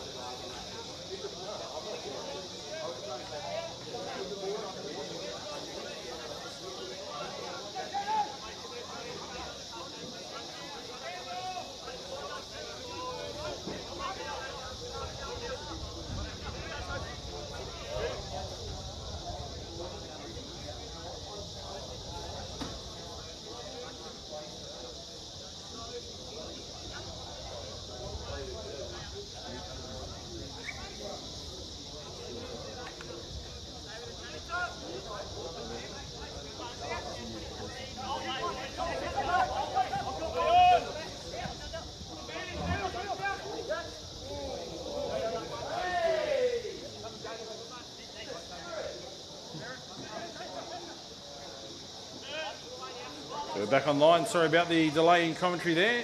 Just a few issues behind the scenes here in Port Macquarie as we see a long ball from Wollongong looking for the tip in. But a nice touch there by a man who I don't have on my team sheet. Seems to be happening quite a bit. Some of the players not wearing the numbers they've been assigned on my team sheet, but we'll get that corrected hopefully for later matches. Good hands from the Carlingford Cyclones. Bring the ball out wide. They'll look to make a transition play here. Driving forward was another man who I don't have on the score sheet. This is better work from Ryan Heslett. Up through the middle, picked up. One-handed pick up, gets the ball away, an intercept taken. The ball is still live, play on the call. The intercept taken by the Wollongong Devils. They lead 1-0 here, as you saw the first try of the match to Wollongong. Springfield tucks it under the arm, takes it forward. There he is again, Springfield. Off the left foot, finds the space there, gets in behind the defensive line, picks up a man. That's a beautiful pass from Dean Springfield. He finds Dwayne Brown. No, but the ball was put down, says the referee. So some nice athleticism there from Dwayne Brown, but unfortunately not maintaining control all the way. So the referee will call that one away. Young fella from Carlingford that just put the ball under the arm, the big thick set number 13. Blake Cook, he was busy yesterday. Always dangerous for the Cyclones. Pushing up through the middle, you can see the bigger bodied fella. Up through the chest, there he is, taking it forward. I think the Wollongong Dragons are happy that it's only a game of touch. He would be solid contact in defence playing any other form of the game. As we see a turnover. It's Brown. This is that one off. Wollongong pushing up through the middle. Good direct play from the Devils. Out wide now, little juggle, but he keeps it. Good possession. Nice meters here for the Devils as they look to set up. Here they go, run around play. Number 9, he goes back off the left foot, comes short. Can't find a man with all those bodies in the defensive line there for the Cyclones. Look to go long, pulled back short. That was Jaden Sargent for the Devils. And I am joined in commentary. Thank goodness I have my mate Nathan Loveday back with me. Plenty of talking these last 3 games, mate. It's a tough gig on your own, but thanks for joining me, Nate. No dramas, mate. It's good to be back. A little bit cooler in here than out in the fields, that's for sure. It is very warm up here. These boys are putting it out there on the line. It is very hot, very humid. Bit of a breeze has sprung up too here in Port Macquarie. You can see the feathers on the far side of the field there. And the hat that was just thrown back to the young fella blew about 3 or 4 metres out of his grasp. As Wollongong take the ball into the Cyclones half. And Springfield with the ball directing traffic. And Bart Hill to run the sweep. Drive, Hill, Springfield. Springfield goes, gives a great ball. Out of the reaches of the defender. Yeah, Springy. Had a couple of years out of the game, but he has been at the top of the tree for a long, long time. Great skills there. Got the ball back inside for a nice try there for the Devils. That's their second of the game. They lead 2-0. A really good addition to the Wollongong side, Springy. That's a bit of experience. He's obviously got very slick skills. As Cyclones bring us back underway. That's, what a name, Cougar Wheeler. Number 23, Cougar.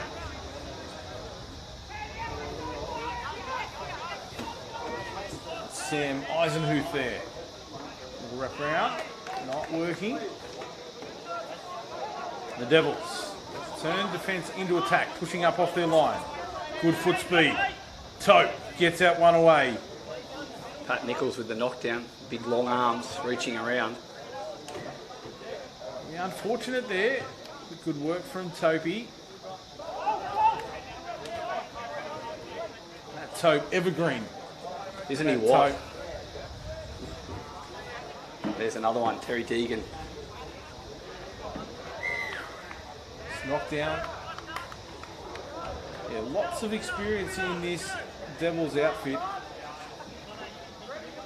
I'll regroup now. A quickie for Deakin. And your man Adam Cougar with the touch. Yeah, toughen up. Solid man in the middle. See Deakin there, just tucked himself into position, saying, I want you down here for me. Right here. Here he goes. Deakin off the deck. Oh, the ball from Brown. I actually think that was on. The winger hadn't pushed up hard enough. Well, the ref was going to grab it and jump in for a try there. No, onto it, sir. Straightens up the attack. Good defence. Look at that defensive pressure coming up there from the Devils. They need to back it up here. And just that pressure, turning the ball back inside, oversteps the mark. And the penalty goes the way of the Devils. Regroup. Jaden Sargent, the man with the ball, just centres it up nicely. Tobe in the middle. Over Deakin on that right side. There you go. Deakin just switches it up, comes all the way out to the left-hand link. Tobe gets it to Sargent. Sargent, oh, he held it back. Put the gun back in the holster. Here he is again, Sargent. Deakin on the left-hand edge, just saying, drop it back in there. There's Tope on the switch and hits Deags. Short, beautiful setup play. You could see Deakin there, he'd set him up nicely, he just had the line he wanted to hold and he was able to get that man wrapping around. Tope created the extra body and just found the space. So, again, it's been mentioned here before, you can't buy experience in Coles, and that's a demonstration. Two of the old stages combining there. Beautiful to watch. As you said, they're just getting better. Just getting better and better. Tope and Deakin, and there they are on the field as they were there, directing traffic, and it's very hard to stop. Carlingford now. Be looking to shake of the head, and well you might, young man. It was a pretty tough one to take. It was up a bit high. We won't mark you down too much on that one. They just looked really fatigued, the Cyclones. I think fitness may be an issue out there. A few bigger bodies in the lineup, and tough conditions to play in if you haven't really prepared for it. They're short games, but they're frenetic. There's no real end. In that 25 minutes, you're up the whole time. Quick interchanges. We see a turn, ball back outside. Geez, it must have been high if Toby couldn't get his hands on it. I don't think I could reach that high if I was on the cherry picker. He's a big man. So now they drive through the middle, Carlingford. This is better, but yeah, just a touch, and then you've got to get it to deck quickly. You hear the calls, get up, boys. A little bit unlucky, I think, on that one there, the Cyclones. I mean, contact was there from Jake Isdale, and a little bit lucky they turned it over, the Cyclones. There's no rest. As we said, the Devils straight back onto the attack. Here he is again, Deakin. Look at him just straighten up the attack. Looking for the blade of grass that he wants to play the ball on. And they'll reset now. It's just outside Brown. There's the block play. Deakin into space again. Way too easy. You can see me just tucked in behind Brown there. And Brown hit the inside hole. Drew the defender in. And with that turn of the body, Deakin just pops up in space and says, thank you very much. That was all class there from the Devils.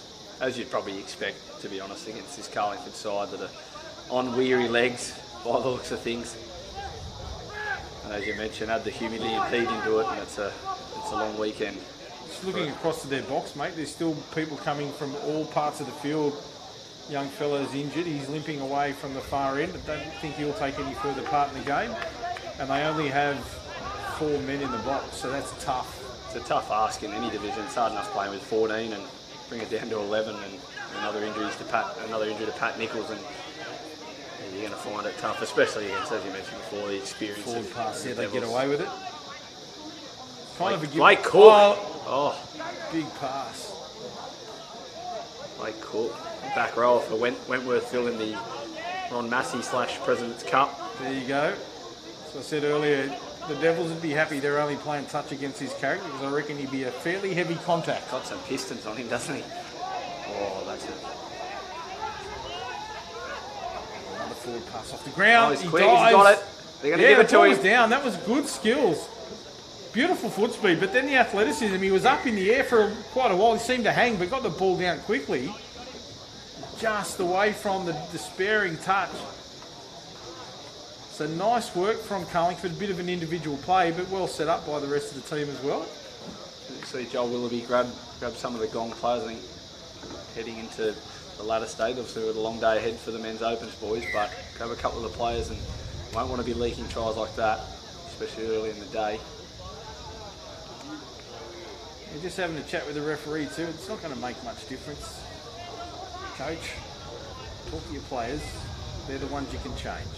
Good touch by Blake Cook and Ryan Pritchard. Here we are now. Devils back on the attack. Dean Springfield. Ball in hand. Nice ball off the ground. Springy gets it wide early. Goes for the long bomb. Beautifully done by the Devils. Once again, just that short pass off the ground creates the speed and the space that they needed. And then the skills do the rest of the talking. So that's a beautiful try for the Devils. Mitch Porter, I think, is it? Number 14 Jamie was Verren. Jamie Verren. Out there, collects the goods. Just turns it back to the referee to say, yes, that was me, Make sir. sure you jot that one down. Have they got a Dally M leading try scorer here that he's going for or something? If they haven't told me, that's for sure. But nothing, maybe he's showing Mum at home, maybe turning the number There to we the go. back, and Mum's tuning in from down in the gong. Puts that one down, unfortunately.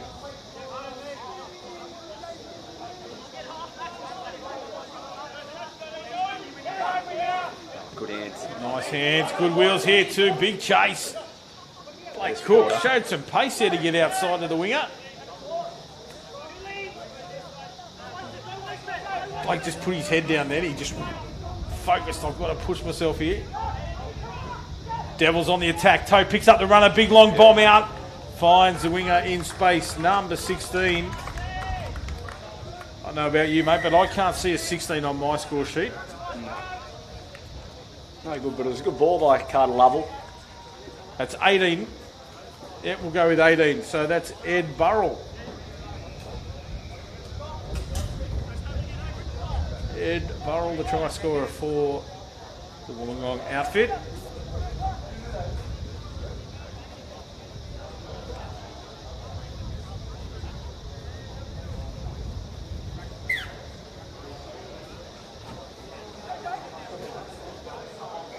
Carlingford bringing us back underway once again. Been a dominant display by the Devils, and as you said, experience will probably say that that's the way the game was going to go. But these Carlingford boys they're not giving in. They're really taking it to them out there. There's our mate. Cougar Wheeler. Cougar. Oh, this Here he is through the middle. No. Sam Eisenhuth. Put his head down, went for the line, couldn't get there, and now the Devils back. Good foot speed here from the Devils. They're not happy with just the margin they have. They want more. For and against important in the men's opens division. Springfield settles it down. Jake Isdale there. Long ball out to the winger. Little juggle, but he gets it down to the ground. That is another try for the Devils. It's number 16, who we don't know who that is, so apologies to. I think the 16 might have been the 18. Let's see out there if he turns his back to us. See if Mum's watching at home. But nonetheless, just a quick shifting gears from Wollongong there, just from first to fourth, and Carlingford at 6s and 7s in the defence, and the winger's got to make a call. And the last couple have just been oh what a feeling, Toyota jump in the air, and to no avail. You had me at all the numbers you just mentioned, mate. First to fourth and 6s and 7s. I didn't know what was going on. Thought I was here for a maths lesson. But we're back underway now. Carlingford, long ball outside. What about the skills of Big Blake there? Said he was a second rower. Yeah, second row lock for the Magpies. There you go. Oh. Playing like a 5'8" then.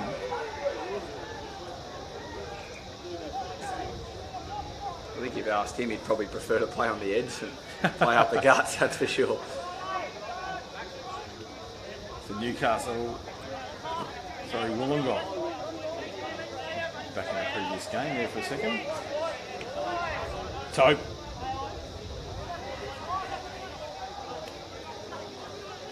Nice, straightens it up. Here they come, numbers, back inside. Big Blake comes across in cover. Did he get there in time? No, the referee says the ball was down first. Blake looks up despairingly and says, come on, sir. Give me something. He does. Cookie. Yeah. He said, I am giving you something, sir. It is a whistle indicating a try. see them just floating off the background there, sucking in the big ones, the Carlingford boys. They might be wishing the hooter would sound very quickly here. It's been a great display by the Devils and really sharing the load right across the team too there. There definitely hasn't been any standouts. It's been a well-polished performance, and I think they're probably, to be fair, they're probably using it as a bit of a game to. Dean Springfield hasn't played many minutes. A chance to rest some of the experience. Nice pass. He looked for the little flick on but couldn't get it out in time. Last touch coming now. And they'll just settle it. Take it as far away from the Devils' box as they can. Awesome little juggle, but he still regains composure. Gets that one. Tope now. Straighten it up a little bit. Just give the team some space. But they're going to call that one a changeover. Tope, a blemish on the perfect record of this match. Not happy either as he comes off and high-fives his teammates.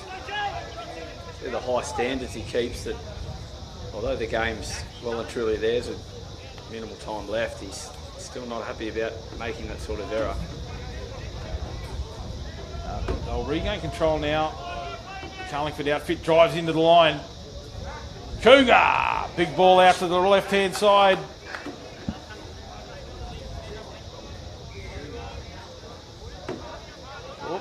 What's going on here? Nothing doing. I'll just turn around and give it back to my winger.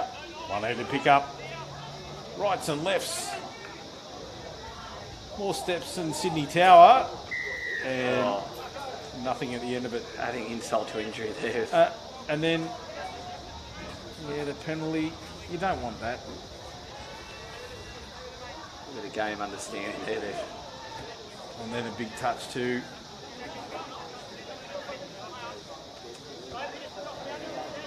Porter takes the ball into the attacking zone, and here comes Tope. Tegan unsure. He's looking around here. 7 on the field. They might need your math lesson by the sound of that. Well, there was clearly 7. I think Terry realised it. And they never heard you say 6 and 7 before, and just rolling it off the tongue. But no, they've regained their composure. They didn't get pulled up for it. The referees weren't onto it like you were. So, let's see what they can do here. Short, long, what do you want? A little juggle. Good hands by Mitch Porter. Yeah. Took 3 or 4 grabs at it, finally got one and got it down over the stripe. So just the tally starting to mount here for the Devils. They could be running out of troops, the Cyclones.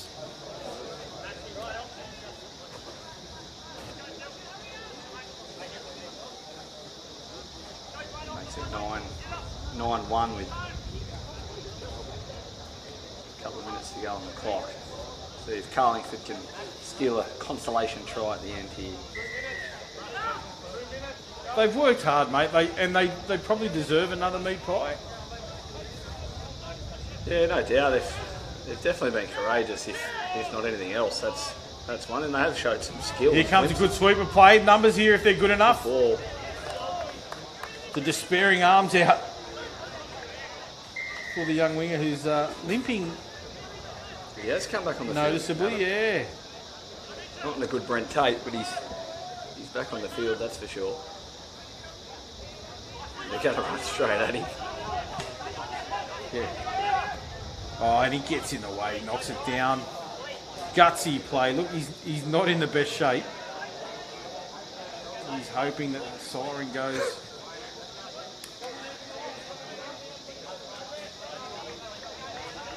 Can't even give the bloke a rap. He's not on the sheet. It's Pat Nichols. There you 27. go, Pat Nichols. Former Bankstown boy. We go here again, out the passive play. Springy's back on the field for a little cameo with just under a minute to go on the clock as Pritchard plays the ball, and they look up again, the Cyclones, and see there's another truck up the field, and there's Pritchard with Cook at dummy half. Oh, there's another. There's a clear ever of fatigue, and they've jumped on the ball, the Gong. Not happy with their 9 tries so far. Hands out to the winger. He's going to push hard, but the defence comes across. There's the big fella. we've had a jump of Loopy's scooter, but what an effort. Blake Cook just keeps turning up. There's the siren. Call it, sir. Little tap on play, goes to ground. Outstanding effort from both teams. The silky skills of the Devils on display, but mate, the passion from Carlingford. Blake Dawson, right till the death there. He could have just given up the ghost and said, there's another one for you boys, but put his body on the line and shut it down.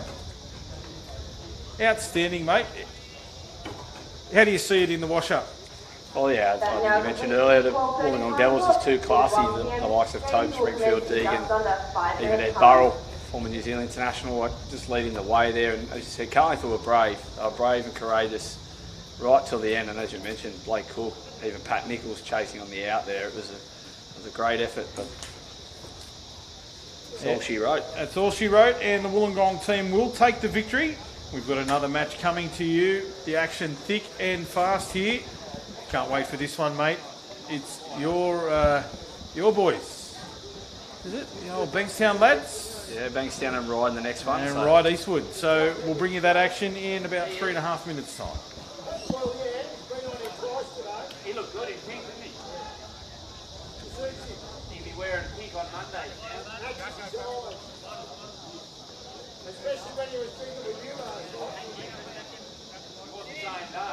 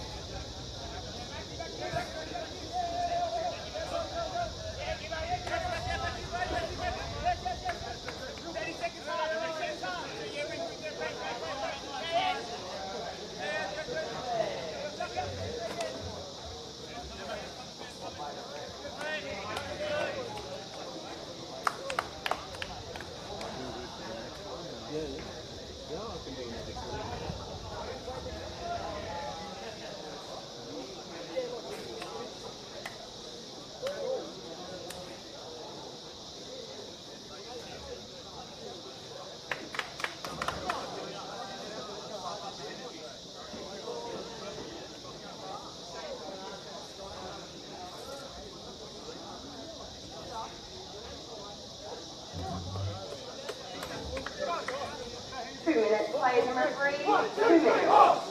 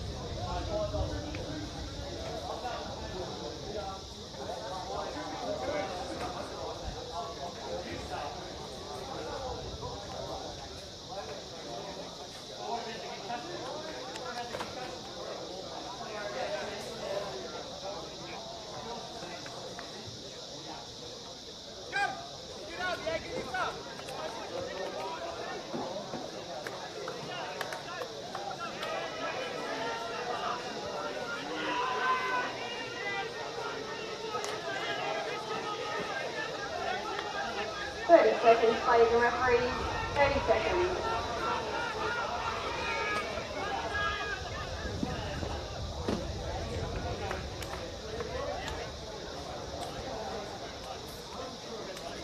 And welcome back to the Port Macquarie Regional Stadium for this men's opens clash between the Bankstown Sports and the Ryde Eastwood Hawks. I'm joined by David Stone, national and state coach. How do you see this one going, Stoney? How are you, mate? Yeah, I think Bankstown will be a little bit too strong for the Ryde boys. The Ryde's a young team coming through, but I just think the Bankstown will have too much experience with Rosero, Stone, and the likes of others for this game. Don't forget Rohit Prasad, throwing him in there. The quickie man. The static king, as he likes to be referred to. As the Hawks take us forward, here to start this game, with El Takchi giving it away to Cameron Dow. Dow off to Gibson as they charge into the line with the sweeper play with Batiste. Batiste gets the ball back, goes along El Takchi with the ball. And Kennedy makes a touch. There's the Hawks on the attack here early, looking to strike.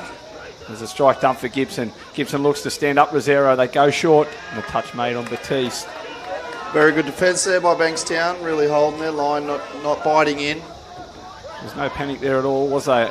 As Weatherall takes the ball up the field through, and they give it away to Rosero, through to Stone and Wagstaff on that far side of the field. Held up by the winger as Kennedy charges over halfway, and a look to sweep on with the latch as Azzy goes down through to Gray. Gray will look for the gnome, and they get back to Evan Soy, the sauce man. Long ball, Wagstaff. Oh, great defence. Great scramble there, David. Very good roll by the Bankstown boys, but yes, it was a good scramble in the end by the right Eastwood. As Roy Prasad makes his run of the field. He called it prior to coming on. He'd definitely be straight on that field, and they get a reset down there. It's just a matter of which play will they run as they look to go through. Prasad steps away.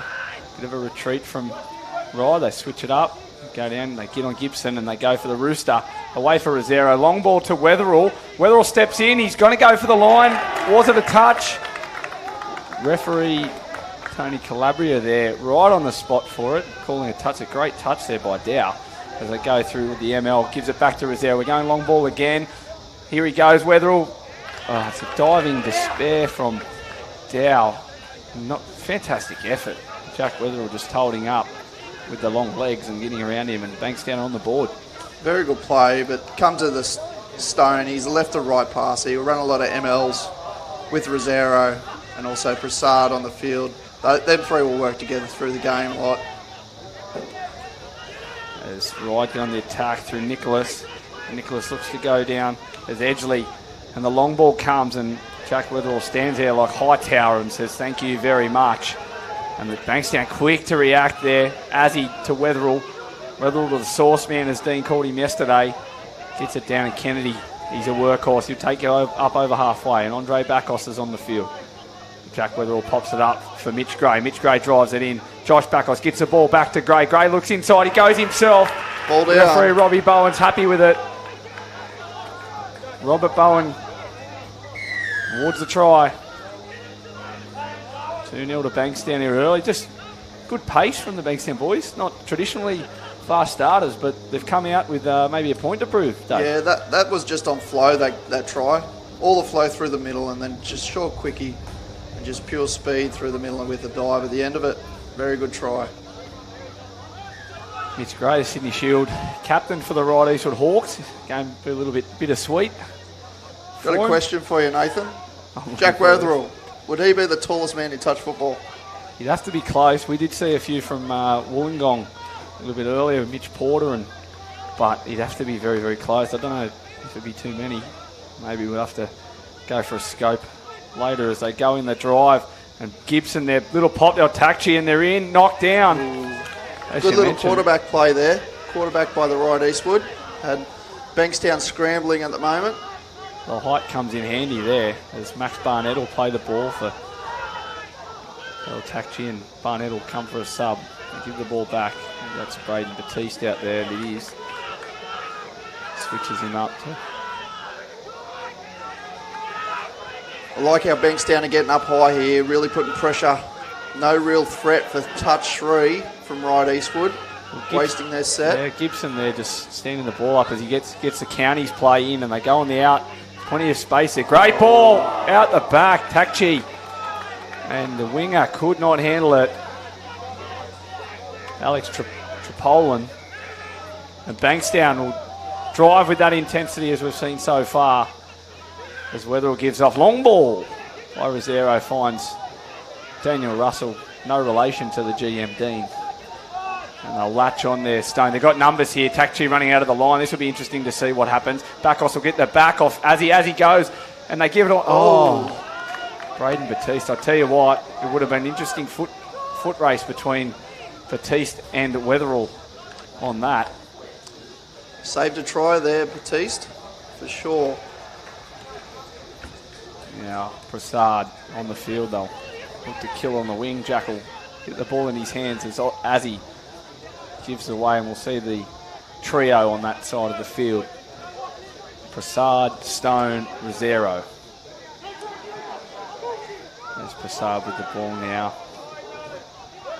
Looking, just stalking his right, trying to get him off the line. There's a bit of a goosey there from Prasad, and they've still got it. Prasad gets the ball back, gets in behind. Stone goes, Rosero, quick hands, floating past to Wagstaff.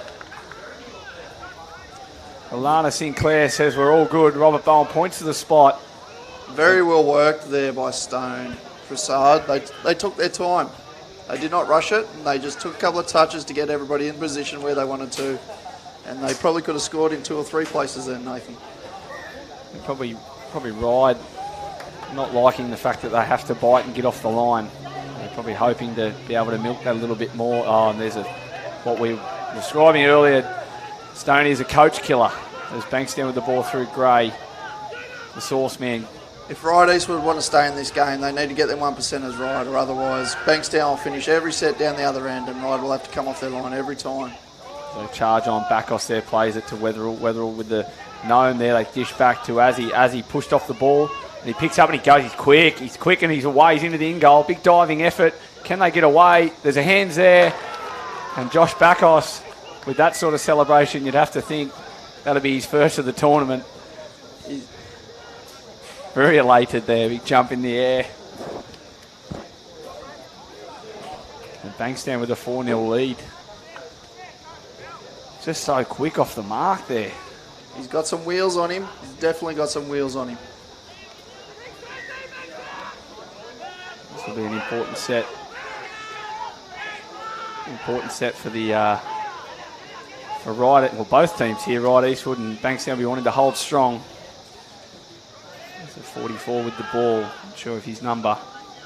Gives away. Batiste picks the ball up, throws it away to Watkins. And we've got a penalty. Referee Calabria saying, gentlemen, you need to get off that line. Can't just stand there. It's a good test here for Ryde Eastwood to see what they got in attack. Bankstown are defending really well. They're really pressing on the ball, getting up outside the 7, which I really like from the team. So look to... They're just holding it up here. I think this is something we spoke about it yesterday with Bankstown against Hornsby, where they hold the ball up, and it really just allows the team that time to get into really, really good shape. As they drive it in there, Watkins, good strike. Sauce man off the line, Evan Soy. And they're still on the attack here. Sweeper play coming. They go the dummy back. Edgley with the long ball. Finds Dow. A bit of a wasted set there, you'd have to think, from Ryde Eastwood. And we got a penalty for throwing the ball out, probably a little bit harsh from referee Calabria. Yeah, Ryde Eastwood need to get their attack organised a lot quicker. They're wasting 2 or 3 touches where you really need to have 2 or 3 really good attacking touches on at the defence. Oh, it's a big push out there. Lachlan Bell says, thanks for coming. Get this India. And I'll charge up the field again here, Bankstown. I think that's probably one thing that you can't afford to do. They were defending quite well there, 3rd or 4th touch, trying to stop the latch. And there's a very simple error from Matt Wetherill. Probably not much difference with that, throwing the ball away to the line. It was just penalised, but Bobby Bowen says it's all good. You're in good position, just have a roll ball. Good field position here for Ryde Eastwood. See if they can get their flow flowing into more of a running game from here.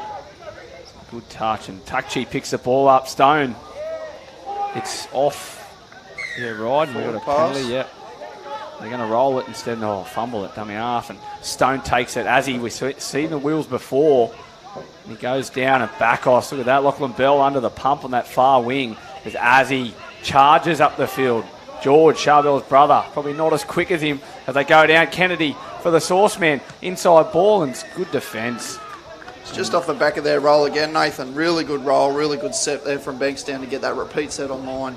draw that penalty. As you mentioned before, I think if they can't control that drive, they could be in for a long afternoon here, right, Eastwood.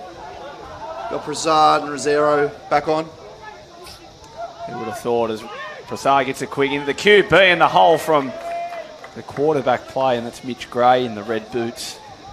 With a very good touch from Bill Takchi. As Prasad gets the middle again. Stone not on the field this time. Rosero, we got knocked down. We got a penalty for not moving forward. That will be touch 2. She's given the signal. Touch 3, another penalty. We could see somebody standing on the sideline. It's like the old NRL when they used to stand there and give the captain the nod and go, it's time, mate. There's Prasad. I think Roy will work for that. He'll try and get another penalty to get one sin binned on the sideline here. And they may look for that middle QB here with an out ball. I think Gibson, or maybe not. Maybe they go look at that interchanging of players there. They go the Rooster instead. And Stone snuck his way on. He's managed to creep his way on. As they stand there now, they'll be looking to hit here on, and they go the ML play. And Stone dives from the line, and Sinclair points to the spot. Same play as tried before, but this time Stone scores through the middle. Not much Sam Watkins could do. Just the sheer weight of defence there, back-to-back sets. 3 or 4 sets that they've got to defend. It's always hard. You put yourself under a lot of pressure. And 5-0 for the boys from Bankstown. Tony Calabria's almost dropped the whistle there. They charge up the ball through Sam Nicholas. Get up the field here, and they go for Gibson now. The ball goes down for Gibson, step back, and it's almost taken by Evan Soy. We've got a penalty. Don't mind that penalty. Bankstown did roll back to their line, so that's not a bad penalty by Calabria. Number 1 Borden referee. That's Gibson. And this is what we spoke about before. I think he needs to look for some options, whether that's a quickie or the quarterback play. But I think here we go, and he gets it on Azzy. He looks to take him. They've got him. And some good peeling out defence from Daniel Russell. And the touch made on the jersey 14. Liam Jones and Takchi. They go the sweep play for Gibson. Gibson goes back over, and Bill Takchi getting touched 4 centimetres out from the line and decides that's probably not a great idea to play it there. And Takchi with the ball goes a quickie. Gibson looks to stand up Kennedy, and he gets through. A late switch pass and some diving defence. I think there's been a bit of a knee to the head. Sharbil Azzi, the man on the ground. So we've got a brave man in trouble at the back as well. Tristan Evans-Soy. A bit of time off. And bit of a time delay. I'd like to see Wright Eastwood running the ball a bit more. They're trying to play a static line. Maybe run some more running plays, Roosters, MLs. They look a little bit better when they've got their flow off their sets of 6, so I don't know whether the static quite suits them at the moment. Especially early in that count, running the 1 or 2, you give them a couple and then try and open it up. And Bankstown look like the ED department at the moment. The bloke's hobbling off left, right and centre. I'd just like to take this opportunity to thank the Hastings River Council and the town of Port Macquarie. 30 plus years. It's an outstanding tournament. Definitely my favourite, that's for sure. Great part of the state too, Nathan. Absolutely great part of the state. Absolutely no bias there from yourself, but I think every single player, and I think everyone can't wait to get back to the norm next year with the spectators as well. And it's good to see the passion of people wanting to get up here and get away. And Stone charges up over halfway. Going direct this set, not boxing. They just had a couple of injuries, had a spell, so they're really going direct. And they go down for Gray. Stone looks to pick it up. Long, passive out the back, touched by Ride. And you'd think, no, Calabria's brushed that at all. And Ride will get the ball. Bit of a lucky break there, but I'm sure they'll take it. Winger was on there. I think Stone, if he had that time again, he'd hit the winger for sure. And no doubt Keithy would be tuning in at home. He's many times at training telling him that he only ever hits wing, and he's hit the link ball, and Keithy will be yelling at the screen, no doubt. And we've got 7 on the field, I think. Right, as you spoke before about discipline, and this is one thing you can't do. The 1%ers like this that go back to bite you, the coach killers. He's held up off the ball there, Stone, and won't be happy about that. There's Azzy, We've got George. 3 trio on again, as we talked about. Stone, Rosero, and Prasad. Stone out Passive of out the back, and he holds it up, and throw hit Prasad. Through the gap there. Might be setting up for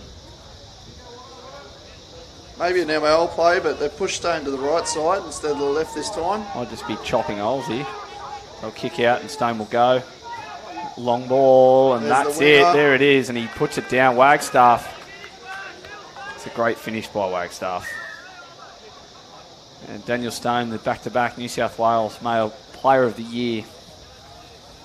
With a cracker of a long ball right to left. Very good 4-on-3, Nathan, and yeah, he's known for his passing game. Very good passing game from Stone, so the name's a good name too, just quietly. You do like to reference yourself as D Stone a fair bit, don't you? I'll try and take that claim every now and then. Nothing wrong with that, that's for sure. As Ride look to attack, Batiste with the ball, gives it away to Bailey Robertson, and Bailey Robertson holds up, some holding off defence is Bakos, as Bakos now peels away, and there it is, it was coming. It was coming. They weren't moving forward. There was one up, but the rest of them weren't moving forward. They were just holding their line, so good penalty again. 9 minutes on the clock, David. You'd be thinking that the message from Coach Tom would be to continue and hold the defence strong. Yeah, they've been defending well, Bankstown. I would say if they can hold the score low for percentages later on in the game, they'll be very happy for this. As they go down for Batiste, the outball for Gibson. Slick hands, and he slides in under. And Josh Bakos with a very good touch. Very good touch. Don't mind that play by Ryan. It's moving them lateral. The outball, and he's very slick. Gibson slide under. As they go for the drive in, Gibson picks up, looks to take him short. He's on there, the ball away. And a fumble from the jersey 22, Sam Nicholas. And Bankstown will truck it out again. The long ball from Weatherall. Bakos, a metre eater.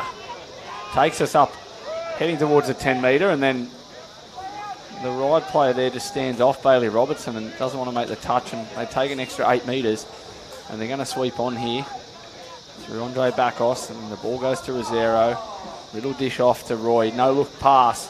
Very slick. Gives it away to Prasad. And Ride stands need off to stay again. up here. They just eat the Go metres down. up. Rosero back to Prasad, and he's looking, and they've got to go again. Good hands. Cameron Dow, great defence off the line, and very good defence. Right, Eastwood really need to stay up on that ball. Bankstown just took about 15 extra metres, but just dropping. They need to stay up and make them touches. In all fairness, the slick hands there, Stoney, of Prasad, the no-look pass. It makes it hard on the rolling and retreating defence to be able to stay up, and Rosero gets a quickie. They look for the QB, and they give it away, and he's in behind the line, and Daniel Russell spills it. At 6-0 with just over 7 minutes to play. So they take the ball forward in the 22. Sam Nicholas. Good press here by ball. Bankstown. Really good press. Well done. It's just Great a breakdown with the team allowed to make the changes at the 7. I think a little bit of fatigue hitting in for the boys from Ride. I also think too they're not utilising the 7 metre to 7 metre. All the players from Ride Eastwood, they're all bunched in the middle. They should be down on 7, taking advantage of that 7 metre rule due to COVID at the moment. And I think I'm not sure if any teams actually have plans for it, but I think it's something where you've got to just get down there and get on the field. Like that play there as they go, the link quickie, and Roy Prasad with the long arms. The long arms. Not sure I'd be wearing skins on a day like this, but Roy Prasad dives under. You won't get grass burn out on this stadium. It's in immaculate condition. Henry's done a great job with it. As we get into the afternoon of day 2. With Beresfield and East up next here on the stadium. We have just over 6 to go, and Bankstown with a 7-0 lead. I think Bankstown will want to try and keep the guys to 0. I think that'll be their target now. So there'll be plenty of energy there as they go for Bailey Robertson, and gives the ball away to the 3, Charlie Nicholas, on the field. You'd have to think brother of Sam. I think they both got the visor on. Been a bit of trendsetters for the weekend. A visor. bring back the visor. 10 years since the visor's been out. And we've got a penalty for forward pass from the ruck, I think. And there it is from Mr. Calabria. Good attacking chance here from right Eastwood. I'd like to see him flow into something here rather than just making it static. 20 or so out, good chance to run with a bit of flow. Maybe one of them out balls they tried before with a dive underneath. As they go forward through Gibson. They go long ball from Batiste and it finds the ground and Wetherill picks it up and they go quickly here. Azia, they've got numbers. This could be in it. Mitch Gray, he is streaking away. Nicholas chasing. Jack Wetherill with the long leg streaking up the eastern touchline. And they want to increase this 7-0 lead as Rosero takes the ball forward. The ball away to Prasad and Prasad over the head like a rugby union hooker. They give the ball away. Russell out here at the far link. And Rosero will go forward with Prasad. No doubt there'll be some form of static here. Little pop play, no doubt. Prasad goes again. And they're just going to chill here, I think. Opportunity to kill the clock with just over 4 to go. And Azzy gives the ball away. And they hand off and they're absolutely playing with the defence. And Rosero. Gibson throws his hands in the air, but that's pretty sharp play. And they're just playing with poor Charlie Nicholas and just off the mark, going back and forth, and then just too quick off the mark, Rosero. Yeah, I think Nicholas needed a little bit of help there from his defensive team. They were just playing around, working him inside, outside. Once the ball gets turned in, they really need to try and strike that, get them to get the separation from the dummy half and the strike dump. That's why we get a quick chance. We just got a quick shout out to Bernie Morrison, who's down to coach Bankstown this weekend, but had a bit of a stack midweek and he's not there. As they go for the line ride, I think we're going to get play through. As Robbie Bowen goes out, we're going to play through, and we have Sam Watkins gets the Hawks on the ball to... Quite a nice Cindy play. I don't mind this play. It's got them running. Got Bankstown pulling a corner, but just too quick on the short side. Just held the link up there, Russell, and got to his outside, and it makes it extremely hard. And Robbie Bowen makes the call. And yeah, unfortunately, yeah, Bernie's not well at the moment, so we send out our best wishes to Bernie, hoping a quick recovery as they run a little pop play off the tap, little bounce out, and I'll go forward. Got a feeling their Mel's coming in, Nathan. If you're a betting man, Stoney, I reckon you'd be throwing a bit at it as Stone picks up the ball very casually. I think they'll look to waste a bit of time here, Bankstown. They're not in a hurry at 8-1, that's for sure. They like to rest the legs, and they give the play off there, Rosero, and they look to go back. Rosero, look at him, he's sharp. He goes right, left, and what do we got there? 6 touch. Very good leg speed, little Rosero, doesn't he? He has very good leg speed. You've got to get low with him. As mentioned in the keep, that's off the mark. As I mentioned in the Keep in Touch magazine many, many years ago, that in the men's 20s comp he'd be hiding in the grass, and luckily Henry had the mower out because they're probably not too far wrong as Bankstown look to extend this lead with 2 minutes on the clock. And they're just going to toy with the defence here, and you can see that's Bailey Robertson pushing up the defence and almost pleading with his side to Sam Watkins, in fact, to get up, and he's with Barnett, in the middle. They're very good at counting that clock down, aren't they, Nathan? They are. They do it well, and I think Bankstown sort of sitting up, and they go Azzy, and they've both run past right, unfortunately. Cameron Dow's been having a blinder out there on that far wing, and he's unfortunately come in for the block down, and Azzy with the... Had a clean swipe. That he did, and Azzy with the big dummy and stepped through and gets under. Extend that lead to 9 with just over a minute on the clock. They count it down. The Ride boys on their haunches out here. It's very warm conditions, as we mentioned before. David being out in those fields, they are warm. And yeah, it's very muggy outside. We've had a bit of rain midweek, and the sun's come out now and made things really muggy for these players out here on the stadium. They're not in a hurry to get this ball started, as Gibson was looking for the man to go under. And the 41, which is Liam Jones, as they get that drive pattern set with about 30 seconds on the clock, and Bacchus will charge up the field, and Russell gets out of the way, and we've got Azzy getting the ball forward, and here they come, the trio. And Rohit will take time off the clock, I think. There we go. And there we have it, the touch made. What do you make of that, David? Oh, I think Right Eastwood just ran out of legs. Bankstown were pretty clinical in completing every set. I thought they done really well. How do you think Bankstown will go during the tournament, Nathan? Think they'll go deep into the tournament? A couple of tough games this afternoon. They face Dawson at 4 p.m. and Wollongong not long after that. So we've seen Wollongong put on a clinic here only a short time ago. So it'd be very interesting to see what happens this afternoon. It's still plenty of things to work towards, but it's a good polished performance there. 9-1 win. Bankstown over Ryde. We've got Eastern Beresfield coming up shortly. We'll be joined back in about 3 or 4 minutes. We'll see you then.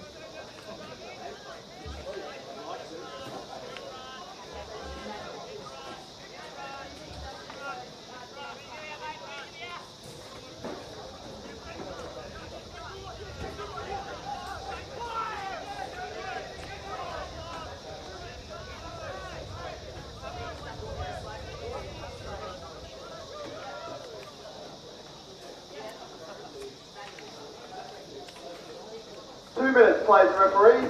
2 minutes.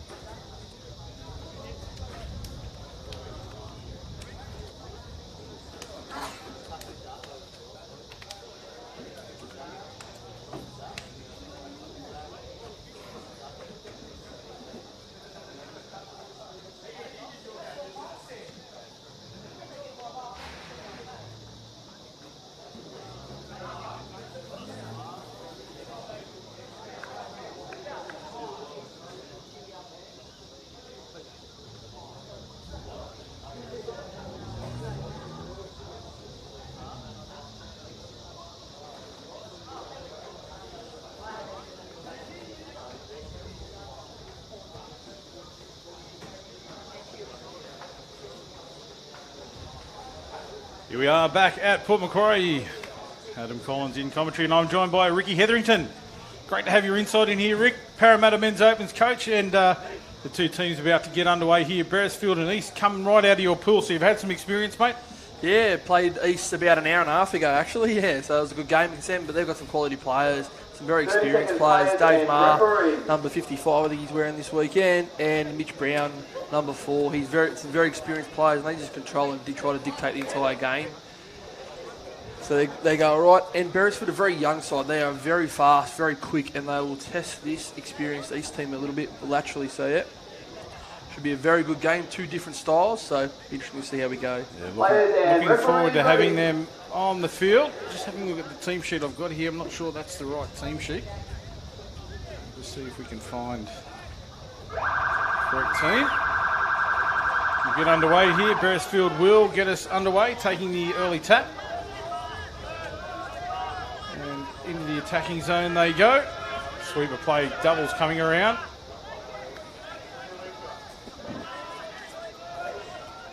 Sweep it to the short side, back in.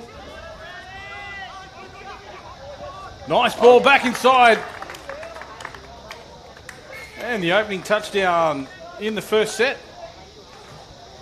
Again, unfortunately, I don't think we've got the right team sheet there. No, a beautiful try there from Beresfield. They just sort of kept the ball alive, recycling it. And they just didn't shut the gate there in the end and cost them the first try. And there we go. So now East 1-0 behind on the scoreboard after less than a minute. So they'll look to strike back pretty quickly here, I would have thought.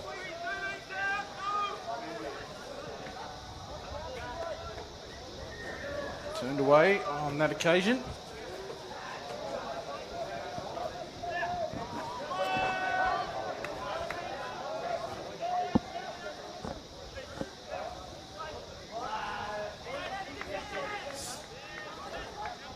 Wow. How did you see that one, Rick? I'm not sure of that one. I'm with the referees, mate. I'm always with the referees. Oh, come on. I've seen you in the coach's box. That's a claim that I can't stand by. Unfortunately, mate, I've had a few arguments, but unfortunately, you're never going to win them. You're never going to win them. You're exactly right. So. I mentioned that it took me a few years as a coach to work that out. But, yeah, you do whatever you can to defend your team's honour, but you're never going to beat the referees. No, never, mate. So East is trying to set up a little sweeper play here. Dave Marr, the 55, is trying to dictate the tempo of the game here. Sweeper. Yeah, but not played correctly. Not square on. Not square on there from East, and it's going to hurt them. They always interest me, those calls. I mean, it wasn't really quick play, the ball. They actually had time to set up correctly. Giving penalties like that away are just inexcusable, really. Yeah, definitely is, Barrow, with their foot speed, trying to just hurt East on the rolling. Nice pick up. Change of direction inside. Touch made on the intercept. I think if they stayed out there, Beresfield, there's a chance on the short time. Yeah, I'm with you on that, but it's easy for us to call it from our position up here. I'm the best from up here, mate, that's for sure. 30 plus degrees at the current moment out there, so it's pretty hot. Nice metres. Yeah, got that call right. Saying that the touch affected the man in the roll ball position, so... I think you see more and more in the game. Teams under pressure on the roll, they just give a cheap penalty away just so they can reset their defensive line. They back their defensive line on the 7 metre line. As long as they back themselves, that's all you can ask, really. And that's 2 touches gone now.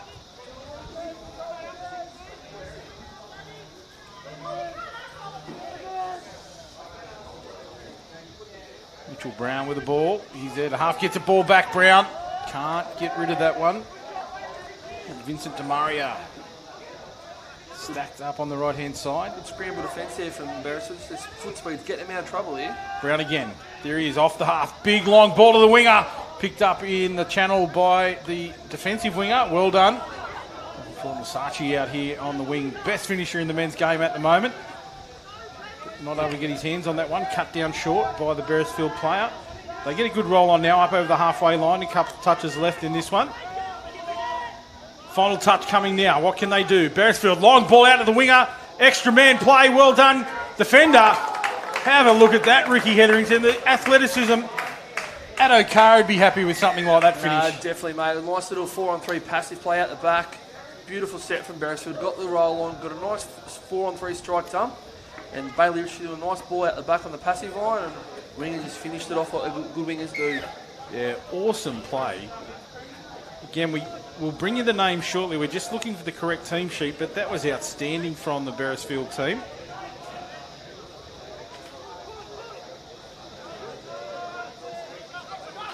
East on the attack now. Ball just gets away. He's looking for the catch and release back inside. The link had tucked into a good position to hit the line hard. That would have been a nice play for the Roosters, but they were unable to take possession, and Beresfield get a penalty, a relieving penalty coming out of their own end. This is a good roll here for the Beresfield boys. Squaring it up, taking it into that middle third again. Nice direct play here. Good work from me, Sarah. Just cutting the roll down, getting up in the defensive line. Sneaky little head step there. He looked to have plenty of time there, the young fella. Just that foot speed, as we talked about earlier in the day, Adam, that foot speed is something that can hurt teams no matter how good you are as a player. Your foot speed can hurt players. My word. And sometimes, you know, a team full of young blokes like this Beresfield is, that's also a weapon in your arsenal because they throw a little bit of care to the wind at times and it's tough to defend when they have the speed and the skill and then they just throw it around like that. Yeah, mate, like we played them yesterday afternoon, they scored a few unconventional tries on us as well and just throw the ball around and their foot speed is such an attribute to them. Interesting to watch here, the young fella with the ball now. He's got something about him. Looks like... Just always looks dangerous when he has the ball in hand. So I'm going to keep an eye on him. Again, unfortunately don't have his name. Hopefully we can get that up here shortly. Long ball, picks up the link, and just beautiful work from Beresfield. Took it all the way deep into the in-goal territory. Lucky he got it down in time. Indeed, mate. Now again, another 4-on-3. The passive play, that bloke, then deep out the back. He's in tight, trying to defend tightness. Again, getting beat on that nice passive line. Yeah, Josh Mossett was coming across in cover. He just put his head down and said, I'm not going to get there. That was way too good. So they extend their lead now, Beresfield. Sweeper play. Sleeper 4-on-3 for Dave Maher here. There's Maher across the line. That's experience for you, but it was a nice setup from Vince Di Maria there, who swept around, set up the play nicely, and that's all Dave Maher needed. Plenty of experience there. Dave Maher, Australian representative, been around the game a long, long time. Indeed, mate. He's in the men's 30 squad for the Origin Series next year between New South Wales and Queensland, so looking forward to that. Foot in both camps too, mate, living up on the Gold Coast currently. He does. He travels down a fair bit, works down in Sydney. Yeah, works in Sydney, yeah. Good to see him out here on the paddock at State Cup as Beresfield back into action now. You hear the call from the sub-box. Get up. Short play again. Gets across the line. Looks for the winger. Not sure what the defensive winger was doing there. A little lapse in concentration there from the winger again. A nice little play. They thought the sweeper was coming. Took off short side. There was the number 6, Bailey Ritchie again, getting in behind, and he's a key figure for this Beresfield team. He's also part of the Hornets team that have done in the last couple of NTLs titles, so a very good player. Yes, just see the shake of the head from the winger as he came back in. He reset for the attack, but just he shook his head there. He wasn't happy with his performance. And he was right there. All we had to do was reach out and touch the player. Yeah, I think said you've got to concentrate 24/7 in this game. If you have one little split second. Yes. Beautiful. So we have the Beresfield lineup now.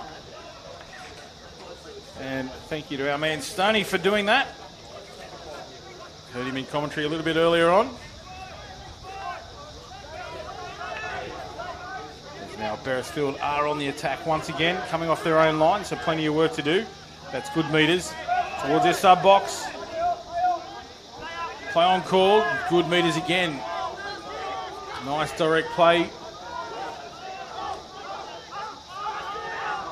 Long ball. Let's say that's Nav Singh takes that one.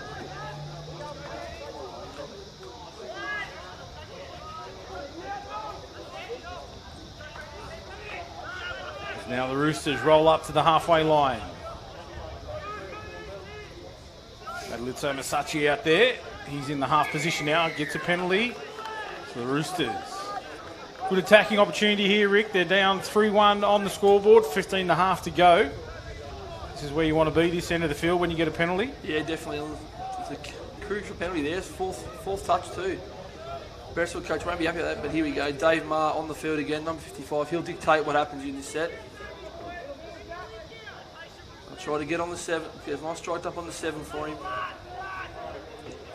Don't know what's going on, mate, but plenty of these numbers here in the Roosters lineup too are incorrect on our sheet, so making it tough up here in the commentary position to get the players' names right, so we do apologise in advance if we incorrectly name somebody and you're at home watching.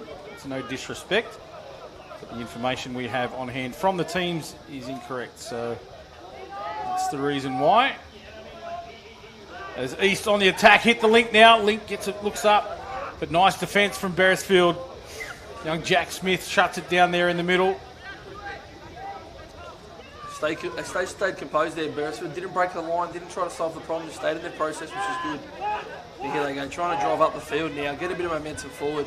This is what they're good at, Beresfield. They get some momentum going forward. They have a lot of strike players off the scoop. Yeah, another touch, mate. Just slowed down a little bit there. Some good work from the young fellas from Beresfield taking the ball forward. This will be the last touch now. Picked up nicely, one-handed, picks up that passive play again. But this time it was read by the defence and they'd shut it down. The ball went to ground, but the defenders were in the positions they needed to be. And good pressure there from the Roosters defenders. Yeah, great work there from the Roosters. Just a bit sloppy there at the end from Beresford. They had the good first 3 touches. The next couple weren't the greatest just to set up that passive play. It seems to be their go-to play at the moment, the passive, with Jack Edwards and Bailey Ritchie running it. So I don't think it'll be the last time we see this game, Adam. Right, back into attack we go. Roosters on the line. Nice ball out to Nav. Gets that one. No. Referees blows the whistle in the background. Singh did well on that occasion. He'll bring the ball back for the Beresfield team, as he was asked by the referee.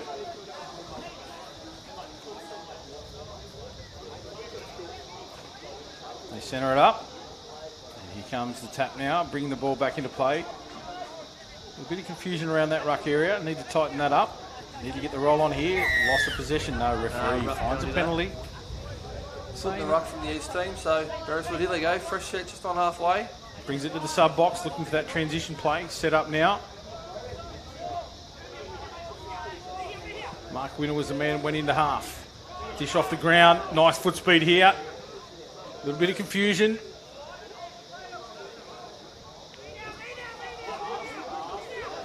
Reeve Howard, the man that was getting in the way there. Little short ball, looked to go long, pump short. Referee calls a touch. Good finish to the set though from Beresfield. They just got to keep putting the ball down that end of the field. No matter what, they keep making these have to go 70 metres. And they're a big chance to stay in this game. Communication looked to be a little bit disjointed there. There was a couple of times where they ran in the back of each other, just setting up for a play, but obviously need to communicate what's Indeed, mate. That communication's key, both attack and D. See what's going on. So they're loading up now. But here comes pretty much their A team, I'd say. Beresfield, Jack Edwards, Bailey Ritchie. Isaiah Olsen is the man in acting half. That's Jack Smith there. Gets the ball down. Nice pick up from Isaiah. Comes back. Nice at the right. Looks out to the right-hand side. Skips away. Defender goes across in cover. The referee calls him offside, but the touch was made. Obviously hadn't called play on.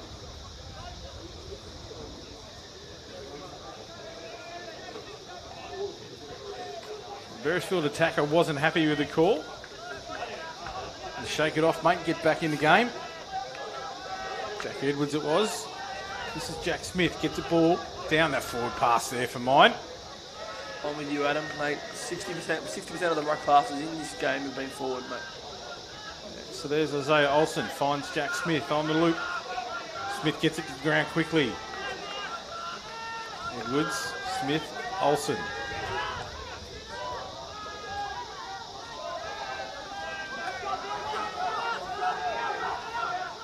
There's Olsen getting it down. Edwards this time goes to the right-hand side. Skips out to half, gets touched. That was a sad end of the set, really. Nothing doing there. Wasn't a good set there from Beresfield. They just sort of looked a bit lost. They've looked better on the rolling from halfway and coming out of their half. Maybe that's what they need to keep going. Just keep going the full set and not repeat sets on the line. Yeah, that was a yes-no call there. The referee played the advantage, none given. So a penalty to the Roosters. I'll like to take it from there. So up to the halfway line now. Isaiah Olsen comes up out of the line, chases a man across. Slows the play down a little bit and the defensive line can regroup. tipping Dave Marr will be on the field here shortly.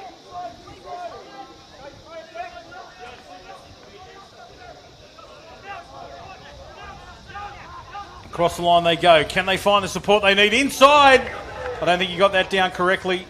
No, he definitely didn't. He just tried to slam it down. And in our sport, you must have control before you put that ball on the ground. You can't just slam it down like in the NRL. You must have complete control of the ball in at least one hand. Is there a rule in the NRL? It just seems to be a lottery. It depends, mate. I'm surprised the referees didn't call for the bunker there. We're set ready to go here, Rick. Indeed, mate. Oh, but a critical error here. This is what will hurt Beresfield if they keep making little errors, and the experienced East team just come back at them. And here comes Dave Marr, fresh set on the line. What a surprise! Runs on the field and takes control. You see him just barking instructions there, talking to the man outside him. Thomas Wong, I believe it is, if our numbers are correct. Anyway, that's a lottery. Looking at the East sheet here. Just milking him again there, East. Just Beresfield not going forward. You've got to go forward at the pace the referee dictates to make a touch.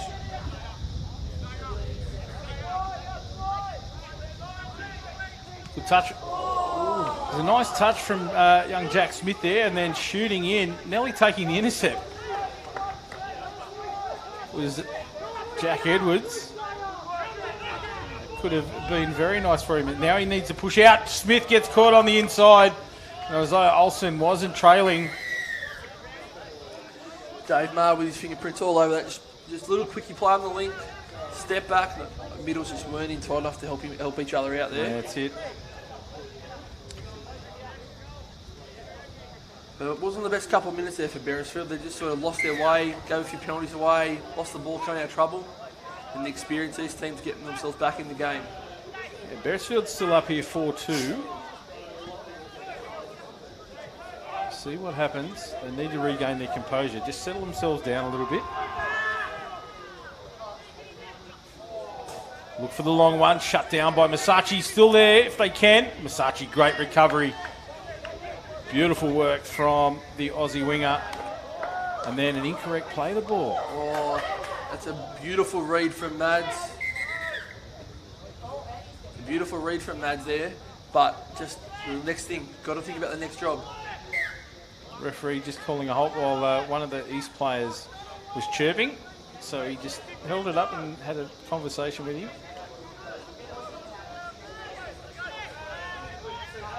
Yeah, nice work. Straightened himself up there. Could have given away a penalty if he had incorrectly rolled it. Shut down. Well done. Well read by the Roosters. Possibly Mitch Brown, if my sheet is correct for him. Yeah, number 4 is Mitch Brown, definitely. There, nice ball. That was down. That's down. I'm going to call that from up here. Plenty of bodies in motion. The referees consult and they agree. That was beautifully done. Beautifully done there from Beresfield's run a little sweep on the link, and the experienced Brad Lugg just probably not the foot speed of a 19-year-old at this stage to get back to 7 metres just in the time. I think it might have been Connor Edwards that got across the line for his team. He's worked really hard. Yes, Beresfield's team is very impressive in this game. When they've been able to run and free flow, they are really hard to stop. There's Marr again. What can he spark this time around? He's got number 34 out there. Clay starting with him at the moment. So Clay is back from Doyleson after a couple of years with Doyleson. Back at his home ground, home club at East. So he'll be looking to work with Dave here to get another try. Off the foot of the Beresfield player, accidentally. But doesn't matter. Penalty still blown. Yeah, Reeve Howe just getting in the ruck there a little bit accidentally. So Dave and Clay will go back to work here with a fresh set. One down. Marr off the ground. Nice pass. Shut down defence coming in from Jack Edwards there. Well read. Beautiful little strike in from the strike link there. Marr regroups. Sweeper play back inside trail. Knocked down this time. And the referee hadn't seen it, but Reeve Howard it was. Signal to the referee. I touched that one in flight, sir. Good honesty there from Beresfield. That's what you like to see in the game. A bit of honesty, it's really good. Yeah, they were all ends up then, and that's a great call from the Beresfield player. There's Ma once again. Just settling the play down, back inside. They'll look to shift again. Always moving that defensive line around. Ma. Dummies back inside. This time he delivers. Sweep it goes around. But they run away from the play.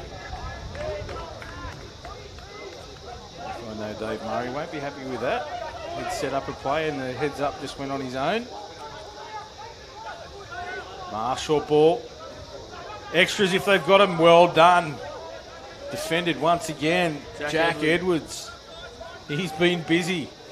Murray saved about 2 or 3 tries in the last minute or so out there on that right side. So East will go to work again. Beresfield are defending really well here.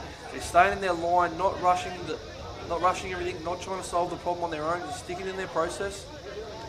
4.5 minutes remaining, or just over 4 minutes now. And another incorrect roll ball. Clayton Blackman, the coach at East, will not be happy about that. They had about 3 or 4 sets in a row there, and they should have capitalised there. And they'll just let Beresfield off, and now Beresfield have to complete this set. Yeah. Chris Johnson over there in the sub box as well. Coach for the Roosters, hands up in the air. Doesn't mind an argument, that fella. He'll be perplexed. I'm sure the referees will hear about that one. But Beresfield, there's Isaiah Olsen again. Out of half. Bailey Ritchie out of half. Bailey Ritchie. And Beresfield just pretty much throw the ball over the sideline just to kill about 15-20 seconds on the clock there. 3.5 remaining here. The Eastern Suburbs team need to come off their own line. They have to work hard. They need to score in this set. But they're not going to get the opportunity because a penalty for overstepping the mark has been awarded against them. And now mouthing off as well.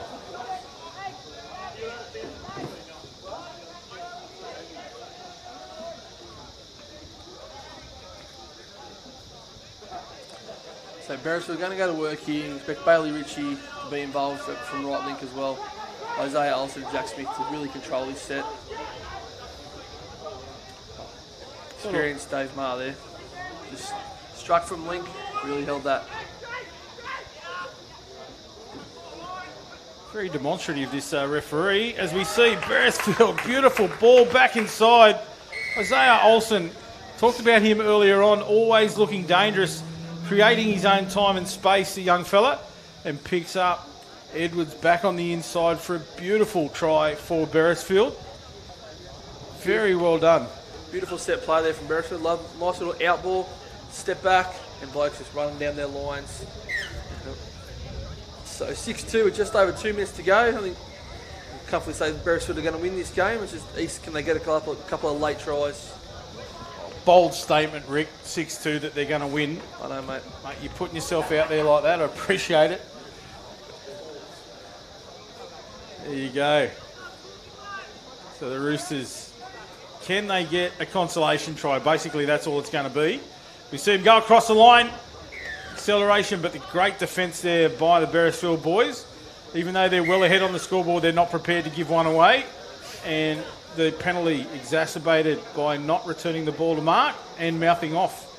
So take your pick.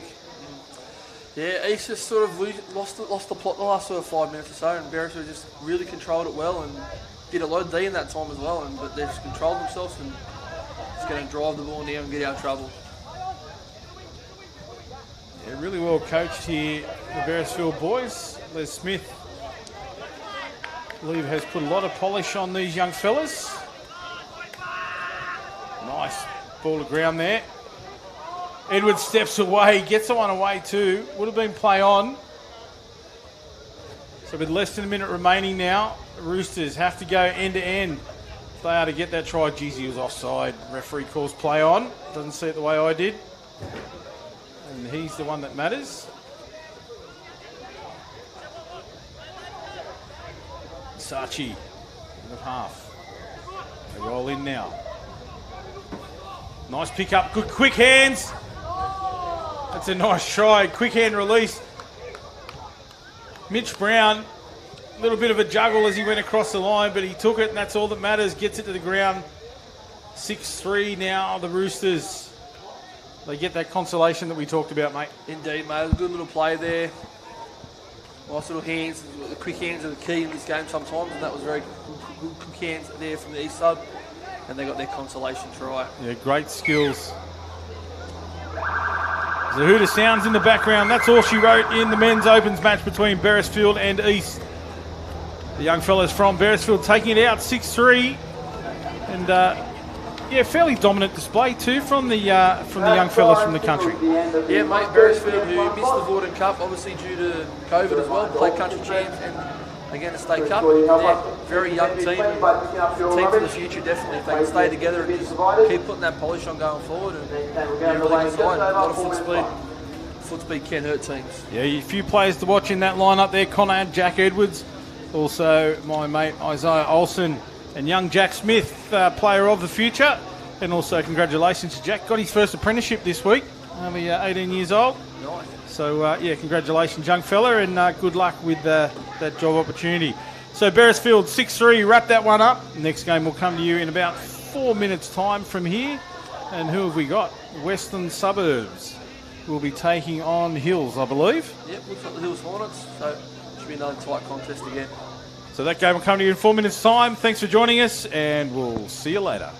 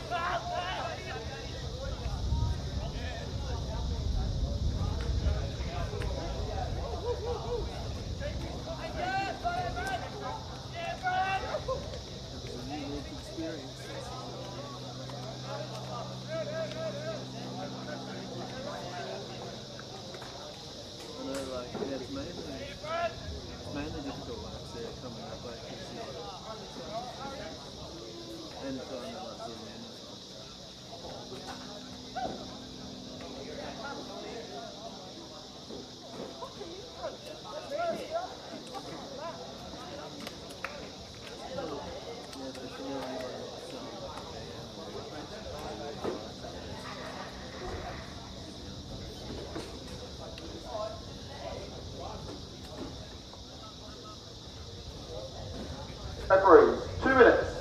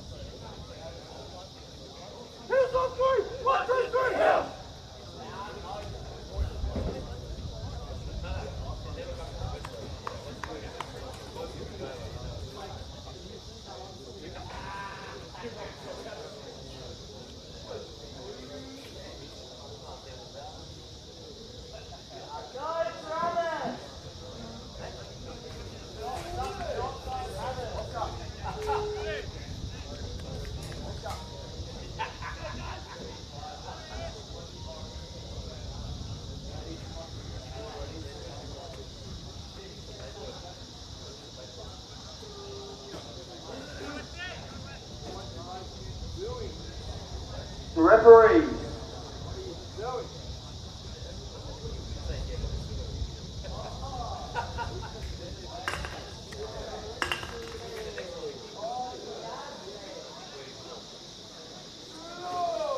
So we are back in action here at the State Cup. for 2020 Men's Opens Division.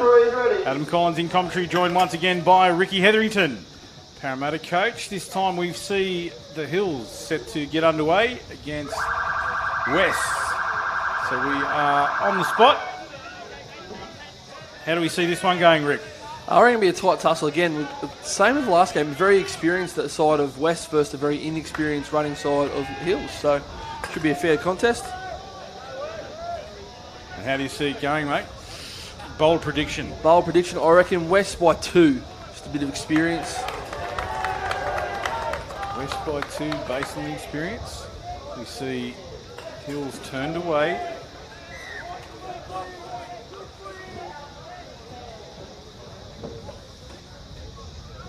Back underway now. West taking us forward. Costello taking it up the middle. He only knows one way. Big, tall lad.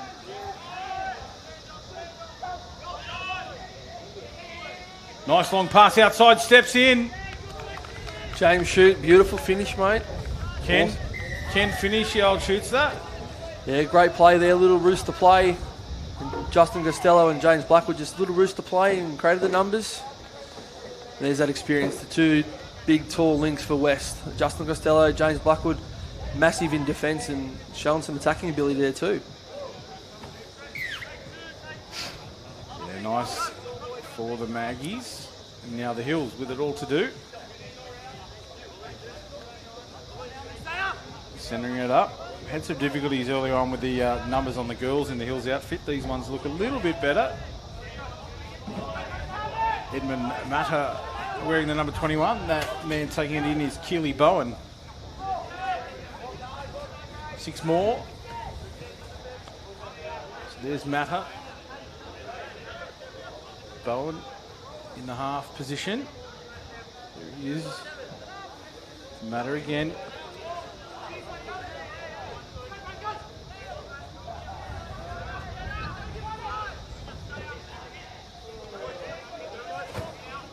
Look long, pelted back short, changed direction, dives over himself.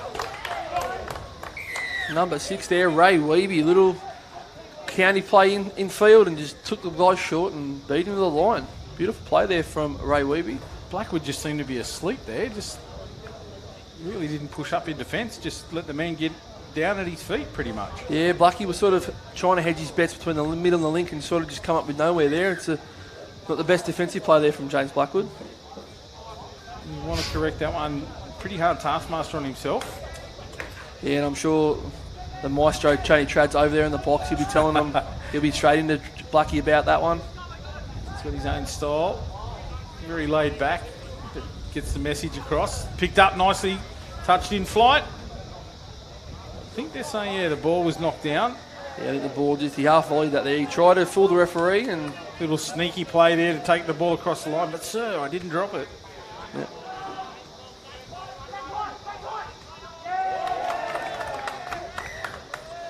Charbel Matter there on the sweep, really putting the Hills team under pressure there. Another penalty going the way of the Magpies.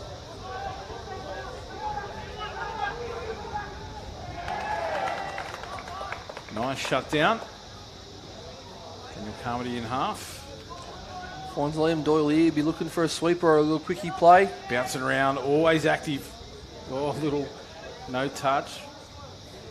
No, you got him. Yeah. Both sort of players weren't sure there. Wrap a big long bomb out to the wing. Picked up nicely. It's that man again, hey? James Shoot, mate, another experienced player. Just good finish in the wing on the corner there. Yeah, how you went for Movember? Mate, he doesn't go for Movember. He goes all year round. Shooty with his one. Could have shaved it off for Movember. That would have been a surprise. No, that would have definitely been a surprise from Shooty, but getting the experienced wing as Shooty goes off and in comes the very experienced Rob Knuckler. Robbie Knuckler, evergreen. Evergreen Rob Knuckler, mate. We talked about Matty Tope earlier on in the tournament being an evergreen, but the Robbie Knuckler. I think he played for Jerusalem. Been around that long. Nice bomb. speak of the devil, and there he is. Great read from Robbie Knuckler. Not too much he hasn't seen in the game. If he hasn't experienced it, it hasn't happened, I would have thought. No, definitely, mate. He's a very good player and a very quality player. And Nice direct meters there. That's Blackwood. Thought he could have been pulled up for rolling the ball off the mark then, but this is better from the Magpies. Good. Blackwood again. Picked up nicely, one-handed. There's a short. Oh, picked up in the channel. Will he go all the way? Cover coming left and right. I think he's going to get there. There's a great chase by both defenders from the Magpies, but good wheels as he gets the accolades from his bench as he comes back to play. Wow, length of the field intercept. Looked up and saw how far he had to travel, but he pinned the ears back and off he went.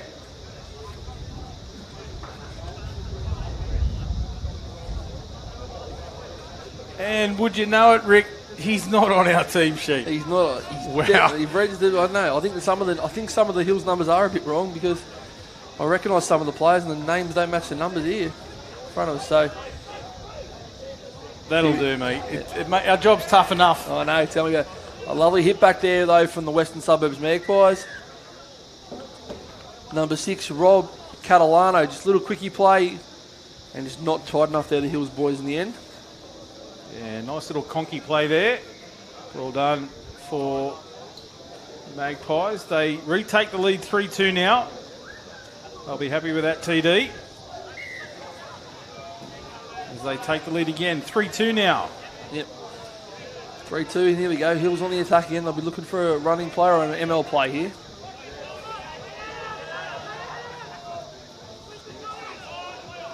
Sweeper play, Bowen Russell, sweeper. Yeah, nice. Little head fake there, but they didn't fall for it. No, didn't fall for that. Good defence there from the West team. Yeah, shut down. Declan Bitter there. Good defence there from the West team. Now they're going to drive. And straight to their big guns. James Blackwood there. Good drive. It's been impressive on the drive forward. Little blemish on the line in defence, but he's certainly made up for that with metres. That's another nice direct play. Here they go. Look at the pace here, Rick. Picked up one-handed. Nice. Skips out. Goes left. Didn't need to throw that. The line was wide open. Paddy Calello, mate, just walked the ball over the line, but the local boy who was born here in Port Macquarie. Paddy Coelho, what is happening? Mate, I've seen a few people do that in the years and just they think the winger's going to be on top of them straight away and they don't get their head up and look. So I have seen the great Mark Boland do that once in a game too, and we never let him forget it at Parramatta too. The great Bus Boland. Yes. Yeah, grew up watching the Bus. And outstanding the stamp he's left on the game, but I'm sure he'd want to be remembered for all the good things he did, not a bad pass he threw once in a game. No, don't. He never lets us forget the good things he does in life, trust me. This is nice from the Hills. He's claiming he was over the touch. The referee was wide on the spot. What's he going to call here? Sideline referee being consulted. He says the touch was made on the foot. Yeah, great second effort there from the number 96, Zach Bitter. From the West team. Great second effort. Referee's going to have a chat. He's going to penalise the player for mouthing off. A little bit of byplay between the two players. Now he's going to get called back by the referee. He doesn't want to be... He's got to be quiet. He's given a period of time. Period of time there for number 1, Alex Nolan in the bin. Refs have sent him to the wrong way, but as long as he goes to an end, it doesn't really bother us. So 4 sets in total here for Hills to defend with 4 players. This could be the big gap that West need to take advantage. Yeah, not sure what happened down there or what was said. We couldn't pick it up in the effects, Mike, but obviously the referee heard it. Wasn't happy with it. Long ball out to the wing. Who was that, mate? Robbie Nuck, forward pass. Saw the shake of the head from Robbie. He wasn't happy with the call, but it's been made. Robbie did his part right, and the pass just was a bit forward. So that's 1 set survived with only 5. So yeah, nice. No touch affected there. And the Hills player wasn't caught for that one, but then he wasn't square. Matt Curl there from the Hills team just done it the first part right, the second part just didn't do it clean enough. And that's just a little bit of inexperience. They only had 5 on there. The young fella that was called for not square was arguing with the ref, so the coach got him off, which is probably a good move. But then nobody went on. And then no one went on, so they were down to 4 actually, because they've only got 5 on at the moment, with the bloke still in the sin bin. Tough game with only 4 on the field, mate. Yeah, nice touch. Mate, it's hard to defend with 6 at some stage, so down to 5 and then down to 4. Very tough. Ethan Klein there, crossing cover, made a beautiful touch. Had to make it. Definitely, mate. He's a good player, Ethan, young player. He's just got to... Scramble here, Klein again up. That's another big touch. It's a good read there from Ethan. Just got up in the space and got the free touch he wanted. Yeah, the link did really well too. Came in and then chased out, and Klein got in underneath. No touch made. Not rolling forward here. Could draw a penalty. There he is again, shooting up. I like the way Klein's defending here. Force another. That could have been forward for mine. Yeah, the referees are right on it. Good call, referees. Mate, Hills Hornets, mate, here defending beautifully with only 5 players. So as long as they complete this set, they will get Alex Nolan back at the end of this set with no damage taken. Bit of confusion here. The referee on the field has told him one thing, and now he's back on. So we are back to the full complement. That's 2 sets that they faced, 2 defensive sets, so they've done well. Turn it into attack now, the boys sweeping forward. I'll take a bit of positivity out of that. Hills definitely with only defending West for a few touches on the line with only 5. So there's Weeby again. Get down for me. There's Ray Weeby. Picks up. He's going to go long here. You can see the shape that he was making. Did well. Gets a penalty too. Weeby with that long ball out to the winger.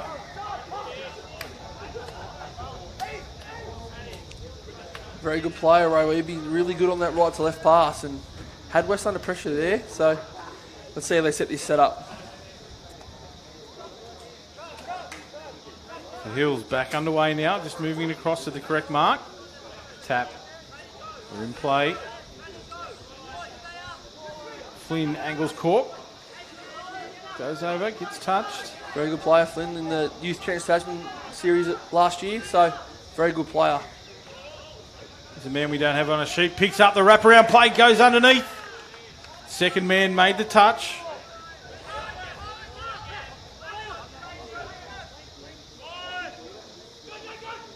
Long ball picked up.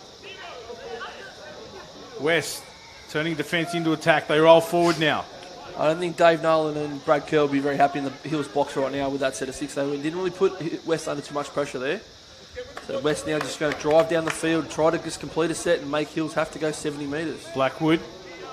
Nice metres again. Picked up one-handed. Goes right, looks for the winger. Can't get there. Was well read in defence. Made the 7 metres and then just took their space. Oh, that's contact. That should be penalised. That has to be penalised. That's a penalty. It's a penalty every day of the week. And that's another one. So 3 touches in a row there. The Magpies should have been penalised on the 3rd one they were picked up. The young fella out here on the wing, not sure of his name, number 23 for the Maggies. For mine, he should have been in the bin. Guy Lakua Conti, yeah. Conti. He should definitely be in the bin. He should have at least been subbed there, definitely. Just try to give a penalty away for no reason there. Nice pick up, long ball on the outside play. Great little out ball there, Keely Bowen. Good running there from Keely Bowen. Really had the West team under pressure, but great defence though, West. That's what they are known for, the Western Suburbs Magpies. Is really good in D and grit games out. Keely Bowen again. Gets it down. Nice pick up. Back to the short side. Good ball. Didn't get it away in time for mine. I think the touch was affected. Yeah, yep. The referee coming into position. But beautiful enterprising play again, mate, from the Hills, boys. Yeah, back against the grain. Nice little pass. Made it stick and put West under a bit of pressure there. But again, West scrambled out of trouble. Edmund Matter it was with the big pass out.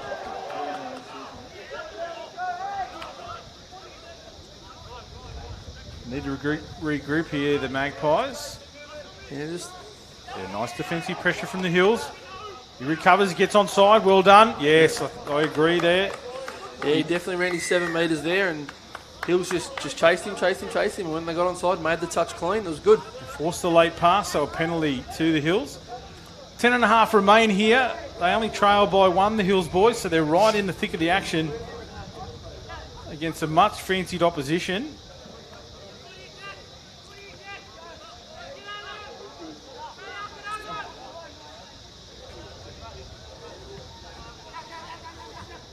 So he'll just be looking to get forward here on a few touches and get 2 or 3 touches at least at the try line.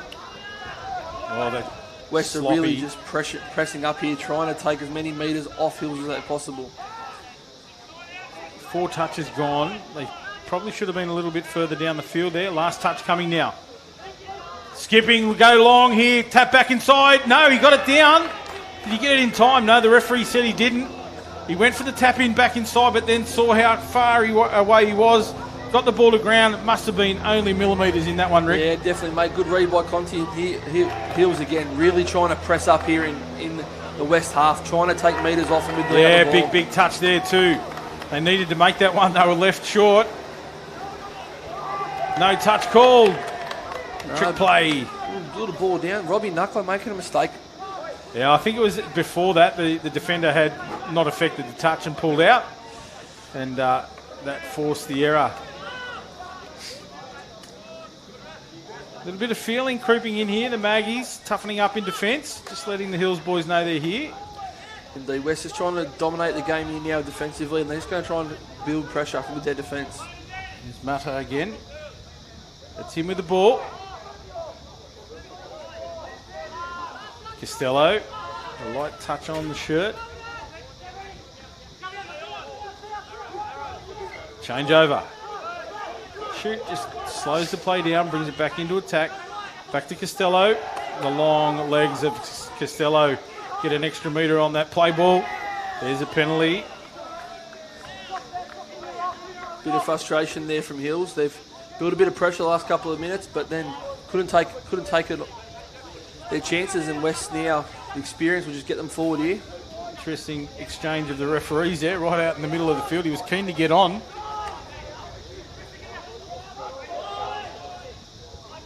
Shut down or knocks it down. If he had taken that one cleanly, would have been shut the gate. Weeby was away. A lot of players get in that passing lane and knock the ball down as opposed to trying to tap it up for themselves to run onto. Indeed, mate. The amount of people you see in all the men's opens games, they get up nice and hard and they either take it or they drop it.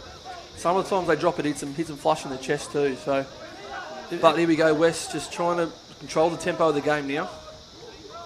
Down they go. Sweeper play coming around, back inside. Nice quick blower ball. Weeby. Can he come across in cover? No. The player calling on the inside. I touched him. I got him. Referee said, yes, you did. Late pass was the call. Not returning the ball to the mark, so they'll advance the mark for the penalty. Yep. He was defending gallantly there. They was scrambling out of trouble, and sometimes that's what you got to do in these big games, just scramble out of trouble. 7 minutes to go. They only trail by the 1, so they're right in the game. That's a good release. Now back onto the inside. Get some space happening. Klein. Yeah, he's looked dangerous, Klein. Let's look for him now. They'll be looking to find Flynn Inglis Cork here at a half. It's a half court. But a great defensive read there from James Blackwood, just coming in, chasing Flynn to the open side. That's experienced play there again from James Blackwood. And here he goes again. He'll chew the metres up here for his team. Yep. Again, they just roll on. 2 big touches there from West. About 12-15 metres from James Blackwood, so followed up by 15 metres from Rob Knuckler. And now they're on the attack. They don't want to give away a penalty here in defence, the Hills boys. They did well. So an intercept taken. They need to straighten up here, young fella. That's a boy. Oh, he played it without being touched. He did everything he needed to do. Played it way too early there. He's just got to be patient there. They're on the front foot, really controlling the tempo. And that critical little error. He's going to be happy that we don't have his name. I can't mention his name, but he did everything right and then just played the ball without being touched.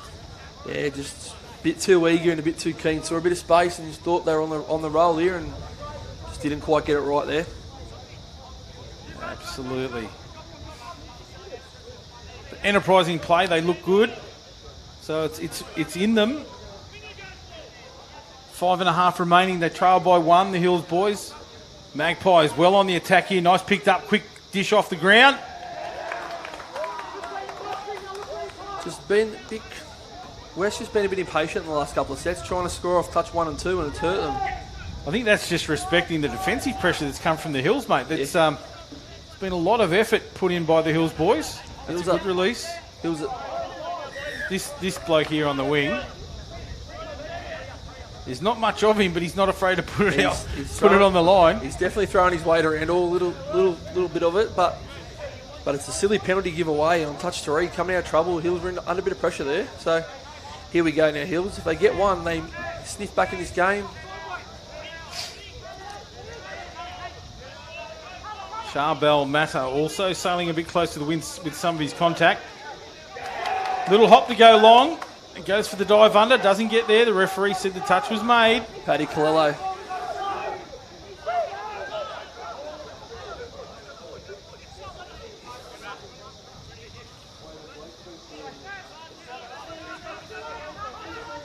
So here Westgate is trying to drive down the field. Take the metres that are on offer. Ball away. Could be costly. 4 minutes, 10 seconds remaining. Mistake, James Blackwood made a few in this game. You won't be happy with his performance so far, Blackie, but let's see if he can mount some defensive pressure and make some good reads here. This is good. Ooh, could have been picked up for not being square there. That's a good release too. Extra metres now for the Hills team. Back inside. It's a young fella that rolled the ball earlier without being touched.